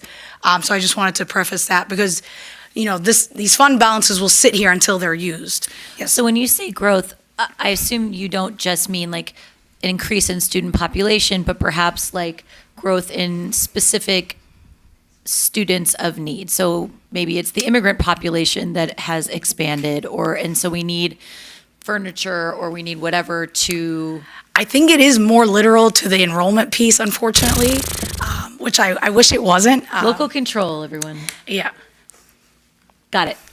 I think what we also were arguing, I think what I've heard us argue before also was like that we could potentially use it for the expanded TK program, that because we're adding TK classrooms, if we needed to... It would depend on the enrollment but yeah, it's got to be enrollment. It's the number of students. Yeah. Boo. Yeah. Well, it's hard because we need different facilities for those students and Absolutely. we have separate playgrounds for kinder and TK and things like that they may not be adequate given the number of those students who are currently at the We've schools. run into that problem because we've opened up, I think, 4 or 5 new TK classrooms this year, but we can't use growth funds because we don't have the additional enrollment at that school. Overall school, even though you have more kids in TK. Yeah. Correct. Rude. Yeah. Yeah. No, because it's the not enrollment is declining enrollment for the overall school. at that school. It's the number of kids at the school. You have to have more students. And Yeah. So if one school this year had growth just at their school, then we could use this funding for them for furniture or equipment. But even if they have fluctuations across grades and they're up and down, but if total they're lower than last year, we cannot. Yeah. Thanks. Again, I think I'm just the bearer of the bad news. Fund 40 is our special reserve. And so this gets money for a couple different ways. But for instance, this was being used for the Burbank High Pool project. And so sometimes money gets moved from the general fund in positive times into Fund 40. But for the most part, LA County is funneling money annually, a couple $1 million into Fund 40 based on community redevelopment. And so if they are doing something where they're selling land they're typically sending that money across all of their districts. So this year we received a couple million, and that was mainly from the community redevelopment funds, and then I think about $500,000 in just interest that was sitting in the account. But again, that's a restrictive fund from the perspective of it has to be related to facilities. But I did want to highlight them because I think as we have the bond, as we have a subcommittee, I think all of these funds need to be discussed in totality to best leverage them at the right times. So I did want to bring light to them because sometimes we don't talk about them as much. And then the last two are the ones we kind of discussed earlier, but self-insurance, Fund 67 is our retiree benefits. And so Fund 71 is the trust that we liquidated finally this year. And then the self-insurance is where our retiree benefit costs are coming in. And so you can see the expenses are about $2 million, and they have hovered around that the last few years. But yes, that is unfortunately a full cost to the general fund from here on. I think the last slide is real. I preface this a little bit, but the next steps for me are very much looking at non-personnel budgets because I think there's only so much you could cut in terms of personnel. And as someone who was a teacher in a school, just increasing class sizes is not the solution in this case. And so I do want to kind of spread this message of just fiscal responsibility is everyone's job. Yes, our team is meant to do reporting and spreadsheets and analyses, and we're meant to help people to get to that point. But I think everyone has a stake in the game. And so just, I wrote here, every purchase, contract, program must be evaluated for cost effectiveness. But yes, I think for the most part, I don't want to overkill, but I do have a spreadsheet. Actually, it's up here. Oh, I guess I'm not sharing screen. But I do have a very thorough spreadsheet with just every department, every location, personnel, non-personnel, every object code. And so if someone is curious about a very specific thing, and sometimes sending data is little, so if you're willing to come by and I walk you through it, maybe that's a better case scenario, because sometimes the workbooks can be confusing to folks. But yes, questions. One, there's no way I would look at that workbook without you being there with me to walk me through it, or I'd just start crying. But I do think it could be really useful, and this is probably an executive cabinet conversation first, but some recommendations and talking through, like, what do you see as sort of triaging the issue, right? So, like, what do we see as things we need to be identifying first? What are some issues that we identify, but we don't need to, like, there's really nothing we can do about them right now? I think it'd be helpful to get a sense internally from all of you as what are the things that we need to be looking at and thinking about where should we be focusing? And I know that's not an easy thing to do because as with personnel, right? You're talking about people, you're talking about jobs, and that's never an easy conversation. But I agree that, before my time, I know we basically gutted the district office before we went into the classroom, and now we're certainly seeing, personnel get hit in the way that you just brought up. So I think it'd be very helpful for us to have some kind of discussion that provides some guided suggestions or just, what's the word I'm looking for? If not suggestions, just some more information specifically about where we think we can start addressing these issues. Yeah, and I think to that point, I think that's where we have a lot of data, but it's that communication between us and departments and schools to be like, hey, have you looked at, like, everyone kind of just moves on to the new year versus, hey, let's take a pause and look at your data from last year. Was there something that could have been done differently? Have you always used this vendor? Could you have found, is it just because you've liked that vendor? Like, what's the rationale? Like, could we have gone out to bid and got a cheaper vendor? And so just having those, just taking a pause, which is obviously hard, start of school, all of that. I think my preference would have been before school starts, end of summer, we're having this kind of kumbaya with every school principal, every director, every assistant soup to go through their budget to say, hey, if you entered a couple PTRs throughout the year, this is what it equated to financially. Because I think people are seeing it as like one-off needs and not seeing how the impact is for the year. but yeah, I think one thing that we have done internally, now I have a financial analyst and a budget tech that oversee a specific school or department. And so I think that really will help because that dialogue just wasn't happening as much in the past. And so I'm hoping that that dialogue will be almost every few weeks they're conversing about their budget and just being part of the conversation rather than siloed. It also sounds like we need to carve out very specific time for you to have those meetings with principals, with site admins. So I don't know if that's something that can be sort of added to Principals Institute or whatever it needs to be, but it feels like we need to prioritize giving you that space and time to have those meetings. Yeah. Yeah, I agree. The end. I have a couple noticings maybe. So the first is, not to state the obvious, but going after the revenue and reimbursements that we deserve feels very important in this particular moment. So whether it's the FEMA money or the insurance costs and chasing those things down, I think we just have to get really vigilant about if we're I know one of the things that we started doing was Medi-Cal reimbursement, right? Yeah. Recently. And so making sure that we are going out and getting every dollar that we are entitled to as a district because that adds up, right? Yeah. I think the other piece is, and you mentioned that a lot of the additional $5 million was legal costs, settlements, right? We've got to figure out a way to do what's right for kids in a way that is not just driven by compliance. Because I think we've been very, and I'll say this for myself, and I think I'll just say this for myself, right? So afraid of doing the wrong thing by any individual student that we're not necessarily thinking about the system as a whole.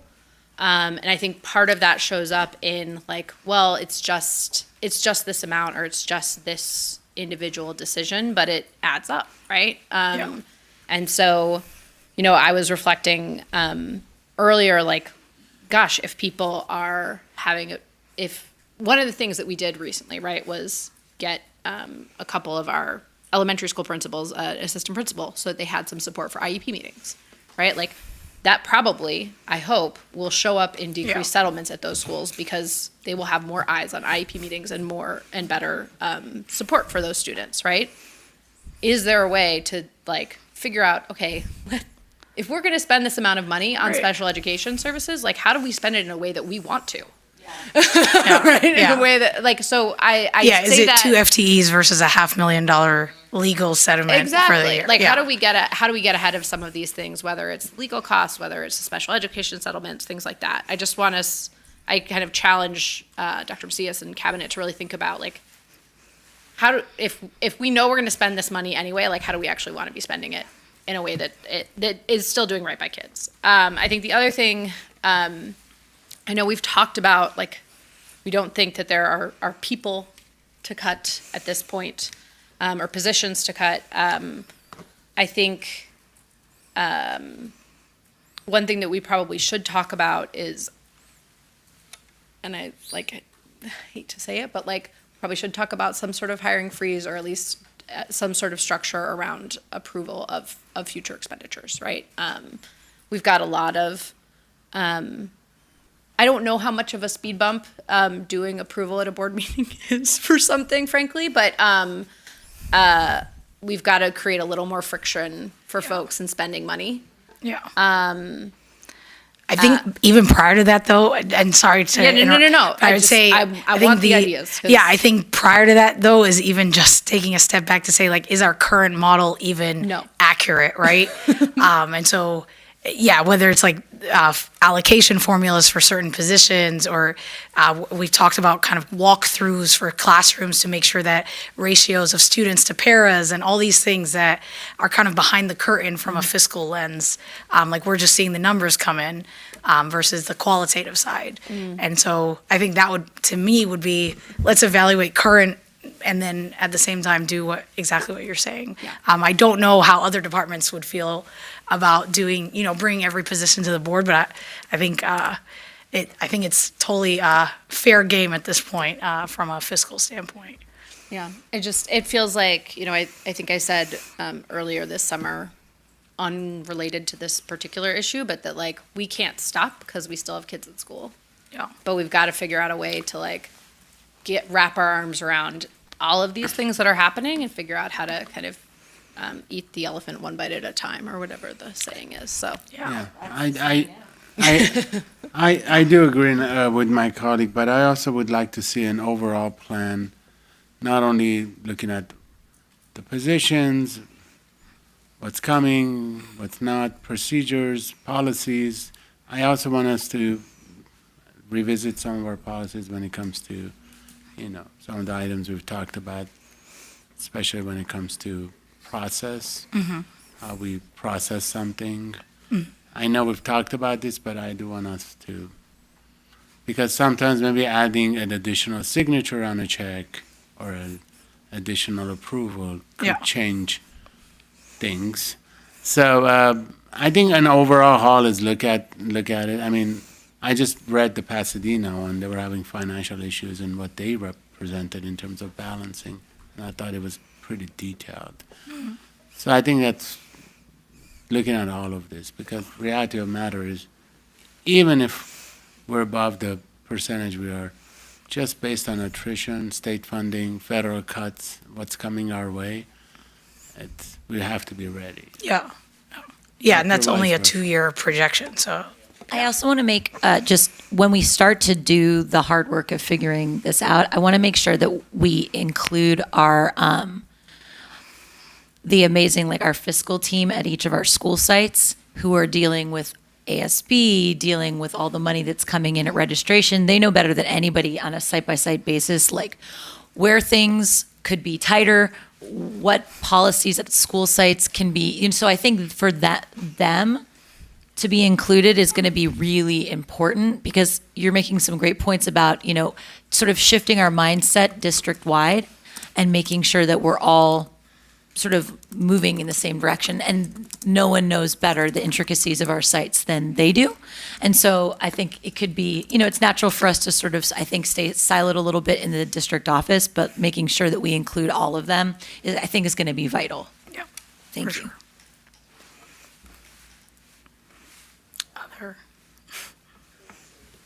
Any other?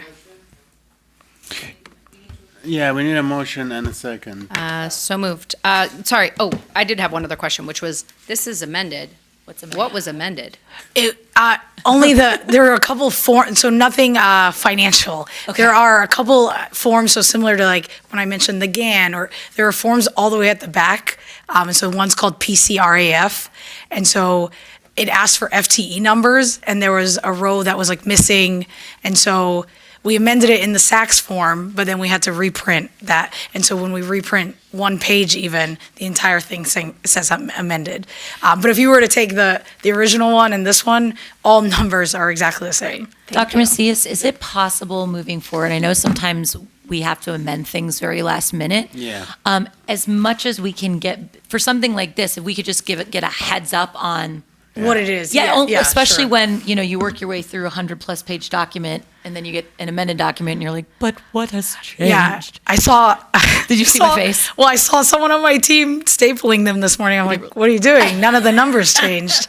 But yeah. Even if it's something as general as, so there's no substantial numbers change, this is a form. Yeah. Even if it's that, I think it would be really helpful for us. If it's a 1-page document, I don't think we need to do it, but if it's something big, it would be really helpful. Yeah. So I don't And I freak think out. also it will help when you're opening on any amended items or reports, start with saying, by the way, this was what was amended, everyone, page whatever, just for public as well. Because sometimes, as you said, we get this last minute. So that's a good point. Any other Yeah, questions? Okay, we have a motion, second. So All- moved as amended. Sorry, I don't know that I said that. Second. Yes. Yes, so moved as amended and second. All in favor, say aye. Aye. Aye, motion passes unanimously. We don't have to do 13G. 13H, Acceptance of California School Employees Association, CSEA Burbank Chapter 674, initial proposal for bargaining 2427, successor to the current agreement with the Burbank Unified School District. Dr. Rachenko. Yes, the California School Employees Association has provided us with their negotiations items, and so this is their letter to the board and to the district of what they would like to negotiate during our 25-26 sessions. Why is he saying 2427 though? Because that's our current agreement is 24 to 27, and so this is a successor to that because we can amend what is in the current contract. Thank you for that clarification. Any questions from my board members? Can I get a motion and a second, please? So moved. Second. I have a motion and second. All in favor, say aye. Aye. Aye. Motion passes unanimously. Now at 13I, ratification of agreement for professional services with Lozano Smith Attorneys at Law. Who's going to report this one? Yes, sir. This is a ratification, and I know there's some questions about this in terms of the funding sources, but overall context, we do want to enter into contract for legal representation in the areas of construction, special education services as well, and anything general related. This is a long-term service that we have and a long-term or widely need that we have in all those areas. So that's why there's specific funding sources to each of those to represent that. Dr. Weisberg. A couple of questions. So just some clarification regarding, it's a not to exceed 403,000. It doesn't delineate, and I assume that's because we don't yet know how much is coming out of which fund. I do have some questions in regards to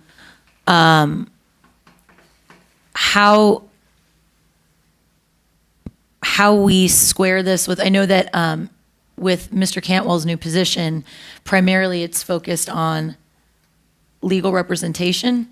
And so having a better understanding of, and it was my understanding that it would be focused on, to a large degree, but not entirely, bond-related issues. So I'm curious to know then what would be covered by Lozano Smith, only because it's a substantial amount of money, and it may end up that most of it goes to, let's say, special education. Correct. But I also know we use other lawyers for special education. So Correct. I'm just trying to get a little clearer on how we're divvying that up, because we're talking, it's a lot of money. It is, and I want everyone to pay attention to page 8 and how we will be charged depending on the need for services. So it's very dependent. It's very dependent on the issue at hand or the case at hand, whether it be bond-related, like I said, you mentioned special ed. It's very dependent on that. So that's why there's a specific dollar amount that's encompassing of all 3 possible areas. And as you said, it could be more heavily on the special education side. It may not be. And given that we have these new bond dollars at play, we're ready for that as well for legal services to cover that.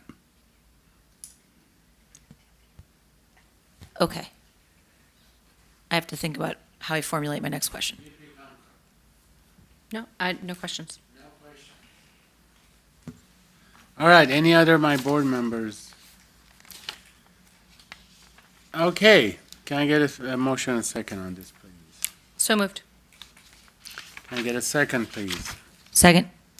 So we have a motion and a second on this. All in favor, say aye. Aye. Aye. Motion passes unanimously. 13J, approval of the list of selected firms for one-call architectural services for the ABC bond program and other district projects. And for this, I'd like to invite one of our bond project managers, Robin Rickman, to the podium. If you don't mind, I can present and we can explain the process. Robin's like, so soon? Same, my friend. And thank you for being here. Truly appreciate it. Yes. Thank you. Hi, Robin Rickman, I'm the bond project manager. So with this proposal that we have here, it's a no cost to the district to have a list of architecturals available to us to use on the ABC bond program throughout the duration, and it can also be used for facilities. So we vetted all these people through various RFPs, interviews. We scored them all, and we ranged them in categories of scoring, and we found that these were the best qualified to give us good proposals on future projects that we're going to develop under the bond or facility needs. Clarification, these are proposals only. This is just the qualifications. Qualification. Yes, so when we get a project, then we will then ask them for a proposal, and then that's where the funding will start to show. And who's vetting this when we say we? Several staff members were part of the actual RFP and RFQ interviews. That would be the purchasing director, facilities director, the interim superintendent, myself, and my coworker, Malihe. And Board Member Cano as well. We have Kano, then And Dr. yes. Weisberg. I don't know if she had a question. Oh, Dr. Weisberg. This may Oh, not you were be- involved. This may not be a question for you, so anybody answer. I mean, literally anyone. So 13J and 13K, I just want to clarify, I think something in regards to the SFOC, because there are a lot of questions brought up about what we can and can't do until SFOC is sort of seated.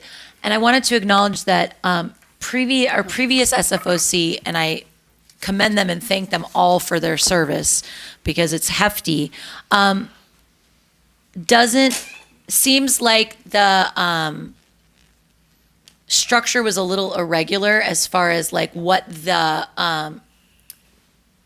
they were sort of tasked with doing. And so one of the things that I really want to be clear about is what the role of SFOC is. It's not there to approve something, but rather it's there in an advisory capacity. So I wondered if Mr. Maxwell or Robin, you could speak to whether or not these two items feel like something that our SFOC, when chosen, would need to look at, and I don't believe they are, but I think it's really important for the community to know that we're not moving ahead with something that would need to be looked at by the SFOC. Mr. Maxwell, do you want to? Yeah, Mr. President, members of the board, if I may chime in, yeah, this is a zero cost, so Great. there'll be nothing for us to worry about. I think we have the legwork so far ahead of us with all the work we've put into it. I don't think the SFOC committee would have any concerns. We would obviously share with them why we're doing this and why we did the legwork, so we're ready to hit the road running. So, yes. The other thing I would add to that is, so the SFOC is tasked with a couple things, right? Making sure that we spend the money in the way that we said we were going to spend it. Correct.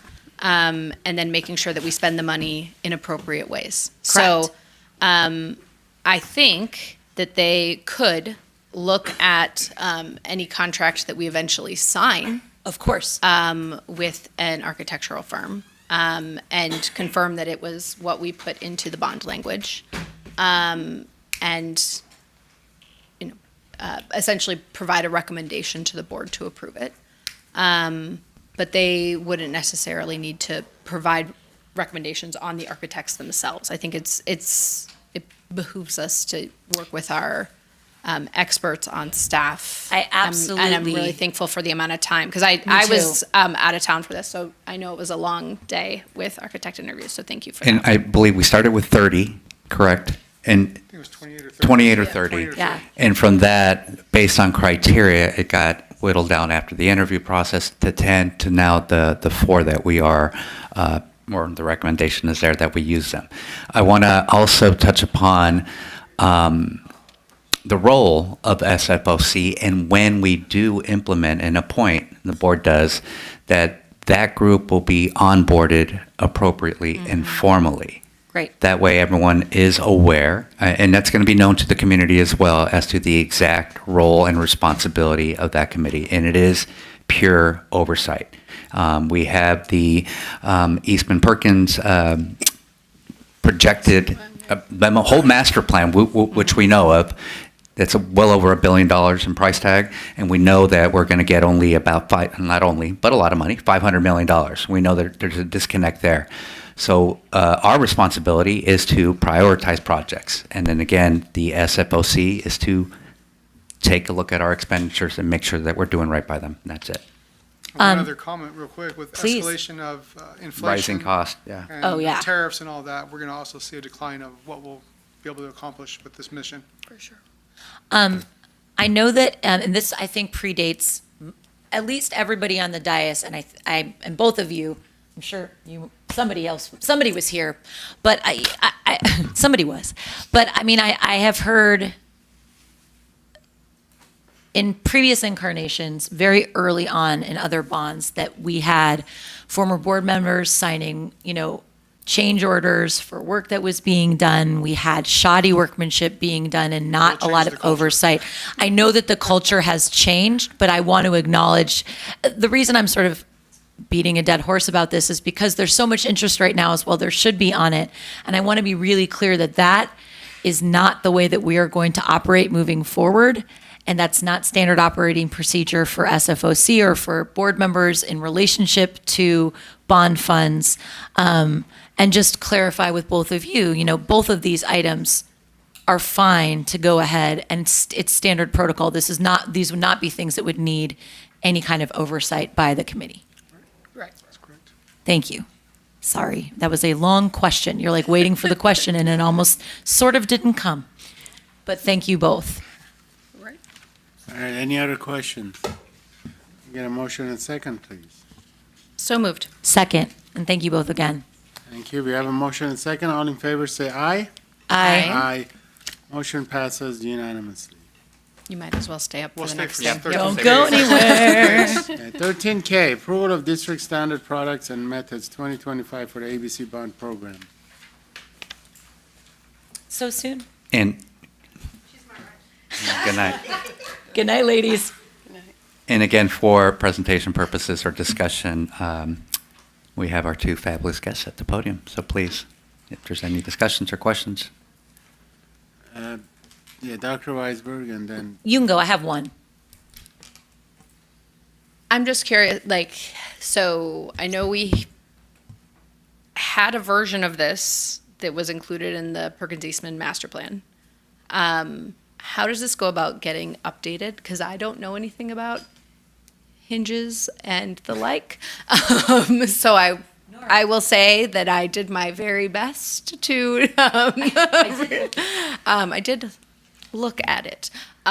So tell me a little bit more about what exactly I'm approving here. If I start off? Yeah, okay. So basically, in 2013, with Measure S, this was updated the last time. That was Okay. the last revision. Robin took it upon herself to do a wonderful job going through, reached out to all the stakeholders, got everybody involved. It's really important that we're all putting the same type of things in the facilities. So we don't want to have 13 different sinks. We want to have just a small stock of what we can standardize, basically. So Robin took it upon herself, did a wonderful job, just kind of brushed it up, updated it, got buy-in from all the stakeholders, and that's where we're at with this list. So it really didn't change a lot if you were to look at the original one in the Perkins-Eastman report to this one, but it is cleaned up, a little bit more updated, and that's kind of where we're at. Again, zero cost impact, zero anything for the committee to be worried about when they do on board. They're going to be excited to say, hey, we have a set of standards, so this is kind of what that is. Thank you so much. Of course. Sure. That I'm was so my- glad someone knows how to do that. That was my question. That was literally a question. So thank you. This Let's is get a motion, clearly a lot please. of work. We'll take a So motion. moved. that was my Dr. question, Maxwell, too. thank you. Thank you. You answered 3 questions at the same time. Any other questions? No. Can I get a motion and a second, please? So moved. Second.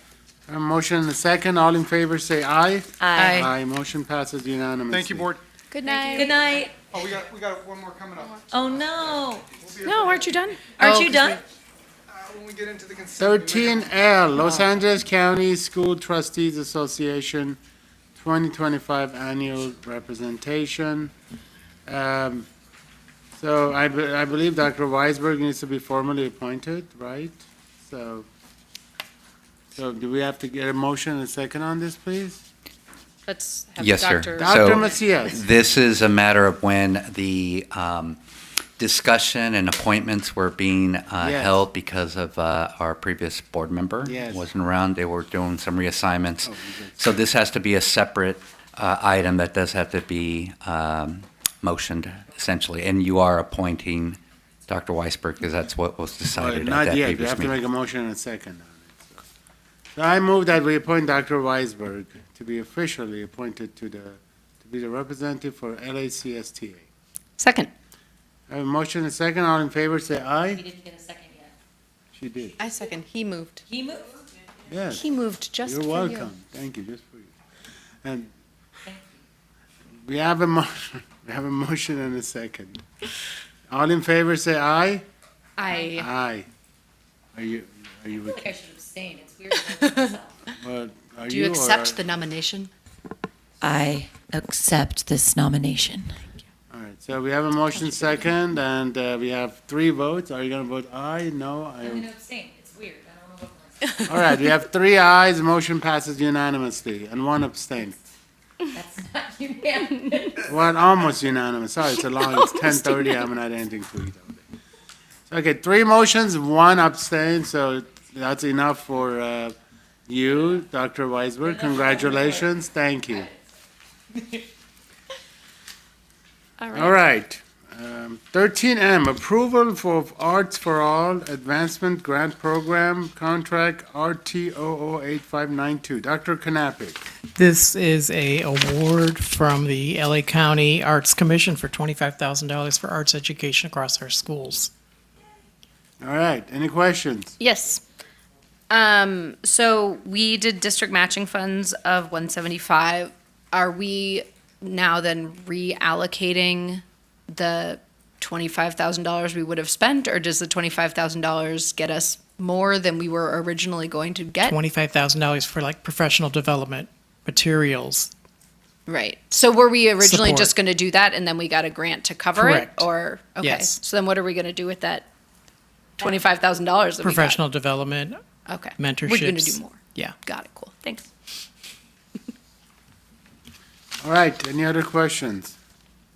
Can I get a motion second on this, please? So moved. And thank you to the LA County Arts Commission. Second, and second the thank you. All right, all in favor, say aye. Aye. Aye, thank you very much. 13N, discussion approval for over request for proposal, RFP for superintendent search consultant. Is me. Yes, Vice President Kamkar, please. Oh, hello. Hi. I don't have a presentation, guys. Though someday. I know. So, okay. Here is, I've put together a couple things. So, I asked council for some help a couple months ago, just for kind of an overview of what this looks like, because we were not anticipating doing a superintendent search anytime soon. So it was not sessions I attended at CSBA last year. The overview that I was given was one that essentially lays out a timeline that most districts do superintendent searches starting in December, January. They do the search through the spring, hoping that a superintendent would then start in the new fiscal, right, July 1st. He had a number of firms that he said are kind of the normal folks. The $25,000 to $40,000 is kind of what he said the going rate is. He checked with a number of other folks in the firm to confirm that. So I think what I want to discuss today is just get some buy-in from the rest of the board on this kind of timeline that's here, because I think we're not going to necessarily know what the rest of the timeline looks. I really think we should honestly rely on, if we do end up going down this path and choosing a search firm, part of what I think we should rely on them for is organizing a lot of the community engagement, organizing the timeline, organizing a lot of the structure around this, because I don't want to put this on staff. Let's pay them to do a job. But this is the timeline for the RFP itself. So we would approve the authorization tonight. at our next meeting, we could talk through and probably accept some public comment on kind of essentially what I've seen in example RFPs, or sorry, some of the previously approved RFPs from districts about our size is they usually have kind of a cover page about the district, like enrollment and demographics and such. But then we can also kind of include what we think we are looking for, right? The firm will work with us and as part of kind of community engagement to develop like a leadership profile. But we can include something in the RFP so that we can kind of see if we're a good fit, essentially, right? But if we wanted to be able to select a consultant by January, that's why I've backed it up to today, essentially. You can see that, because that gives us essentially a month to issue an RFP, or it gives us some time in October, November to issue an RFP and get some proposals. I'm hoping that in December, even though our December meetings are gnarly, and I very much apologize for that, that we could review some submissions and shortlist some firms. We can, our wonderful director of purchasing is here, so we can ask him questions about process if we have questions about process. But I've never done this before, so this is kind of what I've got. We could have them come and do presentations to the board. We could require that. We could. So you're not asking for money, you're asking for a process to get started with possibility of hitting 40K. Exactly. Because Because eventually, like, we do need to have the funds approved in order to issue the RFP, I understand. right? Because you're kind of showing them, like, I've got the money in my checkbook, Yeah. essentially, to pay this bill. I mean, like we sort of said in our response to public comment, I think the community is asking for an engaged, transparent process. I think that's what we need to do. And, you know, and I think especially if we want to work within the timeline, then we have to do it as quickly as we have to do it. Mhm. So this makes sense to me. I mean, it's going to be tight, but it's, I think, doable. So I'm comfortable with this. Okay. I think what I can work with David on is. So are you going to take on this project yourself? Or who's going to go out and look for these agencies and everything? So I guess what I'm suggesting here is that I would work with David, who's our director of purchasing and usually manages all of our RFPs, to develop the actual RFP that would go out, right? So I've given him we have some examples that we can share, and we could even like put on, like, we should probably make a new page on the website that says like superintendent search and give people some examples and put a timeline out there, Mhm. right? Have you talked to neighboring districts who recently went through a similar? Yes. So La Cañada did a search last year, and then they managed to get their superintendent to stay for one extra year. So they're going to end up essentially going back into search mode. Oh, God. Yeah. You'd be surprised. I mean, there's. So, but you don't find people. I'd have to look back at who they used for their search consultants, but she said, no, Glendale did not do a search because is she Dr. Watson? She was internal. So I think we've got a couple of places to work from. I don't know that the RFP that the document itself has to be super complicated, right? I think people generally know what districts are looking for. I think we need to lay out kind of a timeline of what we want. Yep, I've got a couple from Trevin. Let me pull up my. I just want to make sure that, because once you put it out there, it's what they do. They're going to come and tell us what they require. I mean, I would imagine that there are probably a handful of firms that do this work that have good reputations in LA County, and that we will, you know, and I'm sure there are lots of people that we can look to say, who did you use? Yep. So some of the ones that were named by Lozano Smith were Costco Group, Hazard Young and Atia, Leadership Associates, McPherson and Jacobson. We know that, oh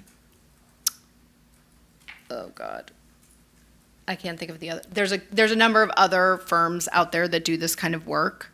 It would be good to know the last firm we used, the last time we went through this process. That would have been in 2014, 2015. My question again, Vice President Conference, are you going to be the one reaching out to these? No, so it's an RFP, right? So we will write an RFP document, right? So it'll say, we're looking for a new superintendent. The Burbank Unified has this many students. These are the demographics. This is how many schools, da-da-da-da-da. We're looking for someone, and this is, again, what we will discuss at our next meeting. We're looking for someone with instructional experience, fiscal experience, whatever kinds of experience we want to highlight.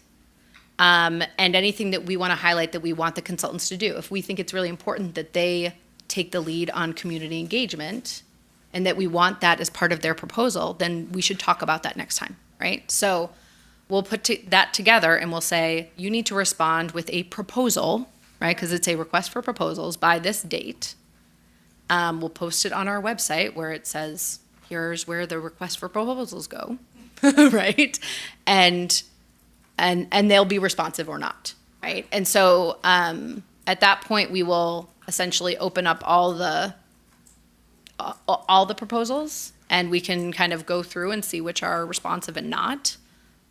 This isn't, and David, you can correct me if I'm wrong, but this isn't a scenario where we have to like take the lowest bidder. This is a professional services contract, so we get to be choosy. We can be clear that we've set a budget up to $40,000, and so that can be what they need to fit within, right? And so I imagine that there are some search firms that say that they won't even get out of bed for that amount. Trevin, our counsel basically said that was kind of the going rate was 25 to 40. I'm trying to think if there's anything else. I appreciate all the work you put into this. Thank you. You're welcome. So let's make sure that today public comment person was 40. Could be 25, could be less, right? It could be. I think the point is that what we really need to be focused on is the need. There are also various ways, and we should make sure that people are clear about this in their proposal. There are different ways that sometimes these folks get paid, right? Sometimes there's a flat fee. Sometimes there is a contingent amount of money that they get paid based on whether that person stays for some period of time, based on whether that person is internal. Sometimes they'll give you like a discount if you pick the internal candidate, things like that. So we just want them to be responsive to anything that feels important to the board. And so, So you're putting this forward, saying let's move forward. Here's what we're looking at. yes. Okay. Any questions on this? So we'll talk next time about what other considerations we need for the RFP so that we can put out. Just for clarification, we're not approving the $40,000 contract to go out there and hire someone. Your mic isn't on. Just for clarification, we're not approving a $40,000 contract right now to hire someone to go and look for an external superintendent. No. Thank you. We are moving forward, exploring an option. And to put you on the spot a little bit, and from a timeline perspective, should we expect to like put an RFP out and then expect like a month? How long do we usually give people to respond? For our viewers at home, she's speaking to our Director of Purchasing. Oh, sorry. This is David Gerner, Director of Purchasing. So for something like this, yes, an RFP, or we could actually even do this as just a statement of qualifications, like what we did with the architects, Okay. right? So we asked for a statement of qualifications. We don't necessarily know exactly what we want because we're not experts at recruiting people, right? So we send out a request. We want qualifications. You tell us why we should hire you, right? What are you good at? And then we can evaluate that, and then we can then create a contract with those companies. So we can do it either way. But generally speaking, we would want to give them at least 3 to 4 weeks to put together either a proposal or a statement of qualifications. Okay. That's just a reasonable time frame. The more important thing is for us to advertise it, right? So this isn't just we get to handpick whoever we want, and that's just the small short list. We have to advertise it. We have to open it up. We have a bid platform, so we can reach out to a lot of people, and it doesn't even have to be somebody in Los Angeles, Los Angeles County. It could be a nationwide firm, right? So that's kind of the way that works, but it's about, at a minimum, a 3-week time from the time we issue the RFP or request for qualifications to when we basically close it off. But developing the scoring system and things like that are also really important. Oh, right, a rubric. So then after we receive all these bids, or whatever we receive back. Yes. All of these packages. Responses. Is it, because this is very different than what we normally do when we're doing RFPs, right? So Right. I make up that we could essentially agendize it in the board meeting and look at all of them as a board, or we probably have to provide all of the responses to the RFP. I don't know. Well, so all of that is public information, right? So whenever we do a public bid, it's all any responses become Right. public information as well. So how we score and how we make the determination of which one we want to move forward with, that's part of the process, right? Because, like I said, we don't necessarily know exactly what we want or what somebody might be good at until we analyze their qualifications. Okay. So that's why this is not a price-based bid. Right. Right? This is more a qualifications-based bid. Right? Okay. What do we think is going to give us the best value or meet our needs the best? It would be really neat if we could figure out how. I will do some asking around, because we need to be a little bit, it sounds like we need to have some sort of objective measure of doing some of this. Yes, there is definitely some rather objectivity. than like kind of flipping through and saying like, well, this one looks good, right? So I was able to find several completed bid packages. Okay. Which will also include rubrics and how people were scored and things like that. So I'm happy to, provide that information to Great. you. And as we develop it. All right, go ahead. I'm sorry. Thank you. David. I think, you sort of alluded to this, but we should probably create a space on our website where people can go and look at all of these things once they're established. So they don't have to go hunting for them, but they can see the people who've submitted bids. It's just, yeah. I think that would just be err on the side of, so people don't have to look for it. Yeah, but right now we're talking about moving this process forward. Once we get there, then all this additional stuff. Right, so I know. there is a whole established process Okay. for how you make all this stuff public. It can't be public until the bid closes, but once it's closed, then yes, all this stuff can be public. Okay. I think we're clear on it. 13 David. and thank you, David. Can I get a motion and a second on this, please? So moved. Oh, wait, yeah, so moved. Second. We have a motion and a second. Did all- you want to move it? No, I'm okay. Okay. Okay, we have a motion and a second. All in favor? Aye. Thank you. 13, discussion of process of appointment of Board of Trustees to vacancy. Dr. Macias. Yes, hello. Hello. With the resignation that we received last night, and it's been accepted of our previous board member, now we do have a vacancy, and you do have options to consider. We have 4. It is bound by Education Code 5091. I want to make sure that we are aware of that. Whenever a vacancy occurs, the school district or community college district governing board shall, within 60 days of the vacancy or the filling of the deferred resignation, either order an election or make a provisional appointment to fill the vacancy. So that is what is at hand right now, and for you to discuss and make a decision on. Well, we're going to come, okay. Yes, Vice President. Did you read the agenda item? Yes, I did read the agenda. Okay. Well, so because there are a couple things that we need to figure out, right? The first is whether we want to do a election or appoint someone. Dr. Weisberg. Yes, thank you.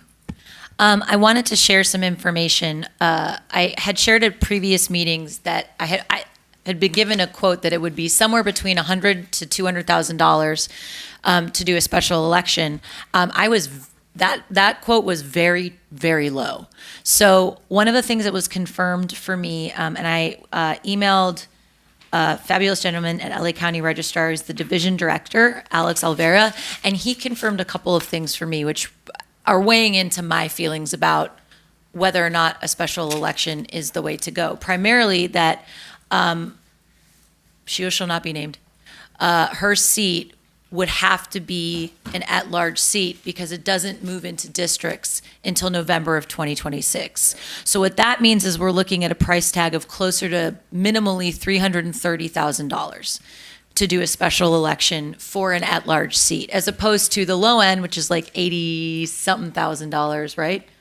Yeah, well, so what was interesting is, and I mean, okay, so when you go onto the LA County Registrar, whatever, and you do a calculation for how much a election costs, if you do it for just trustee area 2, it's $82,000. Which we wouldn't be doing. If we were doing it during the primary in June, right? Which they're not even, Alex is not even sure we can legally do.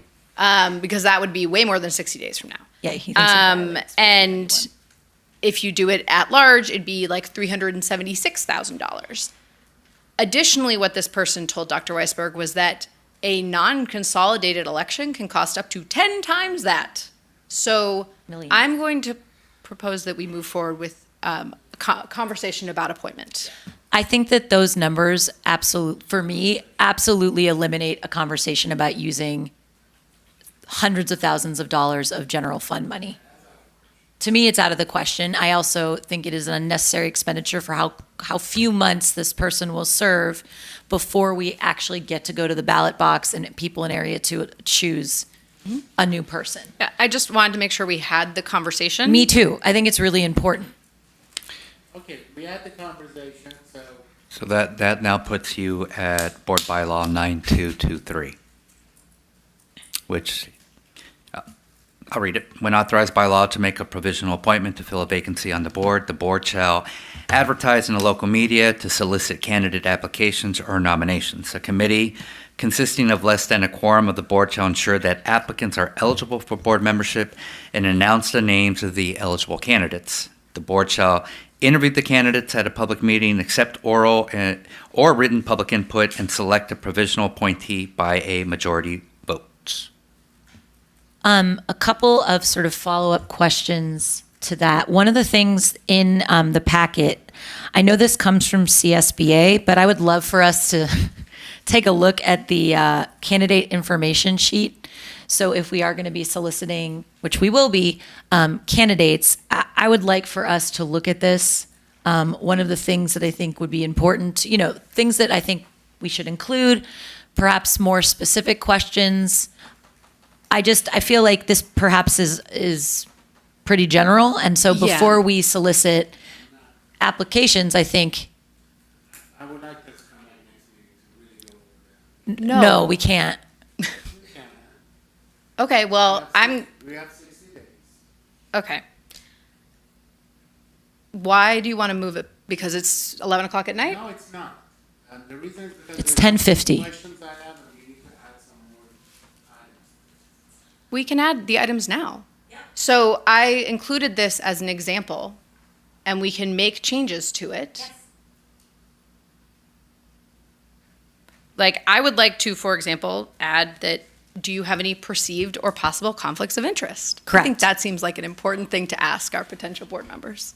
I agree. I think that is important. I think that, why do you feel you want to be a school board member perhaps is better suited as what do you feel your qualifications are, or what do you bring as a separate question? Because, I mean, have you worked on a school committee or other community business activities is really general. Yeah, and so I think we need to drill down a little bit into, I also would like to add the fact that if this person gets appointed, they won't run for that seat. we can't do that. Yes, you can. Why are You can put it as a condition. why would we do that? I'm just saying, it's been done before. But you just said you wanted to do that. I'm just Yes, asking I do you, wanna do that. why do you want to do that? Because that's what I want to do. Why? Because if we're going to appoint someone for this position, that's sometimes you get individuals who've served in the past who will not run, who have the experience, But but are willing to do the job till we have the actual election. So then they do it and then they don't run. Why do we need to put the caveat that you can't run? It could Well, potentially. legally, it doesn't matter. They can run even if they want to. But you have to make it so you do make it a condition. I want to talk to your mic, please. So what I'm asking you is, why do we make it a condition that you can't run? I don't understand the logic in that, because anybody can decide to run after the term is up. So why would we limit somebody's opportunity if they said, hey, I love this. What a fun thing it is to be a board member. And then they want to run for a full term. Why would we want that to not be possible? Because again, in the past, some board members have indicated that they want to come back to just serve for the term, where doesn't become a segue for them to run for the office. It's up to you. I've seen this happen. I'm just trying to understand the rationale in capping it. Because if we need to fill in a vacancy for the time being and the question of politicization comes up, then someone wants to do this with the intention or they're not going to run, they just want to do this till the elections happen. I mean, I think if we're being honest, the politicization accusations will be if we don't choose somebody that people like.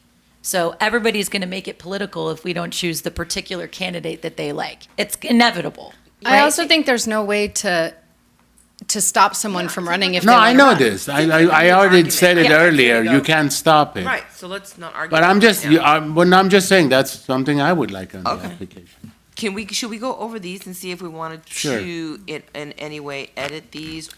And the other question is, in terms of adding, could we think of maybe that's something that if we have, as it says that they come in and we can, they come to a meeting, maybe those are the questions we put to them in a public forum that they're answering? We're not really, I don't think, asking questions in a public forum. We can't, so we haven't discussed that, right? So let's talk about if you want to talk about the process before we talk about the questionnaire, we can do that too. That's not a right? bad idea, because I think that will perhaps inform what the questionnaire, Sure. like what questions we include.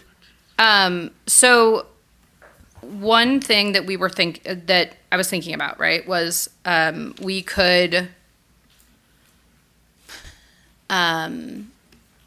So we have a meeting on the 18th, right?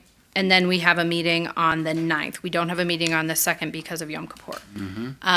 So working back from, if we wanted to appoint by the 9th,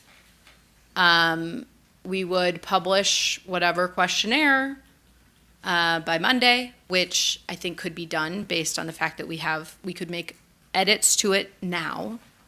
And then have 2 weeks for submissions, right?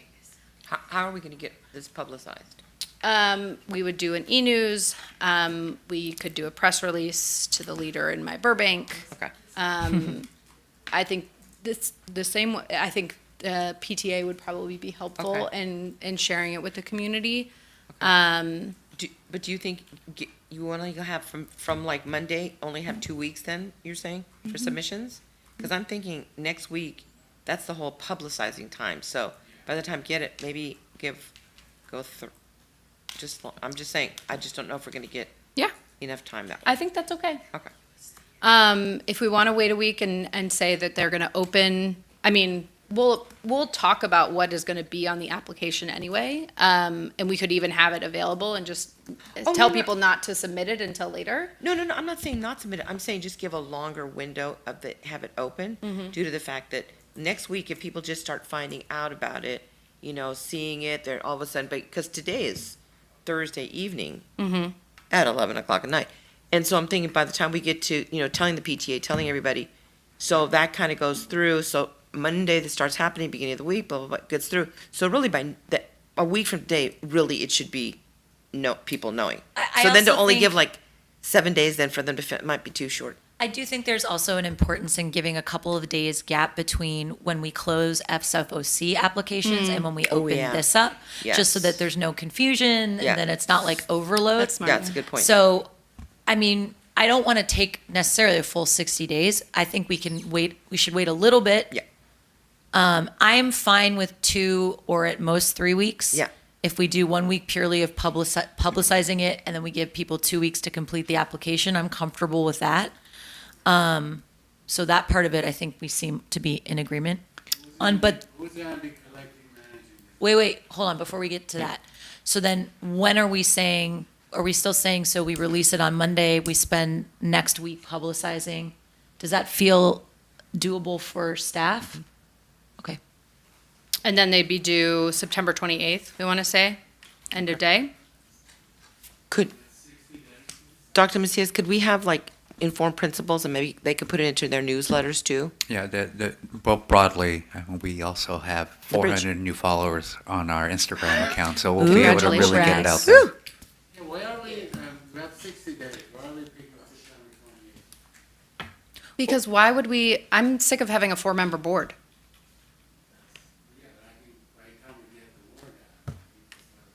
There's an urgency to this. I mean, there's a lot of stuff coming Why up. do we need got a more lot. than, I mean, that's 3 weeks. 1 week of publicizing, Yeah. 2 weeks of applications, then they close. So if someone doesn't know within a 3-week period whether or not they want to do it, And it's a big thing. A lot of people know that there's a vacancy right now. So it's not like. I we're don't think springing- the word's gotten out, Lorette, personally. I don't think anybody knows.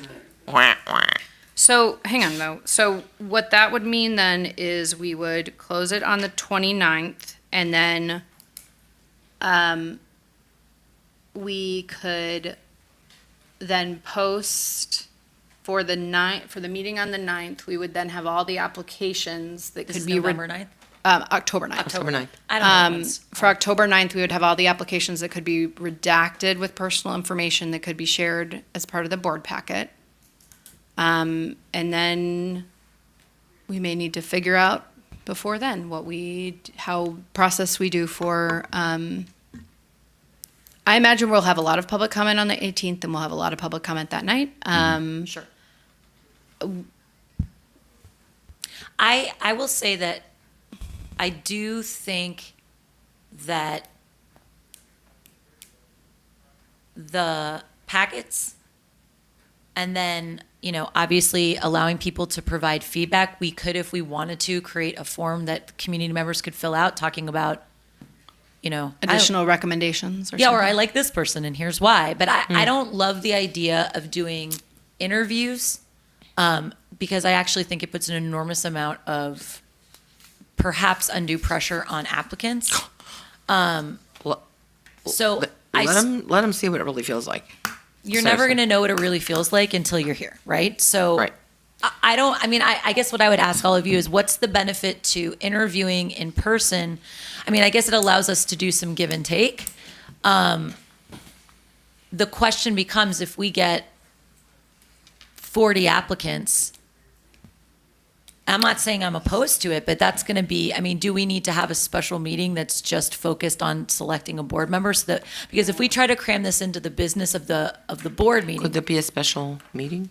I don't know, but I'm saying if we decide, hey, let's do interviews, and we try to do that at the same time as all the business of the board, Yeah. we will be here until 12 years from Right. Let's say we get 40 applicants, we have a community event in hearing where these candidates come and kind of talk about who they are. Kind of that town hall-y type of thing. Town hall, and for everyone, it's kind of an interview / hey, everyone, meet. Mhm. Let's go to the next school board member. I mean, because the bylaw says we're going to be, it's, interview the candidates in a public meeting. So, I want to make sure that I think if we do have a ton of applicants, yeah, we may need to have a special meeting. I don't think we need to do I think it's okay to do it at a special meeting. I do want to interrupt very briefly. I just got a breaking news update from Dr. Knappich. Oh, God, what? Reading Board Bylaw 9223, the board shall interview the candidates at a public meeting, accept oral or written public input, and select the provisional appointee by a majority vote. Right. Why are you saying thank you? I just read that. But what I'm saying is, at a public meeting, I'm assuming a public meeting means a public board meeting. So rather than a town hall. We can't all just, that's a Brown Act violation. It can't just be like a candidate event. But I think probably what we would do is we may need to call a special meeting, That's what I depending said, on how special. many people there are, right? We may need to call a special meeting and invite all of the candidates to come. Correct. I don't know if it is disqualifying if they don't. We had 2 appointments in the past. What did we do? And I was going to add that perspective that we have had past experience here in the district. So it's important for us to be grounded in that, knowing what occurred and how that occurred. But also I want to just make sure that we're following the timeline because I want to read something very specifically. If the board fails to take action within the 60-day time period, it loses its power to act, and the county superintendent is then legally obligated to call for an election. Oh. So I just want to make sure that we're all hitting these timelines, and That's why it's, if we don't, then it's an election, and it's going to cost us. The sentence before that sentence reads, a committee consisting of less than a quorum of the board shall ensure that applicants are eligible for board membership and announce the names of the eligible candidates. So it sounds like this tells us kind of what we need to do. But eligible is just lives in the city, like is it a voting age in the city of Burbank, is it not? I believe so, yes. So And, and just like the SFLC, they can't be current employees. There's other factors of that. Which is Well, you can run for school board if you're a current employee, you just have to Quit your job. Quit your job if you get elected, essentially, right? Correct. No, I mean that's absolutely true. correct. I'm going to give up my job. But I for think $500 a that Dr. Macias, to your point, something that should be added to the application are what qualifies you or disqualifies you. Are you a current Burbank resident? Are you currently employed? Because we unfortunately had people apply for SFOC who work for the district, which disqualifies them. Yeah. So we need to do, I think, a better job of letting people know there aren't a ton of qualifications, but there are some, and so you cannot. Yeah. Dr. Macias, is there a way you can see what we used the last time someone was appointed? You would see what the questionnaire was? I'll find out. Okay. It's been a while since that has occurred here in Burbank Unified. Yeah. Sorry if I don't totally trust the last time we did this. Nope. So to back up and just repeat what we've talked about. So we can do a special meeting as long as it's a public meeting. Mm-hmm. Okay. So what do we think about having a meeting that is just dedicated to this? I think that's fine. Okay. Yeah. Okay. No, I think that would be, I think it would really be appreciated by the community too. I just don't think we can do both in one meeting. It's too much. It is too much. So then we do have to interview in the public meeting. I assume, or maybe I'm wrong, we don't have to ask the questions on here. No. We can generate between now and then agreed upon questions. Perhaps we solicit questions from the community, maybe that they would like to be included. Happy to do that. We can talk about how we do that. So I think Publicize the answers that were given. Yep, it'll be part of it's part of the agenda packet. So do we feel like then we're clear on, I guess the only part of process we'd need to figure out would be when the special meeting would be, but we don't need to decide that the second. No. But that We can keeps us just within our ask Dr. time Macias frame. to find a time that works for the other 4 board members that are still here. So Cindy Q, did you get what you needed from us? Do you need us to repeat? Because we've been. Hang on. I think we had a couple changes we wanted to make to the questionnaire, so I want to make sure we get all I of just that. wanted to get right on process before we move to gotcha. questionnaire. Okay. So. We clear on the process, everyone? Do you want us to repeat? Do we feel okay? Okay, cool. Good work. Just high five All myself. right, so we're clear on the process. Now let's work on the questions. Okay. Any changes you want to make? Let's go one by one, see if we like them, we don't like Before we get to the questions, I would like to include the district anti-racism statement that we also now include in all of our employment applications. I think that's a really important thing to include. Okay. Certainly ask some questions about it. All right, we will add that. Please fill out and return, that's fine, that section. I don't care about You them. have children in district? I would like for that to be, do you have children under 18? That's fine. You have children under 18. No, just under 18. There are people who have children who do not choose to send them to district schools who may want to be on the school board, which I think it would be fair for folks to know. Okay. Why you But, ask the question? yeah, I'm not sure how relevant that is. Whether or not they send their children to Burbank Unified or don't. Okay, so But that, okay, so you have children in the district or No. you have children under 18? Do you have children under 18? I'm Yes or writing no? this in If my- yes, ages in schools. why do we have that question there? I mean, what is it doing? What's the use of it? Well, I think for me, it'd be interesting to know why somebody would want to be on Burbank Unified School Board if they don't send their children to Burbank Unified. If they don't have enough faith in the district, but then want to Okay. represent and serve the district. Maybe there's a different way we can, I don't know. It just seemed like so, like, do you have children? I don't know, it just seems. Don't say it like that. Don't say, do you have children? Have children in the district school. Because if they do have children, to Abby's point, that are school age, but are going to a private school in Burbank or a charter or whatever, it is important, I think, for people to know and for us to know, because I would assume that we would want someone who wants to serve on our school board to also believe in the district. You have children in the Burbank Unified District? Well, Do wouldn't we you get, ha- but look, wouldn't we get that if, oh, okay. You have children under 18? Yeah. If yes, ages in schools. Okay, Oh, okay, yeah, that works. That's what you said, right? I want to make Yeah. sure. all right, fine. Next, have you worked By the way, I don't think we need business address. No, we don't. Above that. Yeah. Up on the, Above home address. yeah. We should include fax machine. I can send you, yeah. fax machine number?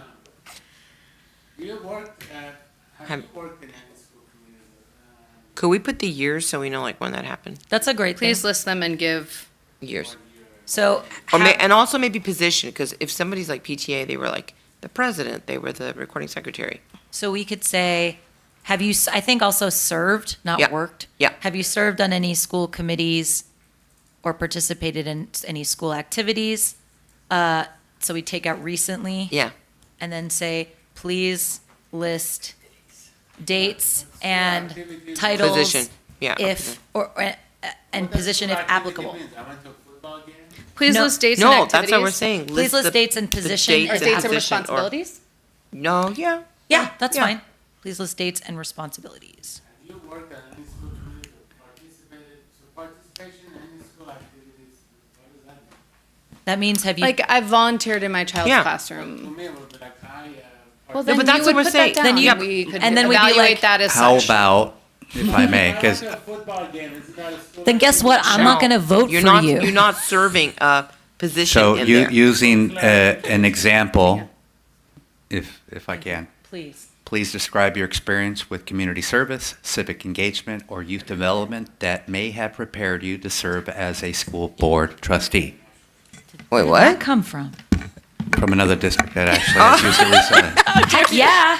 We're like, wow. ChatGPT? I missed it. One more time. I'll repeat. Please describe your experience with community service, civic engagement, or youth development that may have prepared you to serve as a school board trustee. I love it. I'm just going to write Wow. Oscar's question. I love when it because send that to means we can get rid of those two questions. Question- Other community Yeah. or business Perfect. activities? Question mark. Yeah. Question That really 2 pulls it down.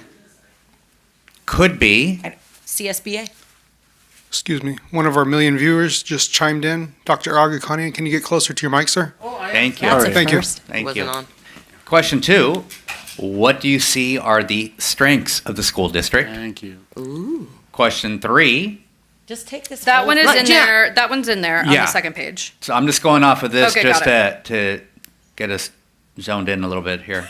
How dare you? What do you see are the areas most needing improvement in the school district? That's a good one. Also.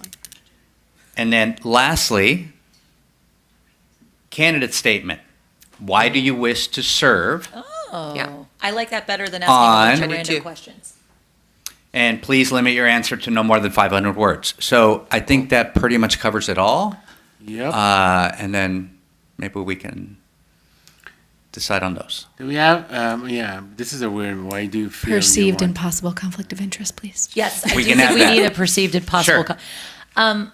I would also like to add, if it's possible, worded in a way that is coherent, something about, whether you not agree with, but in relationship to the anti-racist statement, making Yeah. sure that they are aligned with supporting, celebrating, and And- providing safe And again, educational environment. loving the example that I'm looking at, there is a signature page, but it is a certification of qualifications. I understand that upon appointment, I will be required to take an oath of office.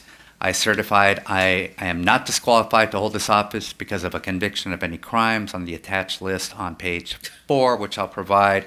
I mean, I think it's great and covers everything's pretty comprehensive. So I think the question about conflict of interest for sure, I can have this mocked up and finalized probably tomorrow. Cool. For you all to see Awesome, thank you. All right. Perfect. Okay. Huzzah! on district letterhead.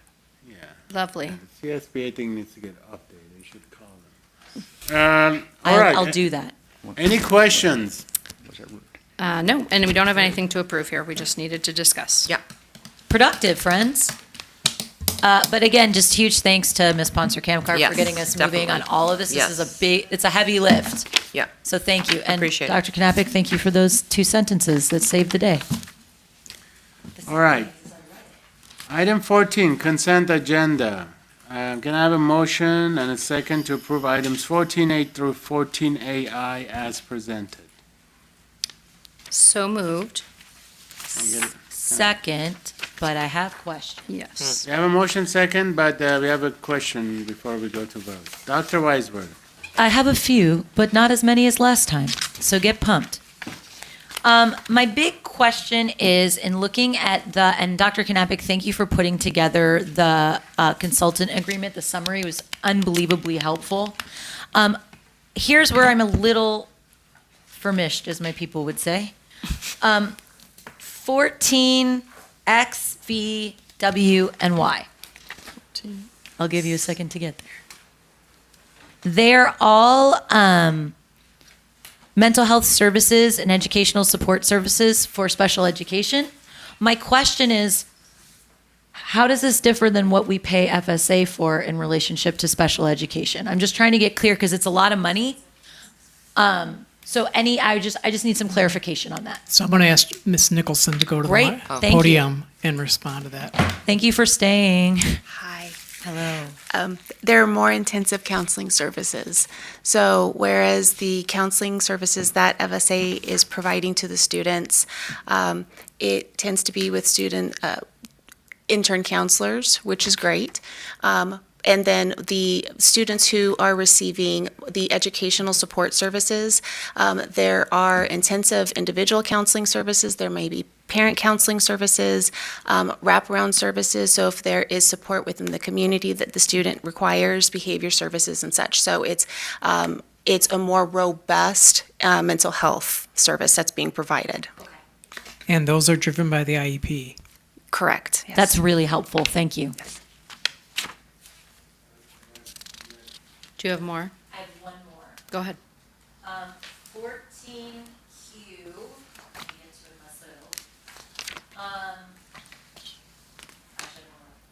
That's okay. I'm just wondering, were we not able to fill those? What is it? 14Q, it was That's the Emmett Learning? No, that's Emmett? not the right one. I wrote the wrong thing there. It's for the 2 teachers. Horace Mann and RSP itinerant, Yes, 14Q. 14Q. That's correct. I was right. Shocking.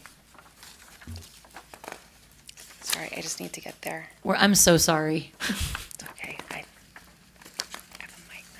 I could tell. That's why I'm so sorry.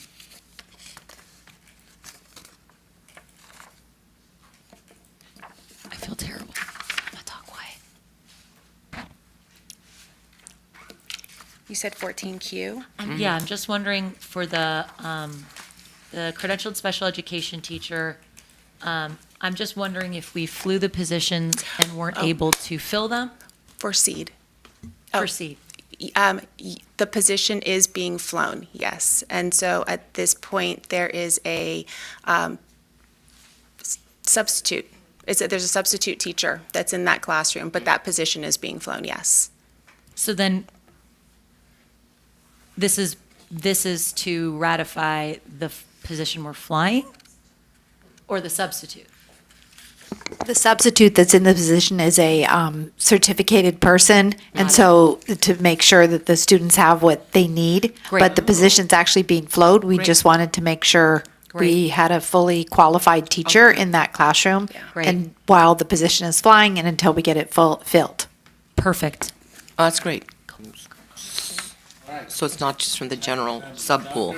It's this way we stay in compliance. This is good. Thank you. For 14AI, the last two, basically, I think. And it's the Cavello and, AI and AH. So these are kind of like blanket professional services. I just wanted to understand if we see, if we're providing professional services to students through these agreements as part of a settlement, do we see a separate approval come through for these? Is it just an approval that would come through as for the settlement? 14AH is for students who would be on a 504, where we might need to have a paraeducator, a one-on-one assigned to that student. So if we didn't have a district staff person, then we can go ahead and access an agency person just as a backup. Got it. And then on the Cavello, if we didn't have a health services person or someone in the pipeline to be hired, and we had to go to an agency, then we would go ahead and go through Cavello to hire that person until we would hire a person. So these are both kind of contingency plans, Yes. essentially, if we Yes. if we're not able to serve them. Okay, got it. And then, again, thank you for the clarity on who approves the invoices. I loved seeing that in all of these consultant agreements. And 14AD, the BHS pool, not bond, is all we needed to know there, right? I don't think I have any other questions. That's the capital outlay, which I think is what I heard from Dr. Abdelhamid anyway. Not bond. Not bond. Someday the pool will be done, and then we will Well, I'll jump into it at the same time. move forward together. And then the last thing I wanted to ask about on consent was, sorry, I have two things.